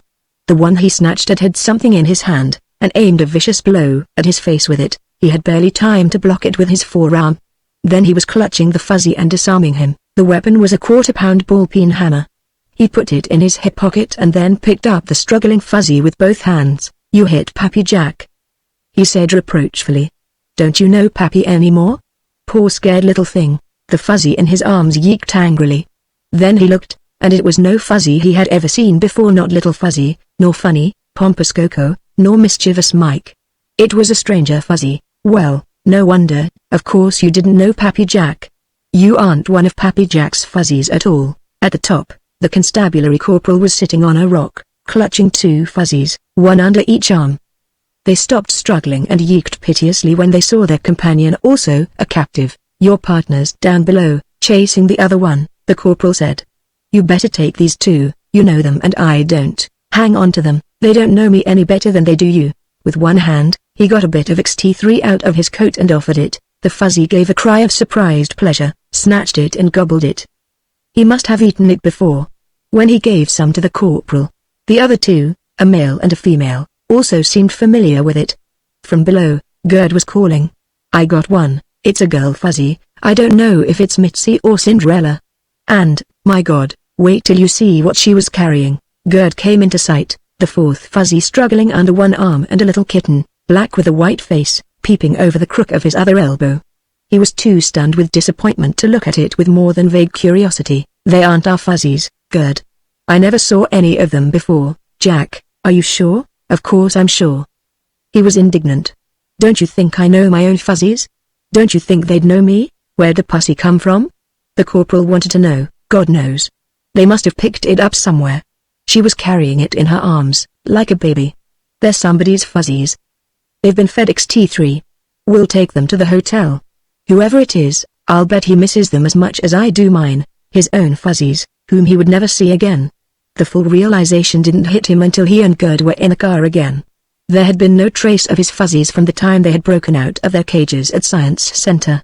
This quartet had appeared the night the city police had manufactured the story of the attack on the Lurkin girl, and from the moment they had been seen by the youth who couldn't bring himself to fire on them, they had left a trail that he had been able to pick up at once and follow. Why hadn't his own Fuzzies attracted as much notice in the 3 weeks since they had vanished? Because his own Fuzzies didn't exist anymore. They had never gotten out of Science Center alive. Somebody Max Fane hadn't been able to question under veridication had murdered them. There was no use, anymore, trying to convince himself differently. "We'll stop at their camp and pick up the blanket and the cushions and the rest of the things. I'll send the people who lost them checks," he said. "The Fuzzies ought to have those things." Chapter 13. The management of the Hotel Mallory appeared to have undergone a change of heart. or of policy, toward fuzzies. It might have been Gus Branhart's threats of action for racial discrimination and the possibility that the fuzzies might turn out to be a race instead of an animal species after all. The manager might have been shamed by the way the Lurkin story had crumbled into discredit, and influenced by the revived public sympathy for the fuzzies. Or maybe he just decided that the chartered Zarathustra company wasn't as omnipotent as he believed. At any rate, a large room, usually used for banquets, was made available for the fuzzies George Lunt and Ben Rainsford were bringing in for the trial, and the 4 strangers and their black and white kitten were installed there. There were a lot of toys of different sorts, courtesy of the management, and a big view screen. The 4 strange fuzzies dashed for this immediately and turned it on, yeeking in delight as they watched landing craft coming down and lifting out at the municipal spaceport. They found it very interesting.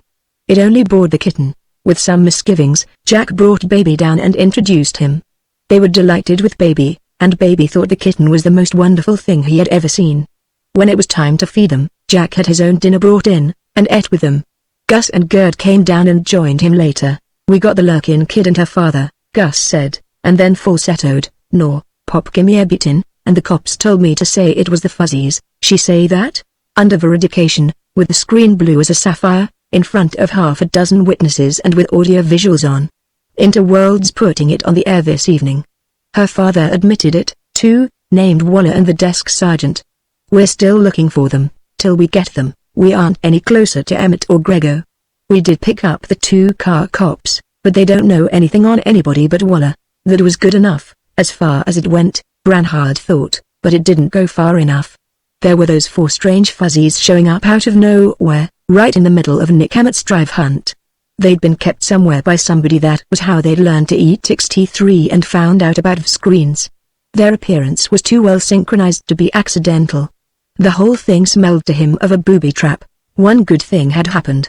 Judge Pendarvis had decided that it would be next to impossible, in view of the widespread public interest in the case and the influence of the Zarathustra company, to get an impartial jury, and had proposed a judicial trial by a panel of 3 judges, himself one of them.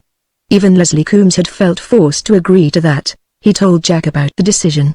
Jack listened with apparent attentiveness, and then said, "You know, Gus, I'll always be glad I let little Fuzzy smoke my pipe when he wanted to. That night out at camp, the way he was feeling, he wouldn't have cared less if the case was going to be tried by a panel of 3 Zaragoats, Ben Rainsford, his 2 fuzzies, and George Lunt. Ahmed Kadra and the other constabulary witnesses and their family, arrived shortly before noon on Saturday. The fuzzies were quartered in the stripped-out banquet room, and quickly made friends with the 4 already there, and with Baby. Each family bedded down apart, but they ate together and played with each other's toys and sat in a clump to watch the screen. At first, the Ferny Creek family showed jealousy when too much attention was paid to their kitten, until they decided that nobody was trying to steal it. It would have been a lot of fun, 11 fuzzies and a baby fuzzy and a black and white kitten, if Jack hadn't kept seeing his own family, 6 quiet little ghosts watching but unable to join the frolicking. Max Fane brightened when he saw who was on his screen. "Well, Colonel Ferguson, glad to see you, Marshal." Ferguson was smiling broadly. "You'll be even gladder in a minute. A couple of my men, from Post 8, picked up Waller and that desk sergeant, Fuentes, ha." He started feeling warm inside, as though he had just downed a slug of boiled honey rum. "How?" "Well, you know Nick Emmett has a hunting lodge down there. Post 8 keeps an eye on it for him. This afternoon, one of Lieutenant Obifemi's cars was passing over it, and they picked up some radiation and infrared on their detectors, as though the power was on inside. When they went down to investigate, they found Waller and Fuentes making themselves at home. They brought them in, and both of them admitted under veridication that Emmett had given them the keys and sent them down there to hide out till after the trial. They denied that Emmett had originated the frame-up. That had been one of Waller's own flashes of genius, but Emmett knew what the score was and went right along with it. "They're being brought up here the first thing tomorrow morning." "Well, that's swell, Colonel. Has it gotten out to the news services yet?" "No. We would like to have them both questioned here in Malarisport, and their confessions recorded, before we let the story out. Otherwise, somebody might try to take steps to shut them up for good." That had been what he had been thinking of? He said so, and Ferguson nodded. Then he hesitated for a moment, and said, "Max, do you like the situation here in Malarisport?" "Be damned if I do." "What do you mean?" "There are too many strangers in town," Ian Ferguson said. "All the same kind of strangers, husky-looking young men, 20 to 30, going around in pairs and small groups. I've been noticing it since day before last, and there seem to be more of them every time I look around. Well, Ian, it's a young man's planet, and we can expect a big crowd in town for the trial. He didn't really believe that. He just wanted Ian Ferguson to put a name on it first. Ferguson shook his head. No, Max. This isn't a trial day crowd. We both know what they're like. Remember when they tried the Gorn brothers? No whipping it up in bars, no excitement, no big crap games. This crowd's just walking around, keeping quiet, as though they expected a word from somebody. Infiltration. Goddamn, he'd said it first, himself after all. Victor Hugo's worried about this, I know it, Max. And Victor Hugo's like a wild pest bull. He isn't dangerous till he's scared, and then watch out. And against the gang that's moving in here, the men you and I have together would last about as long as a pint of trade gin at a Cheshire funeral. You thinking of pushing the panic button? The constabulary commander frowned. I don't want to. A dim view would be taken back on terror if I did it without needing to. Dimmer view would be taken of needing to without doing it, though. I'll make another check, first. Gert van Riebeek sorted the papers on the desk into piles, lit a cigarette and then started to mix himself a highball. Fuzzies are members of a sapient race, he declared. They reason logically, both deductively and inductively. They learn by experiment, analysis and association. They formulate general principles, and apply them to specific instances. They plan their activities in advance. They make designed artifacts, and artifacts to make artifacts. They are able to symbolize, and convey ideas in symbolic form, and form symbols by abstracting from objects. They have aesthetic sense and creativity. He continued. They become bored in idleness, and they enjoy solving problems for the pleasure of solving them. They bury their dead ceremoniously, and bury artifacts with them. He blew a smoke ring, and then tasted his drink. They do all these things, and they also do carpenter work, blow police whistles, make eating tools to eat land prawns with and put molecule model balls together. Obviously they are sapient beings. But please don't ask me to define sapience, because goddammit Niflheim, I still can't. I think you just did, Jack said. No, that won't do. I need a definition. Don't worry, Gerd, Gus Branhard told him. Leslie Coombs will bring a nice shiny new definition into court. We'll just use that. Chapter 14. They walked together, Frederick and Claudette Pendarvis, down through the roof garden toward the landing stage, and, as she always did, Claudette stopped and cut a flower and fastened it in his lapel. Will the Fuzzies be in court? She asked. Oh, they'll have to be. I don't know about this morning, it'll be mostly formalities. He made a grimace that was half a frown and half a smile. I really don't know whether to consider them as witnesses or as exhibits, and I hope I'm not called on to rule on that, at least at the start.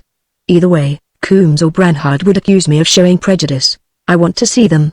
I've seen them on screen, but I want to see them for real. You haven't been in one of my courts for a long time, Claudette. If I find that they'll be brought in today, I'll call you. I'll even abuse my position to the extent of arranging for you to see them outside the courtroom. Would you like that? She'd love it. Claudette had a limitless capacity for delight in things like that. They kissed goodbye, and he went to where his driver was holding open the door of the air car and got in. At 1,000 feet he looked back. She was still standing at the edge of the roof garden, looking up. He'd have to find out whether it would be safe for her to come in.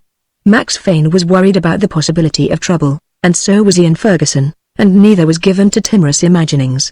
As the car began to descend toward the central court's buildings, he saw that there were guards on the roof, and they weren't just carrying pistols. He caught the glint of rifle barrels, and the twinkle of steel helmets. Then, as he came in, he saw that their uniforms were a lighter shade of blue than the constabulary wore. Ankle boots and red striped trousers, Space Marines in dress blues. So Ian Ferguson had pushed the button. It occurred to him that Claudette might be safer here than at home. A sergeant and a couple of men came up as he got out. The sergeant touched the beak of his helmet in the nearest thing to a salute a Marine ever gave anybody in civilian clothes. Judge Pendarvis. Good morning, sir. Good morning, Sergeant. Just why are Federation Marines guarding the court building? Standing by, sir. Orders of Commodore Napier. You'll find that Marshal Fane's people are in charge below decks, but Marine Captain Cassegra and Navy Captain Grubenfeld are waiting to see you in your office. As he started toward the elevators, a big Zarathustra company car was coming in. The sergeant turned quickly, beckoned a couple of his men and went toward it on the double. He wondered what Leslie Coombs would think about those Marines. The two officers in his private chambers were both wearing sidearms. So, also, was Marshal Fane, who was with them. They all rose to greet him, sitting down when he was at his desk. He asked the same question he had of the sergeant above. "Well, Constabulary Colonel Ferguson called Commodore Napier last evening and requested armed assistance, Your Honor," the officer in Space Navy Black said. "He suspected," he said, "that the city had been infiltrated. In that, Your Honor, he was perfectly correct. Beginning Wednesday afternoon, Marine Captain Casagra, here, on Commodore Napier's orders, began landing a Marine infiltration force, preparatory to taking over the residency. That's been accomplished now. Commodore Napier is there, and both Resident General Emmett and Attorney General O'Brien are under arrest, on a variety of malfeasance and corrupt practice charges, but that won't come into Your Honor's court. They'll be sent back to Terra for trial. Then Commodore Napier's taken over the civil government. Well, say he's assumed control of it, pending the outcome of this trial. We want to know whether the present administration's legal or not. Then you won't interfere with the trial itself?" "That depends, Your Honor. We are certainly going to participate." He looked at his watch. "You won't convene court for another hour? Then perhaps I'll have time to explain." Max Fane met them at the courtroom door with a pleasant greeting. Then he saw Baby Fuzzy on Jack's shoulder and looked dubious. "I don't know about him, Jack. I don't think he'll be allowed in the courtroom." "Nonsense," Gus Branhard told him. "I admit, he is both a minor child and an incompetent aborigine, but he is the only surviving member of the family of the decedent Jane Doe alias Goldilocks, and as such has an indisputable right to be present. Well, just as long as you keep him from sitting on people's heads. Gus, you and Jack sit over there. Ben, you and Gerd find seats in the witness section. It would be half an hour till court would convene, but already the spectators' seats were full, and so was the balcony. The jury box, on the left of the bench, was occupied by a number of officers in navy black and marine blue. Since there would be no jury, they had apparently appropriated it for themselves. The press box was jammed and bristling with equipment. Baby was looking up interestedly at the big screen behind the judges' seats, while transmitting the court scene to the public. It also showed, like a non-reversing mirror, the same view to the spectators. Baby wasn't long in identifying himself in it, and waved his arms excitedly. At that moment, there was a bustle at the door by which they had entered, and Leslie Coombs came in, followed by Ernst Malin and a couple of his assistants, Ruth Orthris, Juan Jimenez and Leonard Kellogg. The last time he had seen Kellogg had been at George Lund's complaint court, his face bandaged and his feet in a pair of borrowed moccasins because his shoes, stained with the blood of Goldilocks, had been impounded as evidence. Coombs glanced toward the table where he and Branhard were sitting, caught sight of Baby waving to himself in the big screen and turned to Fane with an indignant protest. Fane shook his head. Coombs protested again, and drew another headshake. Finally he shrugged and led Kellogg to the table reserved for them, where they sat down. Once Pendarvis and his two associates, a short, round-faced man on his right, a tall, slender man with white hair and a black moustache on his left, were seated, the trial got underway briskly. The charges were read, and then Branhard, as the Kellogg prosecutor, addressed the court, being known as Goldilocks. Sapient member of a sapient race. Willful and deliberate act of the said Leonard Kellogg. Brutal and unprovoked murder. He backed away, sat on the edge of the table and picked up Baby Fuzzy, fondling him while Leslie Coombs accused Jack Holloway of brutally assaulting the said Leonard Kellogg and ruthlessly shooting down Kurt Borch. "Well, gentlemen, I believe we can now begin hearing the witnesses," the Chief Justice said. "Who will start prosecuting whom?" Gus handed Baby to Jack and went forward. Coombs stepped up beside him. "Your Honor, this entire trial hinges upon the question of whether a member of the species Fuzzy Holloway Zarathustra is or is not a sapient being," Gus said. "However, before any attempt is made to determine this question, we should first establish, by testimony, just what happened at Holloway's camp, in Cold Creek Valley, on the afternoon of June 19, Atomic Era 654, and once this is established, we can then proceed to the question of whether or not the said Goldilocks was truly a sapient being." "I agree," Coombs said equably. "Most of these witnesses will have to be recalled to the stand later, but in general I think Mr. Branhard's suggestion will be economical of the court's time. Will Mr. Coombs agree to stipulate that any evidence tending to prove or disprove the sapience of fuzzies in general be accepted as proving or disproving the sapience of the being referred to as Goldilocks?" Coombs looked that over carefully, decided that it wasn't booby-trapped and agreed. A deputy marshal went over to the witness stand, made some adjustments and snapped on a switch at the back of the chair. Immediately the 2-foot globe in a standard behind it lit, a clear blue. George Lunt's name was called, the lieutenant took his seat and the bright helmet was let down over his head and the electrodes attached. The globe stayed a calm, untroubled blue while he stated his name and rank. Then he waited while Coombs and Branhard conferred. Finally Branhard took a silver half-sol piece from his pocket, shook it between cupped palms and slapped it onto his wrist. Coombs said, "Heads," and Branhard uncovered it, bowed slightly and stepped back. "Now, Lieutenant Lunt," Coombs began, "when you arrived at the temporary camp across the run from Holloway's camp, what did you find there?" "2 dead people," Lunt said. "A Terran human, who had been shot 3 times through the chest, and a Fuzzy, who had been kicked or trampled to death, Your Honors." Coombs expostulated, "I must ask that the witness be requested to rephrase his answer, and that the answer he has just made be stricken from the record. The witness, under the circumstances, has no right to refer to the Fuzzies as people, Your Honors." Branhard caught it up. "Mr. Coombs's objection is no less prejudicial. He has no right, under the circumstances, to deny that the Fuzzies be referred to as people.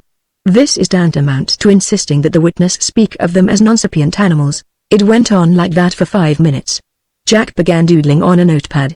Baby picked up a pencil with both hands and began making doodles too. They looked rather like the knots he had been learning to tie. Finally, the court intervened and told Lunt to tell, in his own words, why he went to Holloway's camp, what he found there, what he was told and what he did. There was some argument between Coombs and Branhard, at one point, about the difference between hearsay and reisgesty.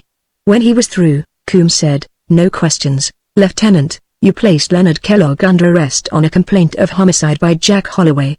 I take it that you considered this complaint a valid one?" "Yes, sir. I believe that Leonard Kellogg had killed a sapient being. Only sapient beings bury their dead," Ahmed Kadra testified. The 2 troopers who had come in the other car, and the men who had brought the investigative equipment and done the photographing at the scene testified. Branhard called Ruth Orthrus to the stand, and, after some futile objections by Coombs, she was allowed to tell her own story of the killing of Goldilocks, the beating of Kellogg and the shooting of Borch. When she had finished, the Chief Justice rapped with his gavel. "I believe that this testimony is sufficient to establish the fact that the being referred to as Jane Doe alias Goldilocks was in fact kicked and trampled to death by the defendant Leonard Kellogg, and that the Terran human known as Kurt Borch was in fact shot to death by Jack Holloway. This being the case, we may now consider whether or not either or both of these killings constitute murder within the meaning of the law. It is now 11:40. We will adjourn for lunch, and court will reconvene at 1400. There are a number of things, including some alterations to the courtroom, which must be done before the afternoon session." "Yes, Mr. Branhard, Your Honors, there is only one member of the species _Fuzzy Holloway Zarathustra _ at present in court, an immature and hence non-representative individual." He picked up Baby and exhibited him. "If we are to take up the question of the sapience of this species, or race, would it not be well to send for the Fuzzies now staying at the Hotel Mallory and have them on hand?" "Well, Mr. Branhard," Pendarvis said, "we will certainly want Fuzzies in court, but let me suggest that we wait until after court reconvenes before sending for them. It may be that they will not be needed this afternoon. Anything else?" He tapped with his gavel. Then court is adjourned until 1400. Some alterations in the courtroom had been a conservative way of putting it. 4 rows of spectators' seats had been abolished, and the dividing rail moved back. The witness chair, originally at the side of the bench, had been moved to the dividing rail and now faced the bench, and a large number of tables had been brought in and ranged in an arc with the witness chair in the middle of it. Everybody at the tables could face the judges, and also see everybody else by looking into the big screen. A witness on the chair could also see the veridicator in the same way. Gus Branhard looked around, when he entered with Jack, and swore softly, "No wonder they gave us 2 hours for lunch. I wonder what the idea is." Then he gave a short laugh. "Look at Coombs, he doesn't like it a bit." A deputy with a seating diagram came up to them. "Mr. Branhard, you and Mr. Holloway over here, at this table." He pointed to one a little apart from the others, at the extreme right facing the bench. "And Dr. Van Riebeek, and Dr. Rainsford over here, please." The court crier's loudspeaker, overhead, gave 2 sharp whistles and began, "Now hear this. Now hear this. Court will convene in 5 minutes." Branhard's head jerked around instantly, and Jack's eyes followed his. The court crier was a Space Navy petty officer, What the devil is this? Branhard demanded. A Navy court-martial? That's what I've been wondering, Mr. Branhard, the deputy said. They've taken over the whole planet, you know. Maybe we're in luck, Gus. I've always heard that if you're innocent you're better off before a court-martial and if you're guilty you're better off in a civil court. He saw Leslie Coombs and Leonard Kellogg being seated at a similar table at the opposite side of the bench. Apparently Coombs had also heard that. The seating arrangements at the other tables seemed a little odd too. Gert van Riebeek was next to Ruth Orthris, and Ernst Malin was next to Ben Rainsford, with Juan Jimenez on his other side. Gus was looking up at the balcony. I'll bet every lawyer on the planet's taking this in, he said. Oh. See the white-haired lady in the blue dress, Jack? That's the Chief Justice's wife. This is the first time she's been in court for years. Hear ye. Hear ye. Hear ye. Rise for the honorable court. Somebody must have given the petty officer a quick briefing on courtroom phraseology. He stood up, holding Baby Fuzzy, while the three judges filed in and took their seats. As soon as they sat down, the Chief Justice rapped briskly with his gavel. In order to forestall a spate of objections, I want to say that these present arrangements are temporary, and so will be the procedures which will be followed. We are not, at the moment, trying Jack Holloway or Leonard Kellogg. For the rest of this day, and, I fear, for a good many days to come, we will be concerned exclusively with determining the level of mentation of Fuzzy Holloway's Zarathustra. For this purpose, we are temporarily abandoning some of the traditional trial procedures. We will call witnesses, statements of purported fact will be made under veridication as usual. We will also have a general discussion, in which all of you at these tables will be free to participate.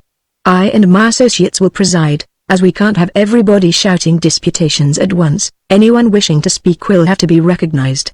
At least, I hope we will be able to conduct the discussion in this manner. You will all have noticed the presence of a number of officers from Xerxes Naval Base, and I suppose you have all heard that Commodore Napier has assumed control of the civil government. Captain Krebenfeld, will you please rise and be seen?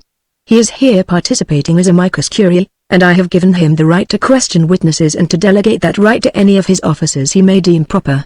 Mr. Coombs and Mr. Branhard may also delegate that right as they see fit. Coombs was on his feet at once.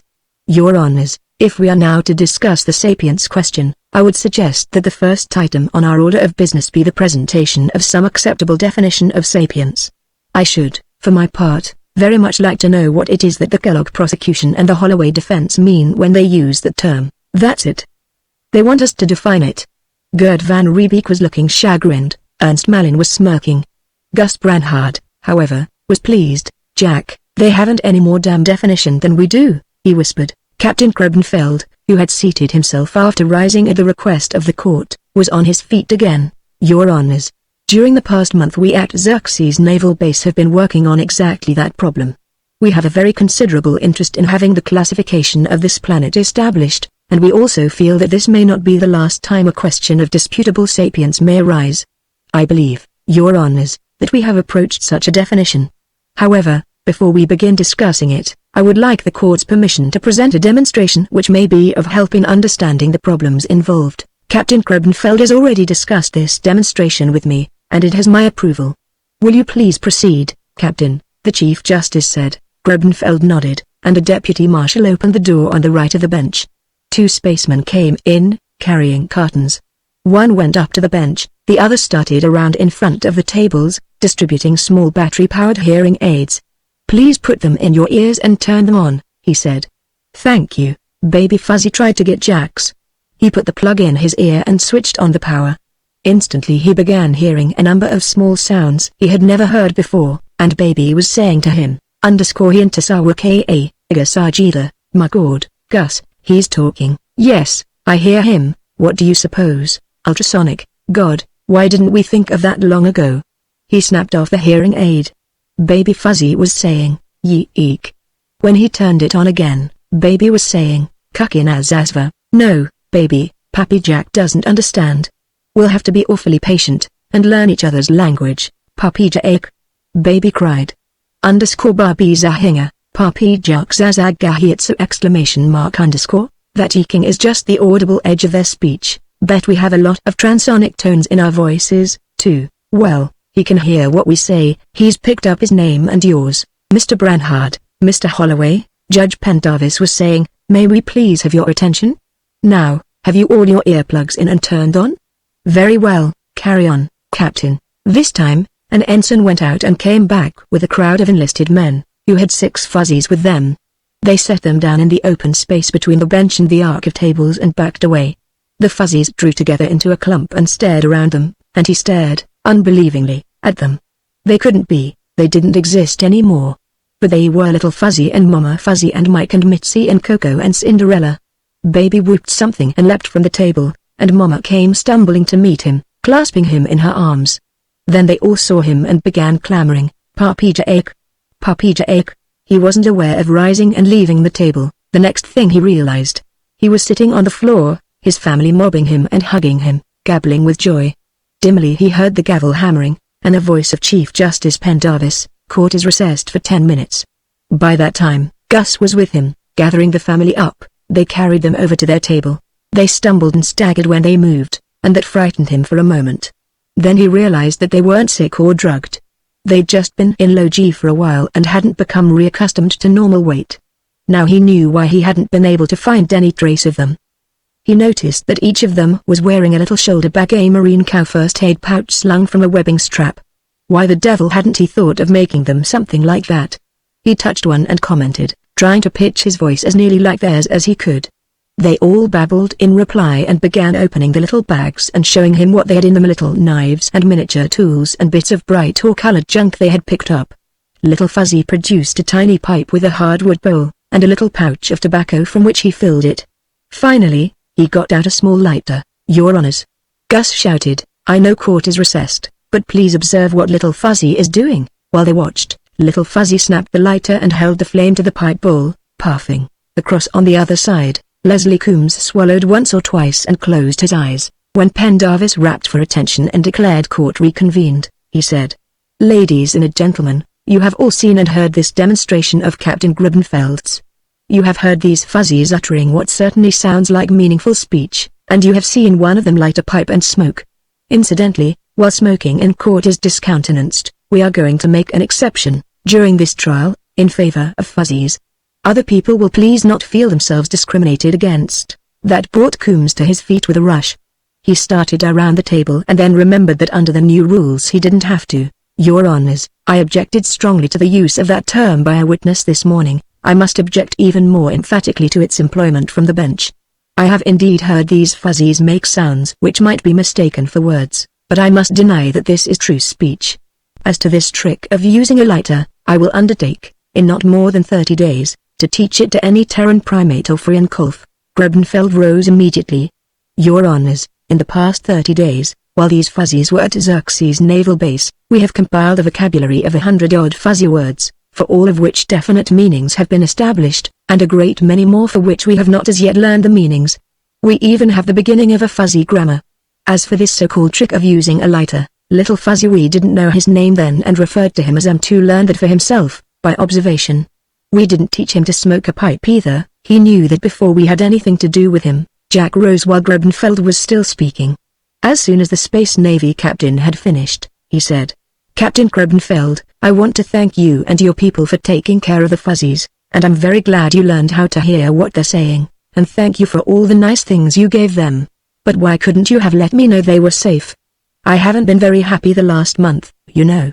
"I know that, Mr. Holloway, and if it's any comfort to you, we were all very sorry for you, but we could not take the risk of compromising our secret intelligence agent in the company's science center, the one who smuggled the fuzzies out the morning after their escape." He looked quickly across in front of the bench to the table at the other end of the arc.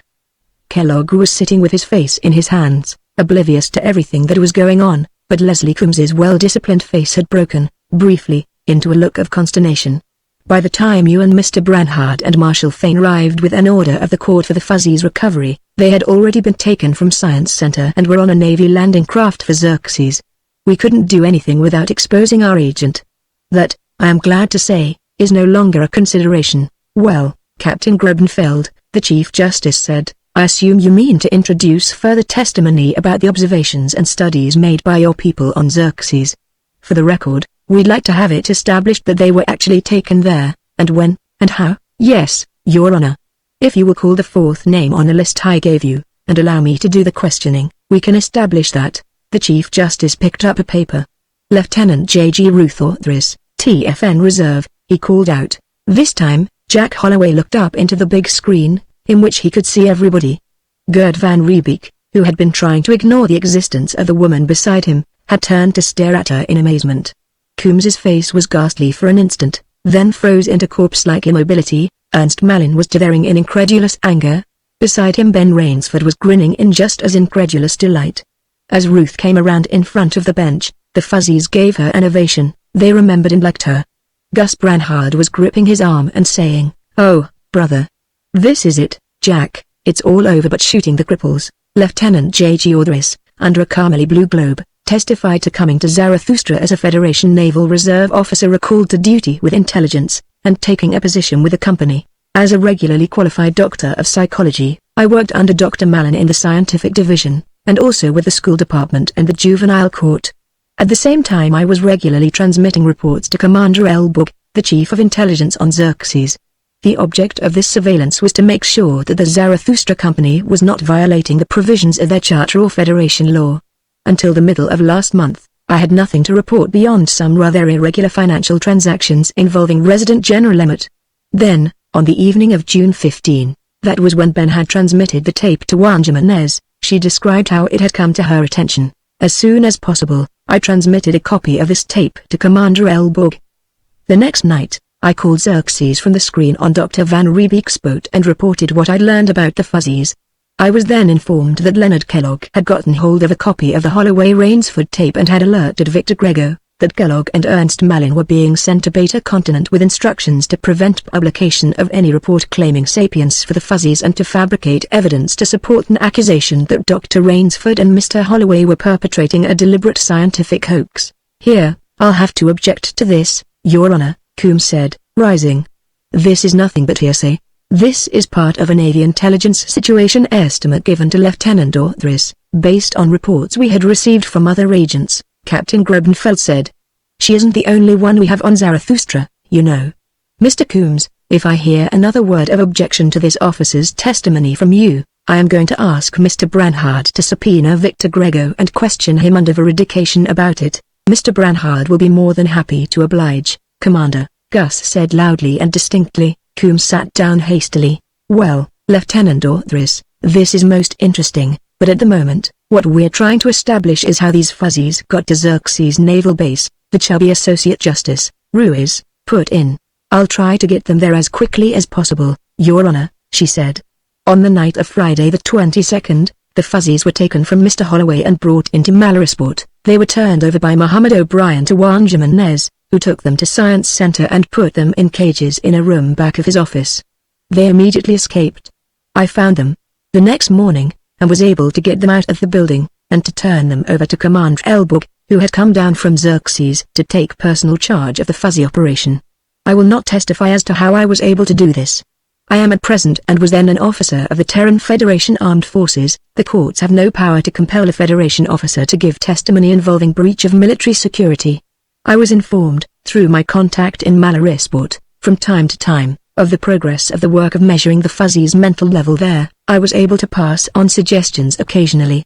Any time any of these suggestions was based on ideas originating with Dr. Malin, I was careful to give him full credit. Malin looked singularly unappreciative. Branhard got up. "Before this witness is excused, I'd like to ask if she knows anything about 4 other Fuzzies, the ones found by Jack Holloway up Ferny Creek on Friday." "Why, yes, they're my Fuzzies, and I was worried about them. Their names are Complex, Syndrome, Id and Superego." "Your Fuzzies, Lieutenant?" "Well, I took care of them and worked with them. Juan Jimenez and some company hunters caught them over on Beta Continent. They were kept at a farm center about 500 miles north of here, which had been vacated for the purpose. I spent all my time with them, and Dr. Malin was with them most of the time. Then, on Monday night, Mr. Coombs came and got them." "Mr. Coombs, did you say?" Gus Branhard asked. "Mr. Leslie Coombs, the company attorney. He said they were needed in Malarisport. It wasn't till the next day that I found out what they were needed for. They'd been turned loose in front of that Fuzzy hunt, in the hope that they would be killed." She looked across at Coombs. "If looks were bullets, he'd have been deader than Kurt Borch. Why would they sacrifice 4 Fuzzies merely to support a story that was bound to come apart anyhow?" Branhard asked. That was no sacrifice. They had to get rid of those fuzzies, and they were afraid to kill them themselves for fear they'd be charged with murder along with Leonard Kellogg. Everybody, from Ernst Malin down, who had anything to do with them was convinced of their sapience. For one thing, we'd been using those hearing aids ourselves. I suggested it, after getting the idea from Xerxes. Ask Dr. Malin about it, under veridication. Ask him about the multi-ordinal polencephalograph experiments, too. Well, we have the Holloway fuzzies placed on Xerxes, the Chief Justice said. We can hear the testimony of the people who worked with them there at any time. Now, I want to hear from Dr. Ernst Malin. Coombs was on his feet again. Your Honors, before any further testimony is heard, I would like to confer with my client privately. I fail to see any reason why we should interrupt proceedings for that purpose, Mr. Coombs.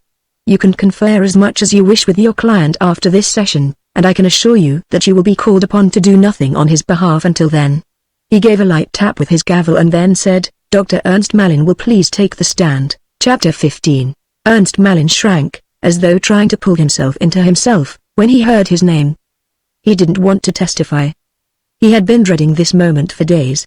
Now he would have to sit in that chair, and they would ask him questions, and he couldn't answer them truthfully, and the globe over his head. When the deputy marshal touched his shoulder and spoke to him, he didn't think, at first, that his legs would support him. It seemed miles, with all the staring faces on either side of him. Somehow, he reached the chair and sat down, and they fitted the helmet over his head and attached the electrodes. They used to make a witness take some kind of an oath to tell the truth. They didn't anymore. They didn't need to. As soon as the veridicator was on, he looked up at the big screen behind the three judges. The globe above his head was a glaring red. There was a titter of laughter. Nobody in the courtroom knew better than he what was happening. He had screens in his laboratory that broke it all down into individual patterns, the steady pulsing waves from the cortex, the alpha and beta waves, beta Aleph and beta Beth and beta Gimel and beta Daleth.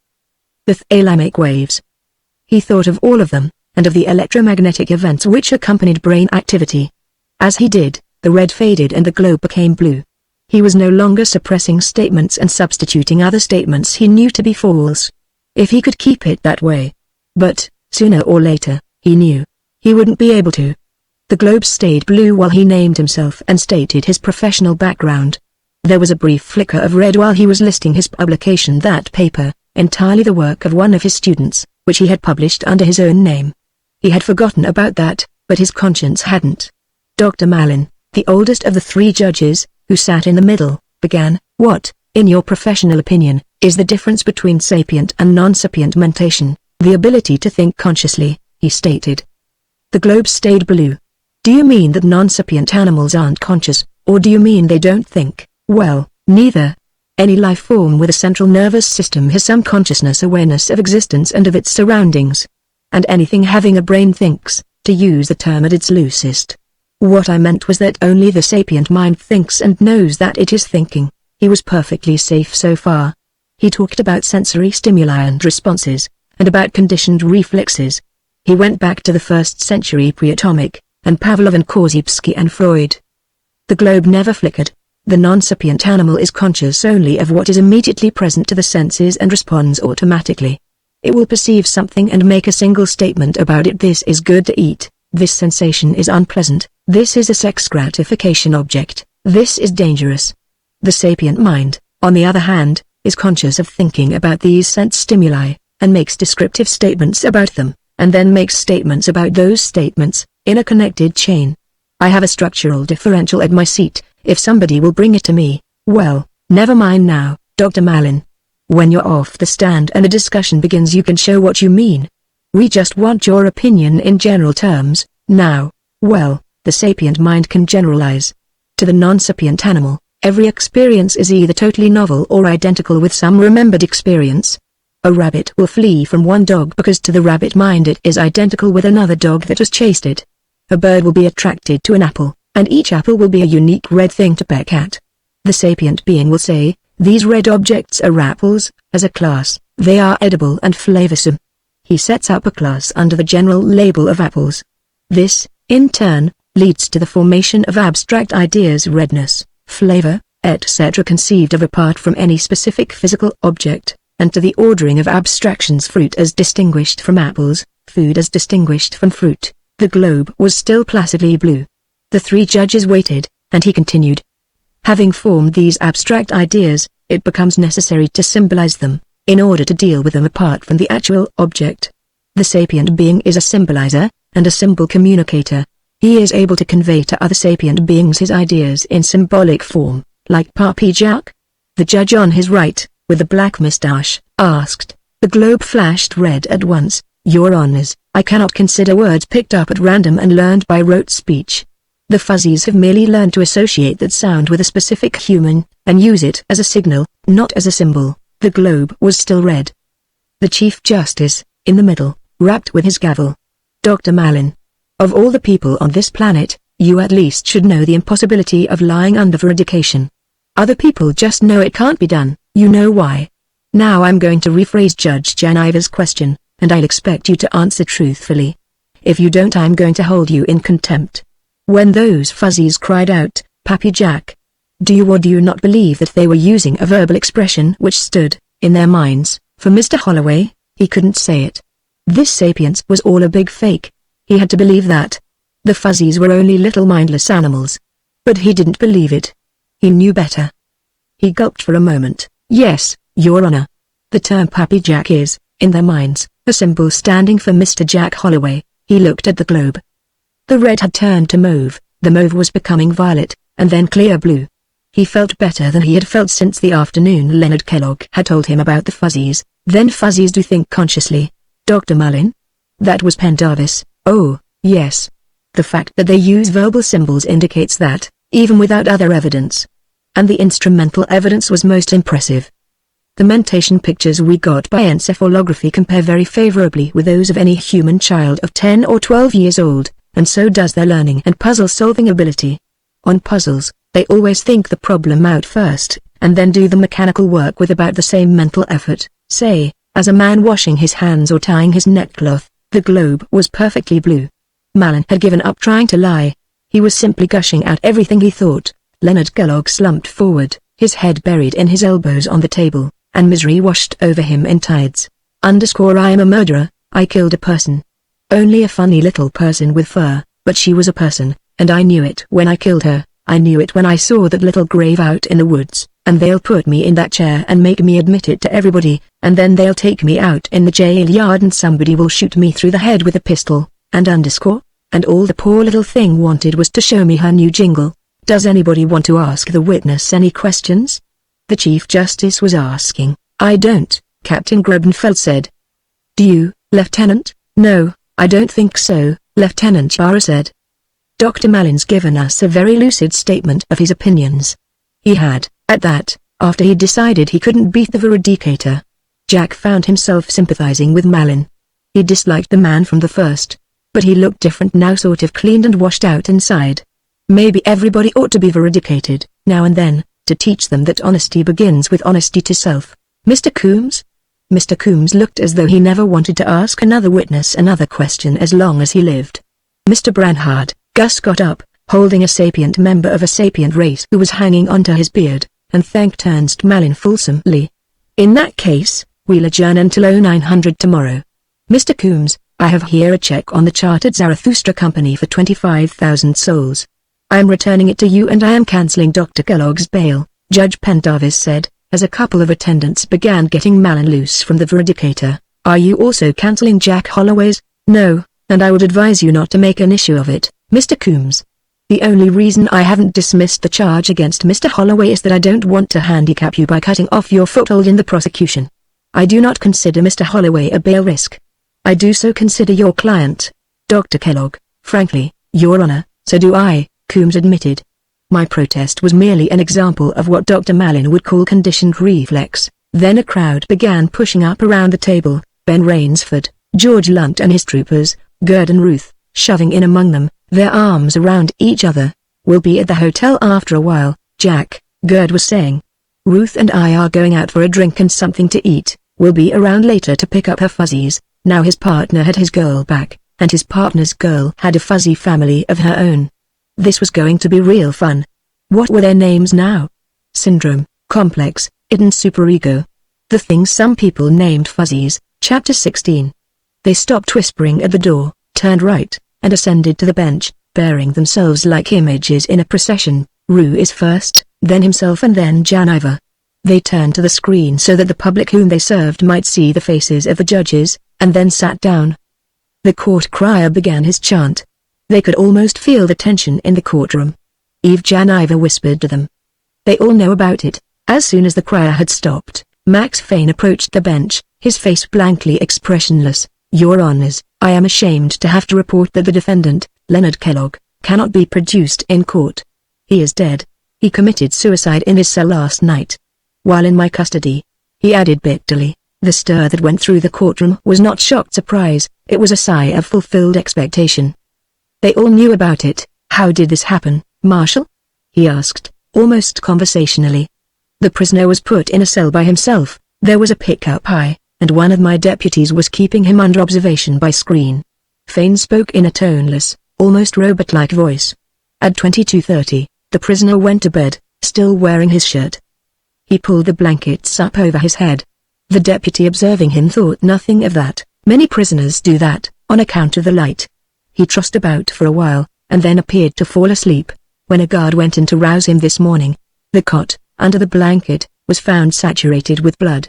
Kellogg had cut his throat, by sawing the zipper track of his shirt back and forth till he severed his jugular vein. He was dead. Good heavens, Marshal. He was shocked. The way he'd heard it, Kellogg had hidden a penknife, and he was prepared to be severe with Fane about it. But a thing like this. He found himself fingering the toothed track of his own jacket zipper.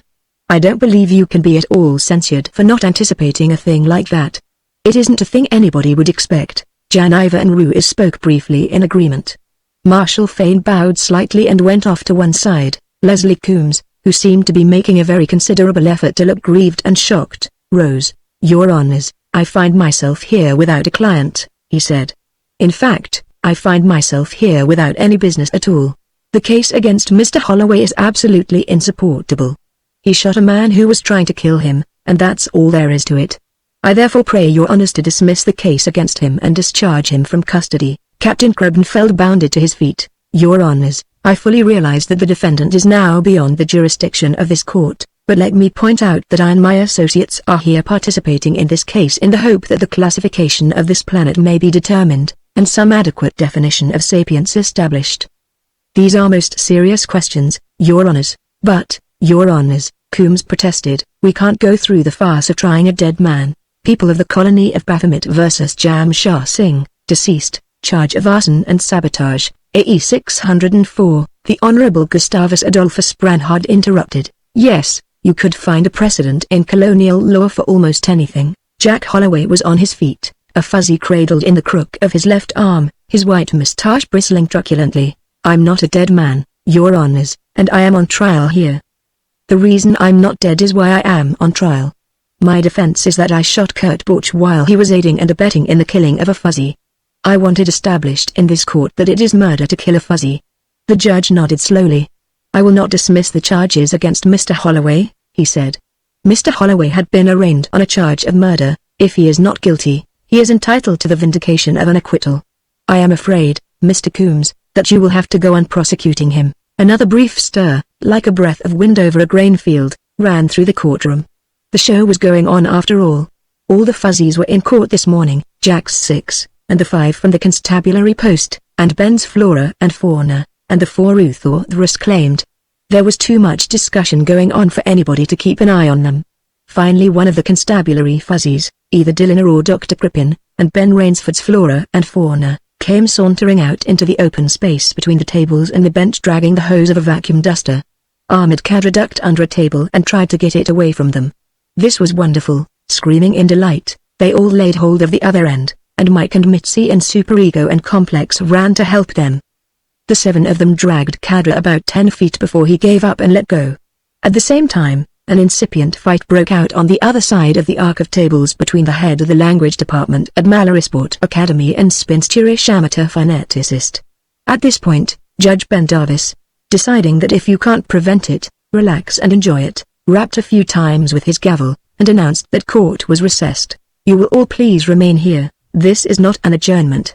and if any of the various groups who seem to be discussing different aspects of the problem reach any conclusion they feel should be presented in evidence, will they please notify the bench so that court can be reconvened? In any case, we will reconvene at 11:30. Somebody wanted to know if smoking would be permitted during the recess. The Chief Justice said that it would. He got out a cigar and lit it. Mama Fuzzy wanted a puff. She didn't like it. Out of the corner of his eye, he saw Mike and Mitzi, Flora and Fauna scampering around and up the steps behind the bench. When he looked again, they were all up on it, and Mitzi was showing the cord what she had in her shoulder bag. He got up, with Mama and Baby, and crossed to where Leslie Coombs was sitting. By this time, somebody was bringing in a coffee urn from the cafeteria. Fuzzies ought to happen oftener in court. The gavel tapped slowly. Little Fuzzy scrambled up onto Jack Holloway's lap. After 5 days in court, they had all learned that the gavel meant for Fuzzies and other people to be quiet. It might be a good idea, Jack thought, to make a little gavel, when he got home, and keep it on the table in the living room for when the family got too boisterous. Baby, who wasn't gavel trained yet, started out onto the floor. Mama dashed after him and brought him back under the table. The place looked like a courtroom again. The tables were ranged in a neat row facing the bench, and the witness chair and the jury box were back where they belonged. The ashtrays and the coffee urn and the ice tubs for beer and soft drinks had vanished. It looked like the party was over. He was almost regretful. It had been fun. Especially for 17 Fuzzies and a baby Fuzzy and a little black and white kitten. There was one unusual feature. There was now a fourth man on the bench, in gold-braided navy black, sitting a little apart from the judges, trying to look as though he weren't there at all. Space Commodore Alex Napier. Judge Pendarvis laid down his gavel. "Ladies and gentlemen, are you ready to present the opinions you have reached?" he asked. Lieutenant Barra, the Navy psychologist, rose.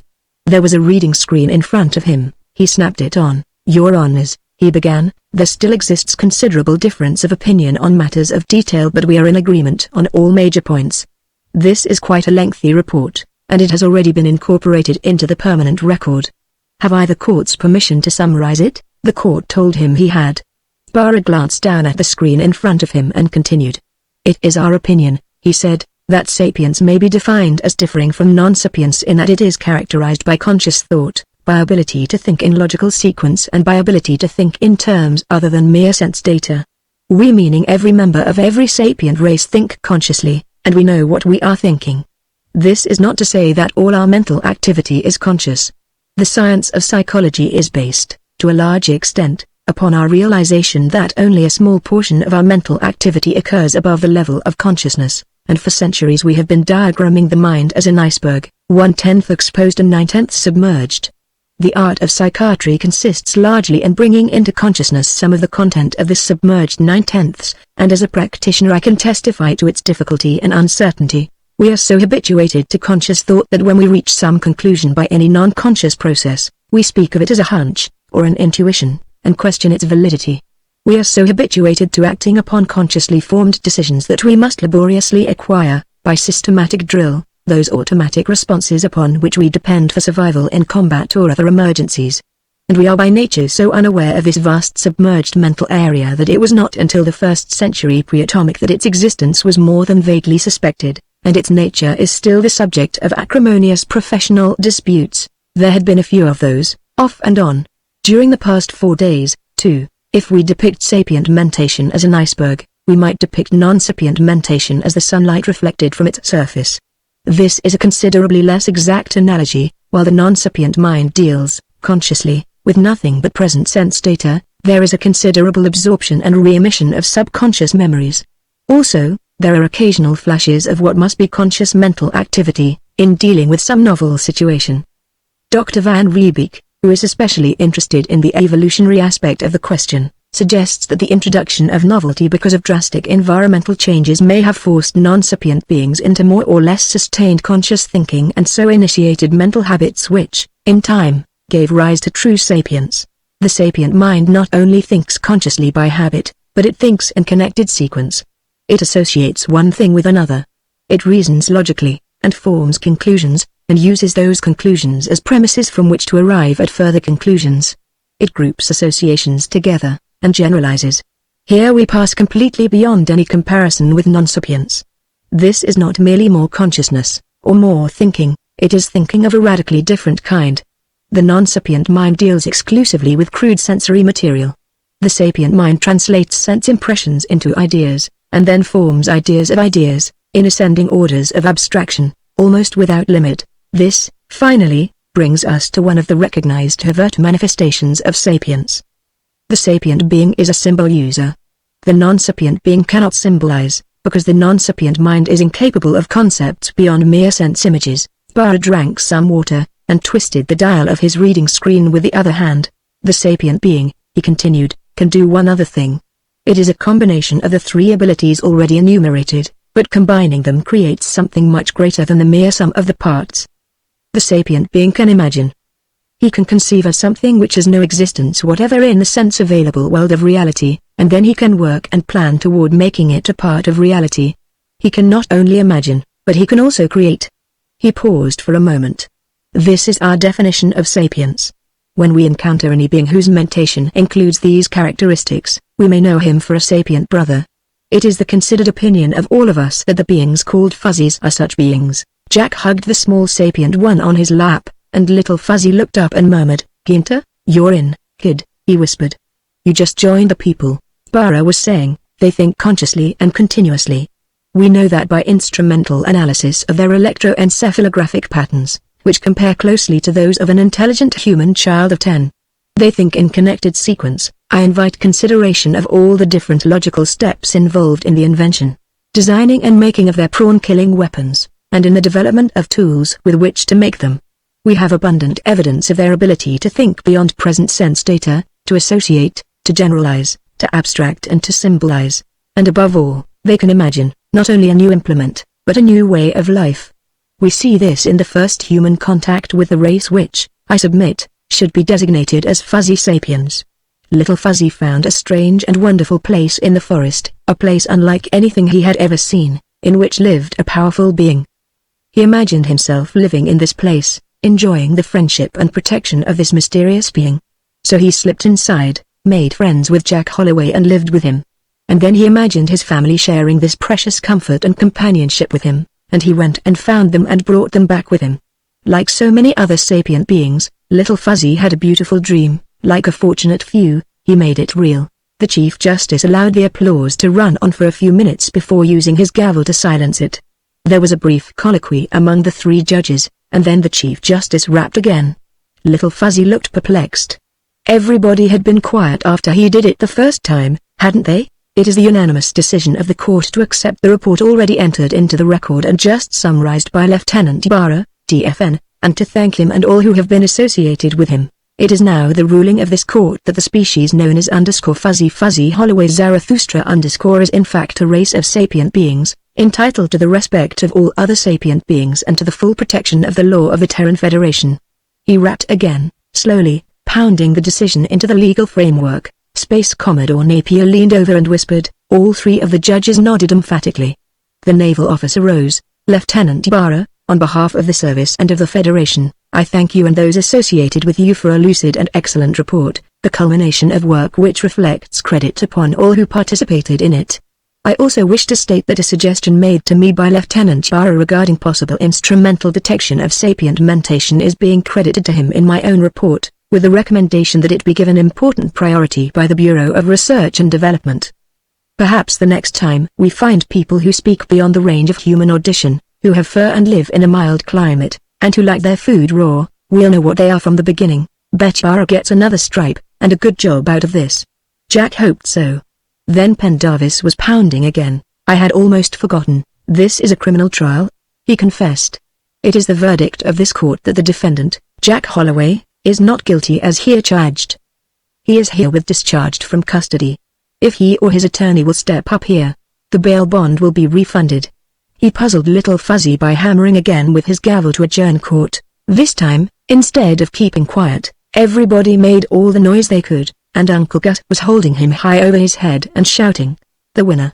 By unanimous decision. Chapter 17. Ruth Orthrus sipped at the tart, cold cocktail. It was good. Oh, it was good, all good. The music was soft, the lights were dim, the tables were far apart, just she and Gerd, and nobody was paying any attention to them. And she was clear out of the business, too. An agent who testified in court always was expended in service like a fired round. They'd want her back, a year from now, to testify when the Board of Inquiry came out from terror, but she wouldn't be Lieutenant J.G. Ordris then, she'd be Mrs. Gerd van Riebeek. She set down the glass and rubbed a sunstone on her finger. It was a lovely sunstone, and it meant such a lovely thing. And we're getting married with a ready-made family, too. 4 fuzzies and a black and white kitten. You're sure you really want to go to Beta? Gerd asked. When Napier gets this new government organized, it'll be taking over Science Center. We could both get our old jobs back. Maybe something better. You don't want to go back? He shook his head. Neither do I. I want to go to Beta and be a sunstone digger's wife, and a physiologist, and a physiologist. I couldn't drop that now. Gerd, we're only beginning with them. We know next to nothing about their psychology. He nodded seriously. You know, they may turn out to be even wiser than we are. She laughed. Oh, Gerd. Let's don't get too excited about them. Why, they're like little children. All they think about is having fun. That's right. I said they were wiser than we are. They stick to important things. He smoked silently for a moment. It's not just their psychology, we don't know anything much about their physiology, or biology either. He picked up his glass and drank. Here, we had 18 of them in all. 17 adults and 1 little one. Now what kind of ratio is that? And the ones we saw in the woods ran about the same. In all, we sighted about 150 adults and only 10 children. Maybe last year's crop have grown up, she began. You know any other sapient races with a 1-year maturation period? He asked. I'll bet they take 10 or 15 years to mature. Jack's baby Fuzzy hasn't gained a pound in the last month. And another puzzle, this craving for XT3. That's not a natural food, except for the cereal bulk matter, it's purely synthetic. I was talking to Barbara, he was wondering if there mightn't be something in it that caused an addiction. Maybe it satisfies some kind of dietary deficiency. Well, we'll find out. He inverted the jug over his glass. Think we could stand another cocktail before dinner? Space Commodore Napier sat at the desk that had been Nick Emmett's and looked at the little man with the red whiskers and the rumpled suit, who was looking back at him in consternation. Good Lord, Commodore, you can't be serious, but I am. Quite serious, Dr. Rainsford, then you're nuts. Rainsford exploded. I'm no more qualified to be Governor General than I'd be to command Xerxes Base. Why, I never held an administrative position in my life. That might be a recommendation. You're replacing a veteran administrator, and I have a job. The Institute of Xenosciences. I think they'll be glad to give you leave, under the circumstances. Doctor, you're the logical man for this job. You're an ecologist, you know how disastrous the effects of upsetting the balance of nature can be. Their Zarathustra company took care of this planet, when it was their property. But now 9/10 of it is public domain, and people will be coming in from all over the Federation, scrambling to get rich overnight. You'll know how to control things, yes, as Commissioner of Conservation, or something I'm qualified for, as Governor General. Your job will be to make policy. You can appoint the administrators. Well, who, for instance? Well, you're going to need an Attorney General right away. Who will you appoint for that position? Gus Branhard, Rainsford said instantly. Good. And who? This question is purely rhetorical. Will you appoint as Commissioner of Native Affairs? Jack Holloway was going back to Beta Continent on the constabulary airboat. Official passenger, Mr. Commissioner Jack Holloway. And his staff, Little Fuzzy, Mama Fuzzy, Baby Fuzzy, Mike, Mitzi, Coco and Cinderella. Bet they didn't know they had official positions. Somehow he wished he didn't have one himself. Want a good job, George? He asked Lunt. I have a good job. This'll be a better one. Rank of Major, 18,000 a year. Commandant, Native Protection Force. And you won't lose seniority in the constabulary. Colonel Ferguson'll give you indefinite leave. Well, cripes, Jack, I'd like to, but I don't want to leave the kids. And I can't take them away from the rest of the gang. Bring the rest of the gang along. I'm authorized to borrow 20 men from the constabulary as a training cadre, and you only have 16. Your sergeants'll get commissions, and all your men will be sergeants. I'm going to have a force of 150 for a start. You must think the Fuzzies are going to need a lot of protection. They will. The whole country between the Cordilleras and the West Coast Range will be Fuzzy Reservation, and that'll have to be policed. Then the Fuzzies outside that will have to be protected. You know what's going to happen. Everybody wants Fuzzies. Why, even Judge Pendarvis approached me about getting a pair for his wife. There'll be gangs hunting them to sell, using stun bombs and sleepers and everything. I'm going to have to set up an adoption bureau. Ruth will be in charge of that. And that'll mean a lot of investigators. Oh, it was going to be one hell of a job. 50,000 a year would be chicken feed to what he'd lose by not working his diggings. But somebody would have to do it, and the fuzzies were his responsibility. Hadn't he gone to law to prove their sapience? They were going home to the wonderful place. They had seen many wonderful places, since the night they had been put in the bags, the place where everything had been light and they had been able to jump so high and land so gently, and the place where they had met all the others of their people and had so much fun. But now they were going back to the old wonderful place in the woods, where it had all started, and they had met so many big ones, too. Some big ones were bad, but only a few. Most big ones were good. Even the one who had done the killing had felt sorry for what he had done, they were all sure of that. And the other big ones had taken him away, and they had never seen him again. He had talked about that with the others, with Flora and Fauna, and Dr. Crippen, and Complex, and Superego, and Elena and Lizzie Borden. Now that they were all going to live with the big ones, they would have to use those funny names. Someday they would find out what they meant, and that would be fun, too. And they could. Now the big ones could put things in their ears and hear what they were saying, and Pappy Jack was learning some of their words, and teaching them some of his, and soon all the people would find big ones to live with, who would take care of them and have fun with them and love them, and give them the wonderful food. And with the big ones taking care of them, maybe more of their babies would live and not die so soon. And they would pay the big ones back. First they would give their love and make them happy. Later, when they learned how, they would give their help, too.